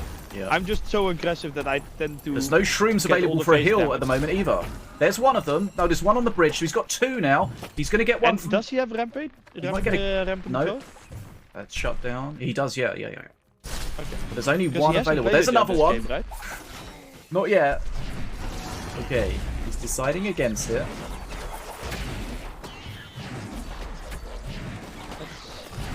The XP lead is just going. Like it's more than 40 now. Right. Seth really needs to start getting something. What? Oh, Curse Bear. That's actually a good pick. Yikes! Yeah, that's good for him. And that's a beam, right? Just kill the Arcane Golem. Oh no? Okay. We're not killing the Arcane Golem. I don't know. I think if he invests in that beam, then he's got nothing here at the top to stop dealing with this. Oh, and then we have Bolton. He's going to do everything he can to try to keep this Shen alive. Okay, so you see the Shen. Just use wall. Just use wall. Why is he not using wall? There's the small hill. Oh, there's the wall. Okay, he's doing everything he can. Face, but not doing that much. The hypnotized Curse Bear is still DPSing down the golem. Yeah. Oh, I'm not sure if I like that use of the defensor. That's a good total. Yeah, 150 XP, it's basically 150 to 100. Which is insane. Yep. Like this is like that previous match where Nerzl was just super far ahead, and the only way Seth can win this is if he kills Nerzl. Which I just have trouble seeing how he's gonna do that. This is gonna be a massive heal on that monkey. Look, that was like 5 of them. Knockback as well. Moving back to full health. But yeah, defense just cleans Didn't it up. really achieve too much though. Okay, so here comes Snap freeze at bottom. I think you just used the snap freeze at the top, so it's not available for him at the moment. So Shen's gonna be but he also didn't really need it. Okay, 174 XP versus 124. Yeah, I mean, the XP lead's even bigger now. Have won this one already, right? Like I mean, we've learned our lessons saying things like that. I know, but come on. Okay, he's going to get a bit of curse value at the bottom there. Is it curse? Where's it? I feel like he got cursed, but it didn't say the word not curse. See the rampant growth? Rampant growth. Here we see the freeze again. Hypnotize Hypnotize. not really doing too We much. had timing for it. Nerzl's doing a great job keeping the Shen Yeah, I mean, alive. Nerzl just has to win this. Like, there is no way you lose this, right? You would think not. He's 7-6, 5 XP away from Mana Frenzy. Set's 54 away. 3 Yeah, XP. it's just...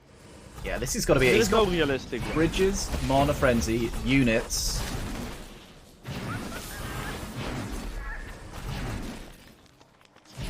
Not really much he can do here. He's just going to be able to start flooding both the bridges. Yeah, I'm kind of weirded out by how he has been flooding quite a bit in this match. But I mean, look at this. Like, what are you going to do? Shen Shockstick with huge charges. Yeah, it does look like the pro snap only slows during the duration. Yep. Now he can commit to the beam. Yeah, and the hypnotize also thing, and then the squire pops are just gonna build up, you know. Okay, Nerzl taking this Yeah. first game in the grand final. Set. Remember, Set does have 2 lives. Is he going to use it? We're not sure, but Nerzl has struck first. I just read the chat. The Someone upset. said an upset. Yeah, Underling, you're going to need to leave, my friend. You can't drop that. You've got no future here. Okay. So Set did go for the rampant growth, but just was able to get shut down. And I think Nerzl did a great job with the Shen, keeping the Shen alive. The Shen was the key there, even though the Shen was getting frozen, it was getting hypnotized. You know, Set was throwing everything at it, but Nerzl just had enough to keep the Shen alive. And it was really, really important for dealing with that golem, because that golem is a monster, a giant growth. Yeah, but not in this game. No, and we didn't really see the rampant growth on the golem really at all. We saw it on a lot of different things, mostly but on the not monkeys. not really on the golem. So, not sure that was a misplay or a mischoice. And I don't think you can really put the victory on getting the curse barrier, because it was just the difference was already so massive. Yeah. That's just like a win more. Like, yep, I'm okay, but this is just going to make it easier. Yeah. And at the very least, it's another thing to take punches whilst the Shen is still not dying. The curse is just a So what do we get now? bonus on top. R3KT versus Diona. We get the Diona skin. Okay, so the Dynasty What? Diona from Set. Oh, Tournament winner. that bot fight is actually really bad for Set. He had to invest extra mana there. Yeah, at the core of this game is about being as efficient as possible with your mana. You want to use as little to. Oh, what is achieve that as wall? much. That's that. Huh? Oh, Set doing a better job at activating Avea so far. Okay. Let's Boomer see. a little bit useless. That wall, yeah, that's got to be a misclick wall. But, you know, But there we have to defend. Yeah, that cannot have been intentional, right? no. But yeah, Avea one trigger only so far. At least it's one trigger. We've seen it go down without any triggers before, and that's always sad. So you've got to at least get that one trigger. That should be within your hands. The rest of it, not so much. 100.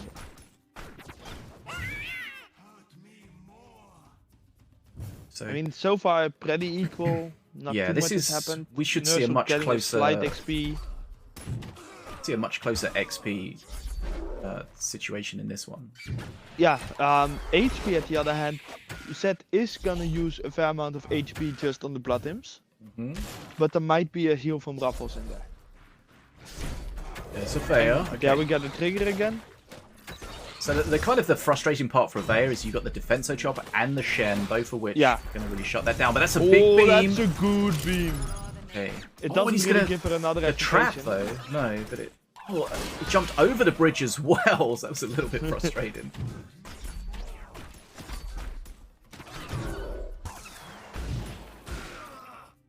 Not really a good way for Nerzl to punish I mean, these blood Nerzl imps. once again, yeah, but he is punishing it a little bit, right? All those little ticks help. And in the Yeah, for meantime, sure. he's just getting a small XP lead. It's not big, but it's enough. Okay, Ruffles going for... that's an Avea trigger. Oh, That yeah, was a but nice Ruffles trigger. died. It was a good trigger, but Ruffles died in the explosion, which was also Ah. sad. That was 2 mana. Just lost. Yeah, but I mean, Avea trigger is more important. 2 mana Nothing- would have been nice. Yeah. JMO asks, so when you ban something, only bans it from your opponent, not ban it from being played in the match? Yes, each player gets bans, and the bans are preventing their opponent from playing that. But they are able to play it unless their opponent counterbans them. Set is below half HP now. It is time to really add up Yeah, all the little hits. But that's another Avea trigger. Was that the 4th? I think so. Once he's got it activated, then he won't have to rely on it. Yeah. The Blood Imps quite so much, but Ruffles coming in here looking to grab a sneaky heal under the watch of the Defenso Chopper. Yeah, There we'll get is. it quite easily. Okay. Nicely done. Nerzl might not have realized that might already have been the 4th hit. To use, to kind of overkill Avea there. Unless I'm wrong and she's only on 3. Okay, so here we see instantly gets the shield as well. That's a nice way. If you can get the shield immediately, that's great, but of course it doesn't really help too much against the beam. But then suddenly Nerzl's going to have to start spending all this mana on something that previously he didn't, and it's not costing him anymore. That's the power And of he this really Avea only activation. has the Defenso as a good counter. Eh? A little bit surprising that he used the Defenso there. Because that really is his main answer against Avea, right? And you see it. Set just Yep. placed in the other lane. And now there Ruffles is going for another heal. the very old saying of you just need to kill the opponent. Oh yeah, we forgot to mention about Korgoth the event. Cool. Yeah, Korgoth was banned as well. Unfortunately, it's not quite tournament ready. Hopefully in the next patch. That does actually do quite a bit of work against a Avea. Ooh, is Ruffles gonna get that mana at top? It does look like it. Oh, no! Did not get it, and that's a wasted decoy. Okay, so Set's still That's ahead at the actually fairly moment, big. and he's probably going to just be able to solidify that position. Avea just getting so much Yeah. value now. Like, he is really starting to build it up. That boomer is a little bit of a waste. And that beam, I mean, that's beam? not too What much is- value. I don't really It was like just it. Avea plus Blood A little Imps, bit surprised really. that he doesn't do something against this this archer. Why is he not doing anything?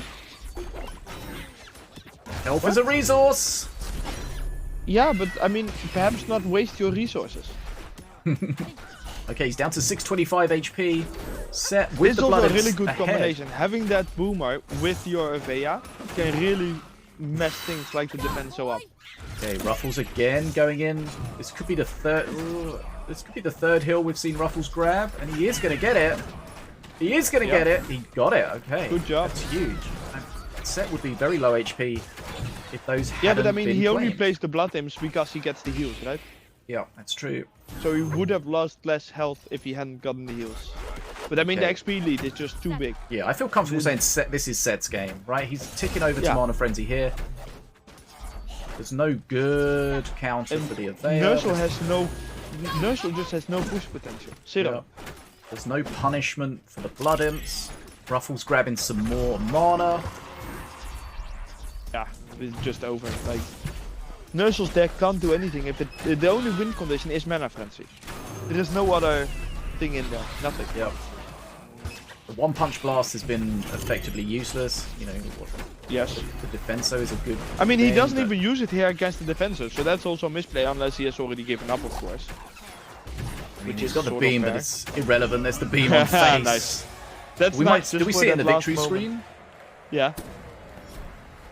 Ayo. Oh! Oh, I didn't quite That's see funny. it. That could have been awesome. Okay. Oh, you didn't see it? I saw Oh, it. did you say? I didn't see it. Sad. Oh. Absolutely scanned. Okay, Set fights back. And again, the power of Diona and Avea. So let's just remind ourselves that Nerzl won the first game with APEP. So APEP is off of the roster Mm-hmm. for Nerzl. But Diona... Set banned KP, so no KP for Nerzl either, and Nerzl banned APEP. No APEP for Set. These, remember, the bands can be redone if we go into a final reset, and the Conquest Masters played gets reset as well after the reset. But here we go. We're loading into game number 3 of the grand final. Woo! Set playing King Puff.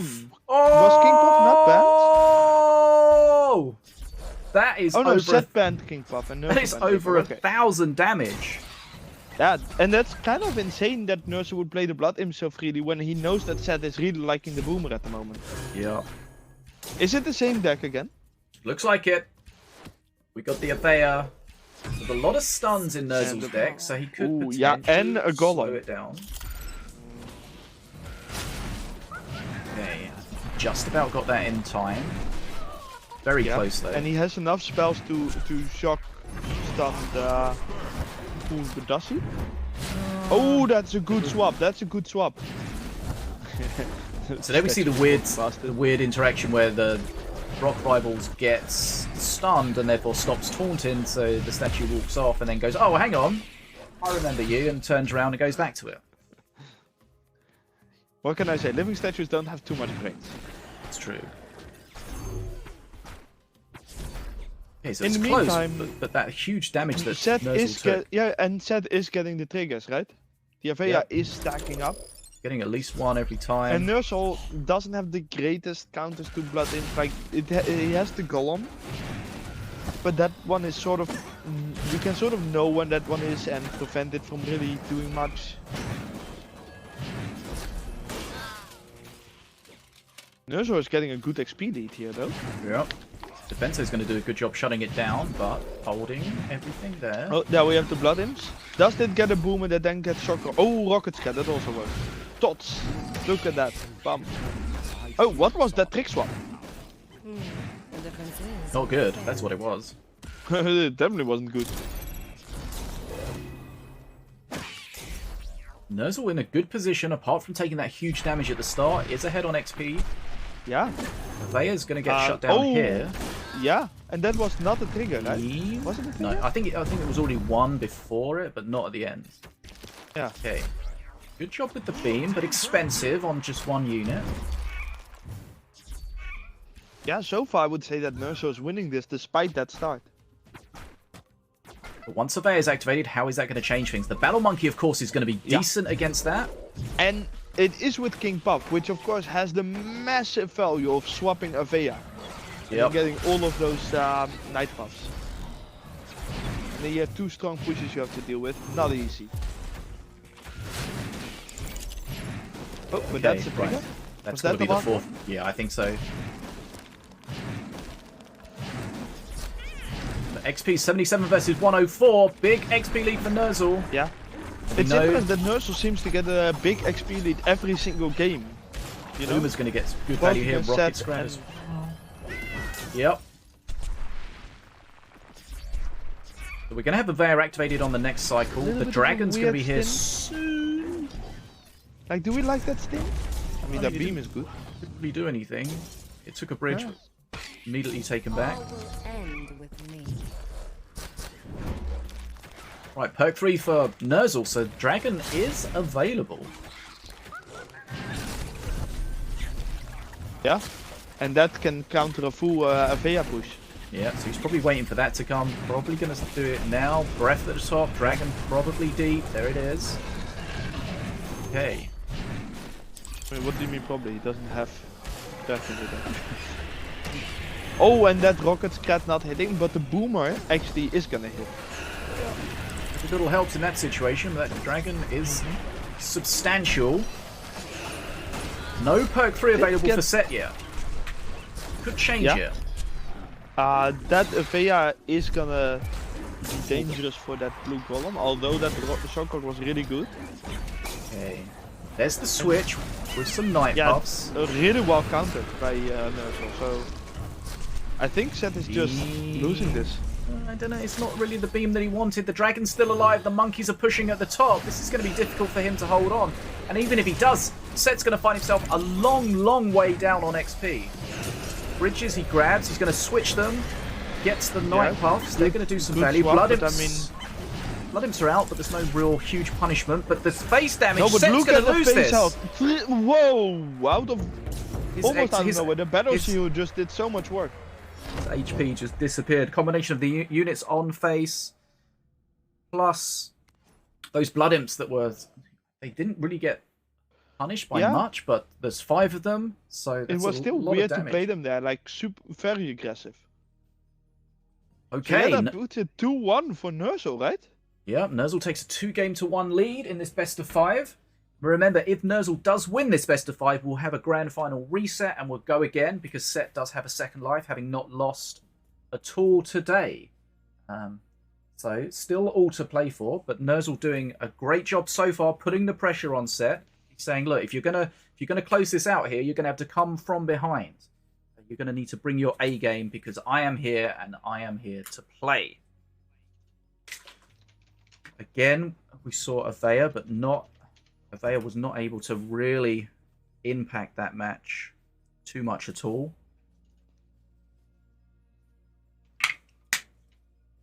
See, I feel like that's the situation with cards like Avea, Demon Warrior. You should find yourself behind and then get them activated and start catching up. If you're activated and you're still there or thereabouts or even ahead, it just feels like that's not kind of how you would expect that to go. I mean, but the thing is, he was behind. The Avea was behind. Yes. That is true. I'm unsure of my point. I was just saying that this is what you expect, and it actually... yeah, this is totally what you would expect. This is what we expect, and then it's like a hypothesis, and then through the scientific method of Minion Masters, we have proved this hypothesis. Yes, totally. But no, what I'm saying is you expect to be behind like that. Sometimes you see an Avea match where the Avea player is fully in control even before the Avea gets activated, and then it's just game over. Yeah, but I mean... then there is usually a skill difference, right? Because that's like, imagine if that Avea was a warrior. Yeah. True. But yeah, the players do a great job of denying the activations as much as possible. Oh yeah. But also we saw we saw a little earlier that sometimes they were not played quite correctly, and you were not getting that one activation that you should kind of guarantee yourself. Ooh, this is interesting. So Stormbringer is Set is playing Stormbringer, but remember the bans. The bans are really important here because that specific deck he was playing, TAS and Last Stand, so he can't play that specific deck. Okay, I heard a ping. I don't know who it was. I don't know what it was regarding, but it happens. Okay, this monkey's going to go down pretty quickly. Does it get on face? No, it doesn't. Right, Stormbringer against Candy Cane, Millowy. Rock rivals. Nice in season. And of course we've got some stuns. Okay, so the pincer does take care of the Jing, and this is going to be some good DPS coming in. Oh, an extra hit. Yeah. I mean, that kind of was probably valuable. But no more tech. Oh, City Watch. City Watch was not banned, of course. No, unfortunately, he can't ban 10 not cards. by Set, not by Nerzl at least. Set did ban City Watch, which is why Nerzl hasn't been playing it. Yeah, I mean, Nerzl is kind of just letting this happen. I'm kind of confused. Why not play something? That was a lot of damage to just accept. Right? I mean, yes, for sure. Huh? Rama's going to add a little bit of insult to injury as well. Date. Okay. Oh! I guess okay, that only works. one hit, so not too bad. Protected the face. Okay, no, but that's good, worth it, you know? A good XP lead for Set to start with. He did use the... So Set With used the big Rock Rival. Watch activation. No. Nerzl used the Rock Rivals. So you would expect him to be behind. That's what we see, but can he claim it back? It'll be interesting to see how this deck of Sets, or the deck that Set is playing, how its functionality changes with the removal of the task, with the removal of the Last Stand. Yeah, he plays Legionnaires, probably instead of the Last Stand. Perhaps that was always in there, I'm not entirely sure. The Infray, where did the Infray come from? Was that Walking Blind Date? Yeah, That is face damage. Once again, Nerzl taking quite a bit of face damage. Nerzl really using that resource. Yeah, but XP, the big problem. Oh yeah, Set just has kind a of the lot. opposite of what we've been seeing. Yeah, Set just has a lot of split units. He's got the City Watch to start cranking out those Legionnaires. So there's a lot of pressure on the bridges kind of at all times from Set. Apart from now that And I've Nerzl mentioned has it, and there's done nothing. almost nothing to win, you know? It's just, Set is just in so much control this match. Superfire had an XP, Superfire had an HP. Nerzl, nice pincer. that pincer to keep the bridge. Just, yeah, I wonder if that's the best use of it, or if it was better at top to just take care of the... I mean, he's going to probably golem. wish he had it now because there's going to be some Yeah, damage 'cause going this on. is a lot of face damage. Walking Blind 8 doesn't take a hit from the Golem. Okay, so both players taking a lot of damage. That was a huge push from Huge Nerzl. swing, yeah, like from basically completely winning to almost equal. And now you start seeing the arcane missiles to face, just gain that face damage in, making Set have to always have something ready to block it. Yeah, I mean, Nerzl's aware that he's a long way down on XP. Yeah, He the only can way maybe he's come gonna win back, is but by it's- killing. Yeah. We've seen Very that unlikely on already. XP. Yeah, we've seen that already today where, you know, you're just down and out on XP, but that doesn't mean you can't win the game.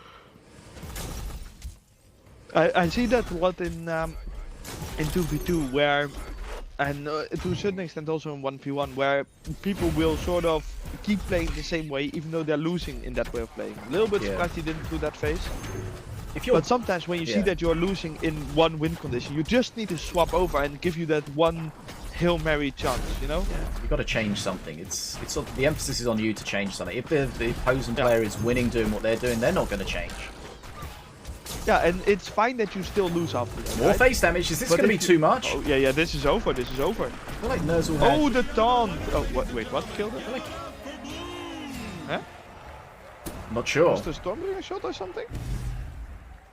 It could have been, but Did I felt like Kurnoth Nerzl... hit face? I don't think Kurnoth hits face, does it?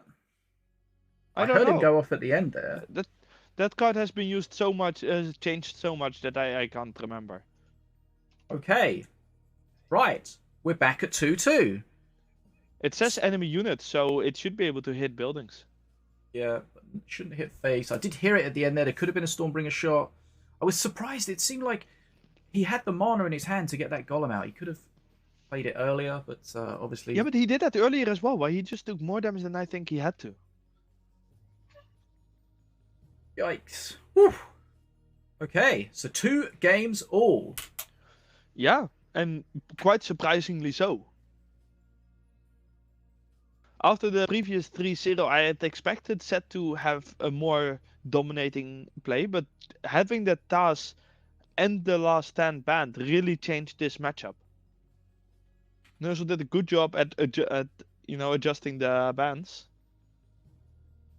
And if Nerzl wins the next match, we go to the second grand final. Yep. It's the grand final reset where we can reban. Conquest rules are reset. We'll go again, but we might not get there. If Set takes Set this wins, next game, that's it. They now have to tell artists to start working.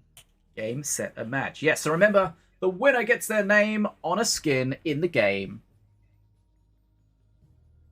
Do they get gifted that skin as well? Yeah, I think that's fair. Seems fair. And then it should be available for general consumption. Match is beginning. Here we go. We see another Milloween and a Valorian.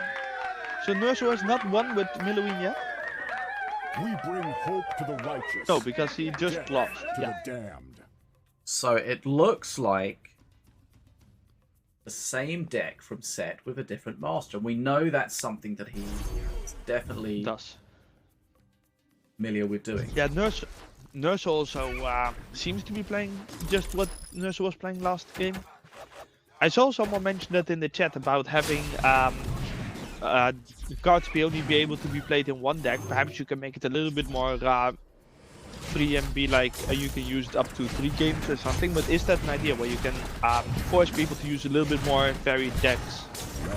Yeah, I do like that as an idea for sure. Maybe as part of the conquest rules, you have some extra restrictions with regards to what you can and can't keep playing over and over again, or Because it's definitely a little bit of a sad thing when one strategy just works and you keep seeing it. It's Yeah. something that we also look at, you know, to see if we can change it. But it's sometimes there is just something that's strong, and Maybe you have like a limit of the People- the number some of people are cards just- decks can share or something. And what you also see is sometimes a specific player is just so good with one specific deck, right? And is just dominating with that. And no one else has quite the same results with that deck, you know, and then it's weird for us to actively ban against it, but on the other hand, it's not nice to have one player win with basically one deck, you know. Right. In the meantime, that's a lot of Legionnaires coming to face. How did he Yeah. spawn that many? He's got a battle monkey, no? Okay, he's gone for the stun. Is he just... I would have. Isn't I would've also just preferred- dying here? It looks like it. I would have preferred the battle monkey. That battle monkey would have cleared everything. Yeah, but this He's is dead. just This is it. What is going on? Well, that Set's was gonna take unexpected. it. That was Sets. super unexpected. Was that City Watch and Legionnaires and just all the City Watch spawning right at the start or something? Because there was so many Legionnaires and Last Stand was banned, right? Yeah, it must have been. I'm gonna watch the replay of that to see what happened there, because I was not paying attention for a couple of seconds and suddenly there is a giant horde of Legionnaires at face, and then somehow the skeleton horn also reaches face. Set that makes is the no sense, champion. right? We've had some close games. That was not one of them. And No. why did he not spawn the battle monkey? The battle monkey would have cleared everything up in a blink of an eye. But he went for the Jing. He went for the bridge buddies. Triggered the Jing. It just wasn't enough. Take out the Jing. The battle monkey. I'm sure the battle monkey there would have been the core. Yeah, it would have done a lot. So what happened there was he played Lost Legos, but oh, that was at the bottom. Okay, so it was 3 Legionnaires from City Watch that popped relatively fast after each other, combined with Legionnaires, the card. And that basically just ended up a push of 6 Legionnaires that just got to face. And sure, there is a Grenadier to help, but there is also that one got pinched and there is healing from Valorian. Milloween, extremely bad against mid-range Swarm because he doesn't kill anything. She just tickles everything, right? And add the Valorian heal on top of it. And then you have the Skeleton Horde that somehow reaches face and it's just over. Well played by Seth, but I do have to question if Nerzl didn't have something to do there. I feel like the battle monkey would have just cleared that up. He'd already taken a lot of face damage at that point, but I don't think it had to be. I don't think it had to be the end of the game if he'd played that differently. But okay, that's it. We've had some super close games, but this final one, unfortunately, but fortunately for Set, wasn't. Yeah. Just those mid-range tanky Legionnaires, the skeletons pushing together, and Nerzl just really not able to get there. Nerzl had only just got his rock rivals dealt with. Statue had just died. That was kind of a vulnerable part of the game for him, and vulnerable he was. Set Oh yeah. closing it out, 3-2. Yeah, I almost had to wonder if he shouldn't have used the Xinglong against the skeleton, so that at least you clear that, right? Because doing the stun on the Legionnaires doesn't actually kill them. They're all Right. still there damaging. It does nothing. Sorry, I'm just really stuck on that. Wow, that was very strange. Yeah, it's just a push out of nowhere, and that was game. That was game. Close game, close game, close game, close game, not close game. That was basically the final in a nutshell. The power of the Legionnaires. In the chat they say balance City Watch. I mean, I feel like it was counterable. It was ways that he could have dealt with that in a better way. But he didn't. He chose not to. And those Legionnaires were just too much. And remember, that was the deck with the Last Stand removed, with the TAS removed. And it came back and just destroyed him. I just don't think that push was handled appropriately. Yeah, I don't think so either. It just, yeah. Like that would have been a maximum hasted battle monkey that would have just absolutely ripped through Slaughtered everything. And Kept as them I alive. said, killing the skeletons would have been a lot more valuable than just stunning the legionnaires for a little bit. Wow. So I think there were several things that could have been done differently there. But yeah, I mean, sometimes that happens if a big push comes in. A big push does need to be answered correctly. If not, this happens. Okay, well, we didn't see any Volcos today, did we? Nope, that's the only master we didn't see. But we saw everyone else, which is great to see.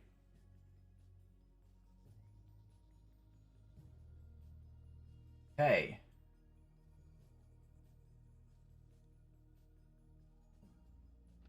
Set's wanted this skin in the game for over 2 years. Sinobii just showed me a quote from Set back in this November 2020 about the news about getting a skin with his name on. 2 years later, and here we are. Okay, Yeah. so Congratulations to Seth. let's see if we can get him in for a quick little interview. Anno, of course, will help us out with that.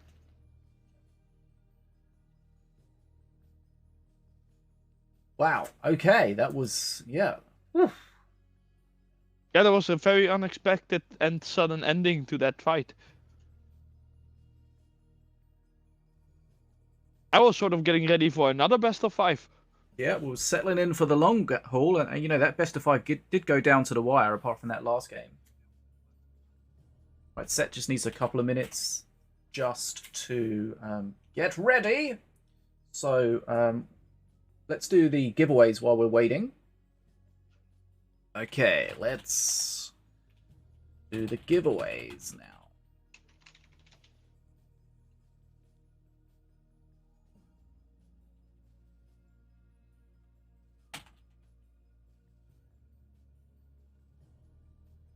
Okay, so we're going to speak to Set in just a moment, but let's get these giveaways done first. Let's give everyone a last chance to get in there. Remember, we're on a 3-minute delay, so if you're listening to me now, it's probably too late. So we'll draw some winners. Give you Super helpful. Yep, I got you. Thanks, Facey. Need that time machine again. Okay, so Set was the favourite coming in. He was the #1 seed, and ultimately that's what has come to be. So I don't know when we're going to see this skin, but keep your eyes peeled for the Set skin. Look forward to seeing that and getting our hands on it.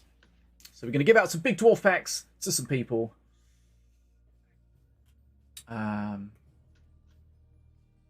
Let's just draw some random winners now.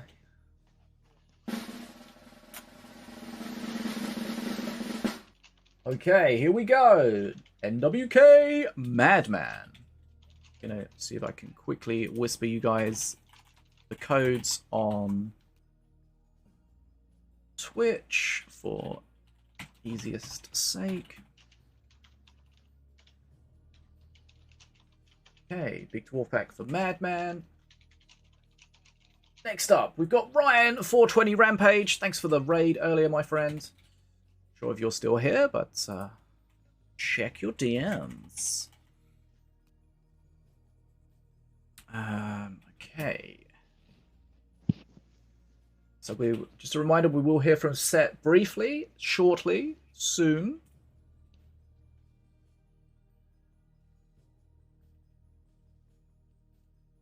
Okay. Next winner. Next up is Nadir Blue. Congratulations. Woo!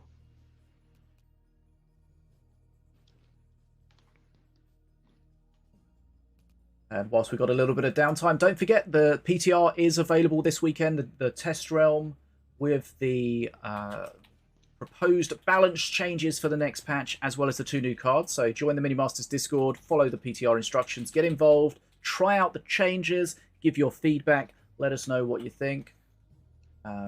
Let the devs know what you think. And of course, as FDM alluded to Mhm. before, at the bottom of the feedback form, there is anything else that you want to mention. So if there's something that you want to draw the devs' attention to, and of course, not only if it's helpful to say, oh, this is broken, but it's even more helpful to say, this is broken, but this is an idea I have of how to potentially fix it. Yes, or this is the reason why it is broken also helps. If you just say this is broken, that tends to be ignored more than if you say this is broken because of this, this, and this. Mm-hmm. Constructive feedback tends to be the best feedback to get us to, really listen to it. And suggestions are also always helpful. Okay, GGtoor pack for Pesty. Okay, next winner. Why is it always Tangelize? A mother flipper. It's not rigged, I promise. It definitely is, people. It's definitely not. Do not trust a fish. What? Trustworthy as a They're fish. fishy. Rude. Are you saying you're not fishy? In some ways. I Okay, think Screamer you're Death. I extremely think Screamer fishy. Death subbed. Maybe not. Okay. What? Do I need to scream? No, nothing. I Right. scream me death. I can scream. No. Okay, right. Okay, let's do those. Whisper, Screaming Death.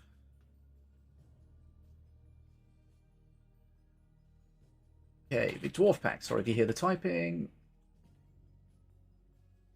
Okay, right, let's bring up Discord, see where we're at with what's going on. Okay, so...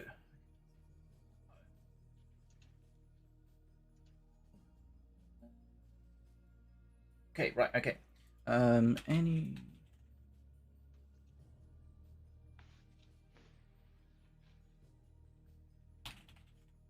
Okay, just taking care of a bit of an admin here.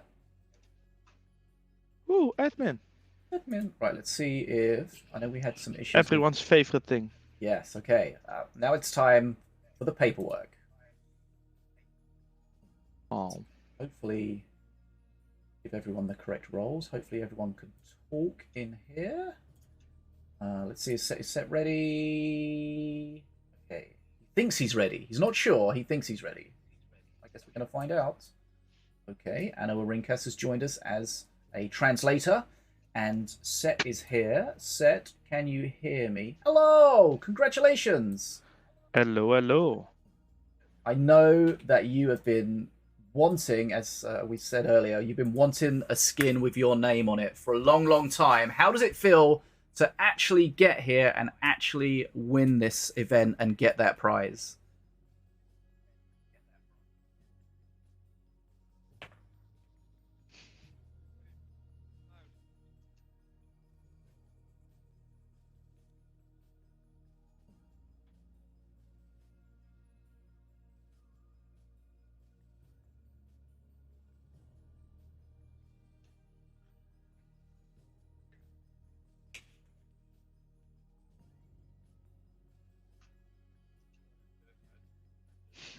No problem.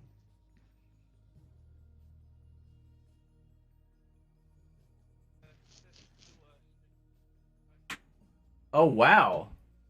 Excellent. Okay, so, Set, it was a very close final until the last game. Were you surprised how quick that last game was?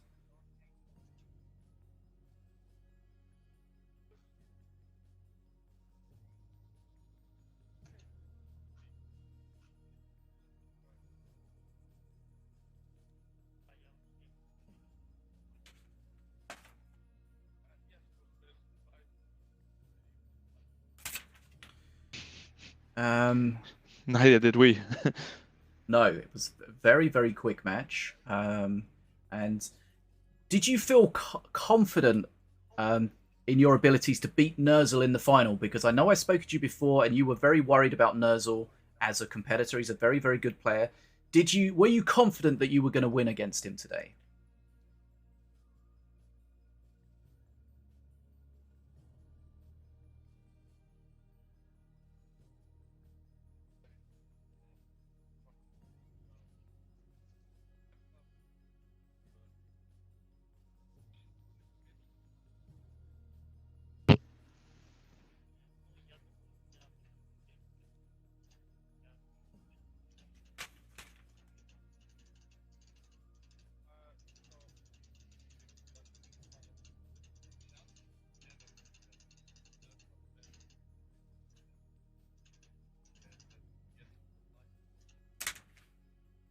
Yeah, it was very, very close. Any questions that you have for Set FDM? I'm sort of still trying to parse it. Did you just say that Seth thinks Nerzl is the better player? Oh, that is a really big surprise. Is there a specific reason for that? No offense to Nerzl. Nerzl is a really good player as well. It's just Seth tends to perform better, I think.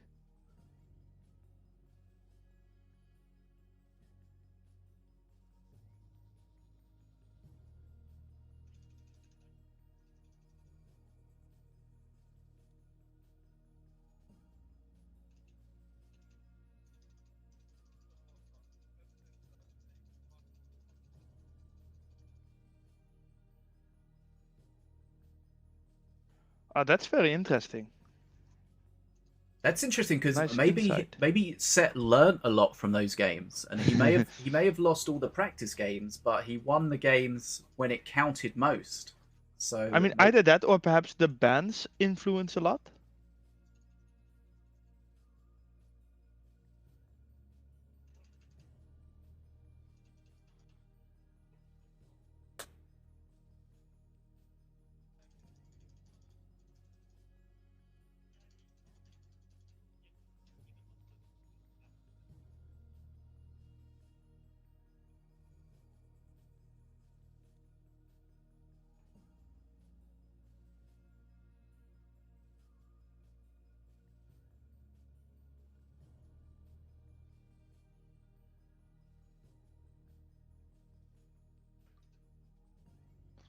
ah.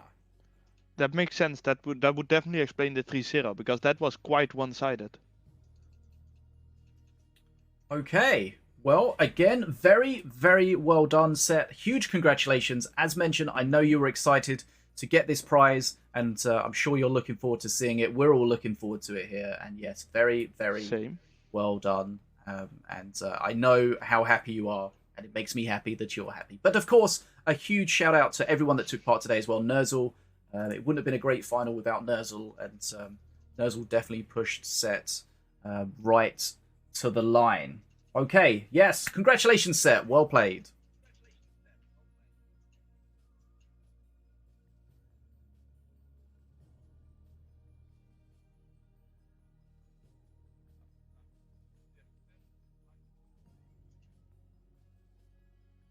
We're not 100% sure yet, but or we yeah. might be. No, I will be in contact with you about that. I need to talk with the artists.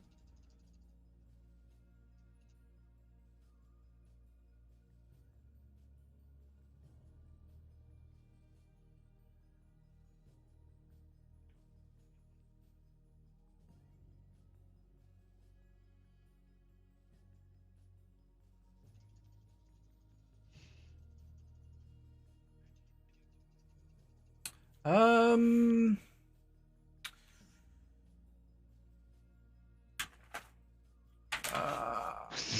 That sounds like a no.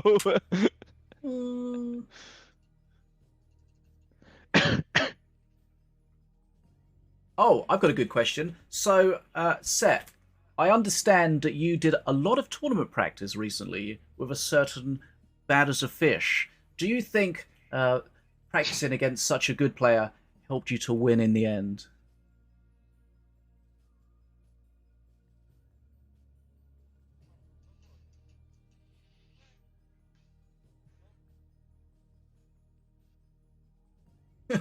Why are you holding your head?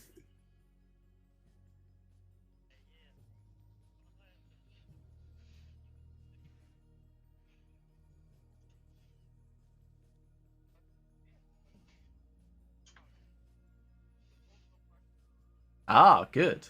Both from Ukraine, good friends, I see. Okay. Yes, okay, right. Thanks so much, Seth. Congratulations, and we'll see you in the next tournament next year, when maybe you can use your own skin. Woo! Very well done. Thank you. Thank you. Bye-bye. Thank you. Thanks, Anno. Good night. Okay, thanks to Anno for helping us out there with the translation, and thanks to Set for joining us. Set, of course, as we saw, they're very happy with how he did. And as you can see, he put in a lot of practice, did a lot of test games against a lot of people, and was able to use that knowledge and close out the tournament. And he's the winner of Sinobii Battleground Invitational number 10, presented by GGtoor, BetaDwarf, T-Man and Frenzy. Congratulations to him. Okay, we're just going to close up here. We've done the giveaways. We've got the awkward wave coming up. Just a reminder, PTR is open. Miguel says, can I stream the PTR? I think that's okay, is it? Yeah, It's a, yeah. It's a public PTR, so if you're in both the private and the public PTR, then just make sure that it's the public, which is currently this weekend. Sometimes there's a private PTR that's not streamable, but yes, this one is streamable. So if you want to check out the changes on stream, then you can do. And don't forget to give your feedback. Okay, so that's pretty much us finished here. Thank you so much for joining me today, FDM. Always a pleasure. No problem. So we're going to set up the awkward wave shortly, and we'll get our raid target set up. Thanks to you guys in the chat for joining us today. I had a lot of fun. Hopefully you did too. And hopefully we'll have a lot more tournaments next year. So watch this space. Get our raid messages for you to copy and paste. If you could do that, that would be awesome. Okay, so let's start our awkward wave. We have to do for 3 minutes until it gets to you. Remember, if you missed any of the action, if you want to revisit any of it, the video, the VOD, will be up on YouTube tomorrow. If you want to watch the whole thing again, if you missed it, you can do. We'll also put timestamps or chapters in there so you can jump to the different matches if there's something specific you want to get to, or if you just want to get past all of the fluff, then you can do as well. Was that an attack on my cats? What? No. No. Getting past all the fluff? No, no. I mean, we're going to add chapters, not for the games, just for the cats, so you can just jump to the cat action. Acceptable. Yeah, thanks for everyone that joined us. Sinobii, of course, thanks for being behind the scenes and keeping everything ticking over smoothly. I mean, we had a few things that we had to deal with today. We had a banned card that was used that definitely changed the outcome of the game. We had a DQ from a player that wasn't able to get back in time. But, you know, these things happen. It's just tournament play. And this was an invitational event, so it wasn't open to everyone if you hadn't earned your invite. But hopefully the next event will be open for be open for everyone. So if you want to get involved, you can do. Remember, it's open for people of all levels. It's a great way to learn, a great way to be part of the community, a great way to support the event. Get to play against some of your favorite players. Get to get some experience under tournament conditions. It's not only just playing, it's about the whole tournament atmosphere. It's about learning how to use your bands appropriately. There's a lot of different stuff going on.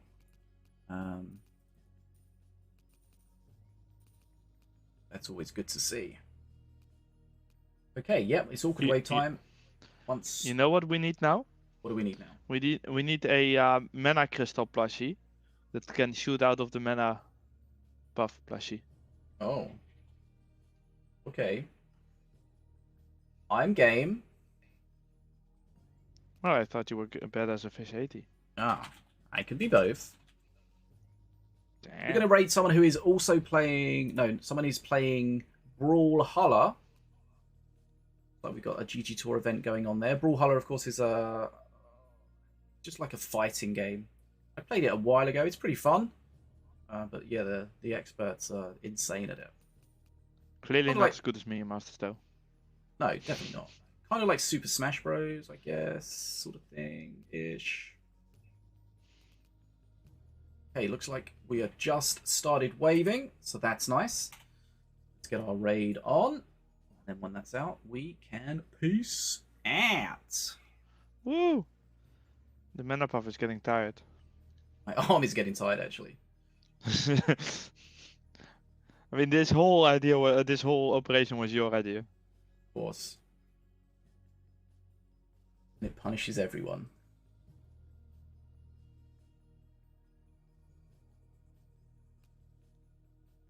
Right, thanks so much for being here, guys. Thanks for the subs. Thanks for all your support. Hopefully you enjoyed it. Check out the decks that you saw today. Try them out on the ladder. See how you can make them work. Some of these decks are very complicated and they don't work quite so much. Or you're just going to need a lot of practice to really dial them in. And find a good deck for Focus that we can see Foco in the next tournament. Yeah, for sure. Maybe buff him as well. Give him some love. What are you trying to say? Well, I'm saying if he's not used, there's a reason he's not used. Maybe that's because people just don't think he's quite strong enough. People are wrong. Actually, don't know what are the stats on Foco. Sinobie's done the raid message in the other channel. We haven't even got there yet. Nice. Good job. Okay. Morelia actually does worse than Foco in 1v1. What does worse than Volko? Morelia. Oh, really? Yeah. Probably because people keep playing Accursed with it. Okay, we have raided now. We have raided. I'm going to hit the stop stream button. We're out of here. Thanks,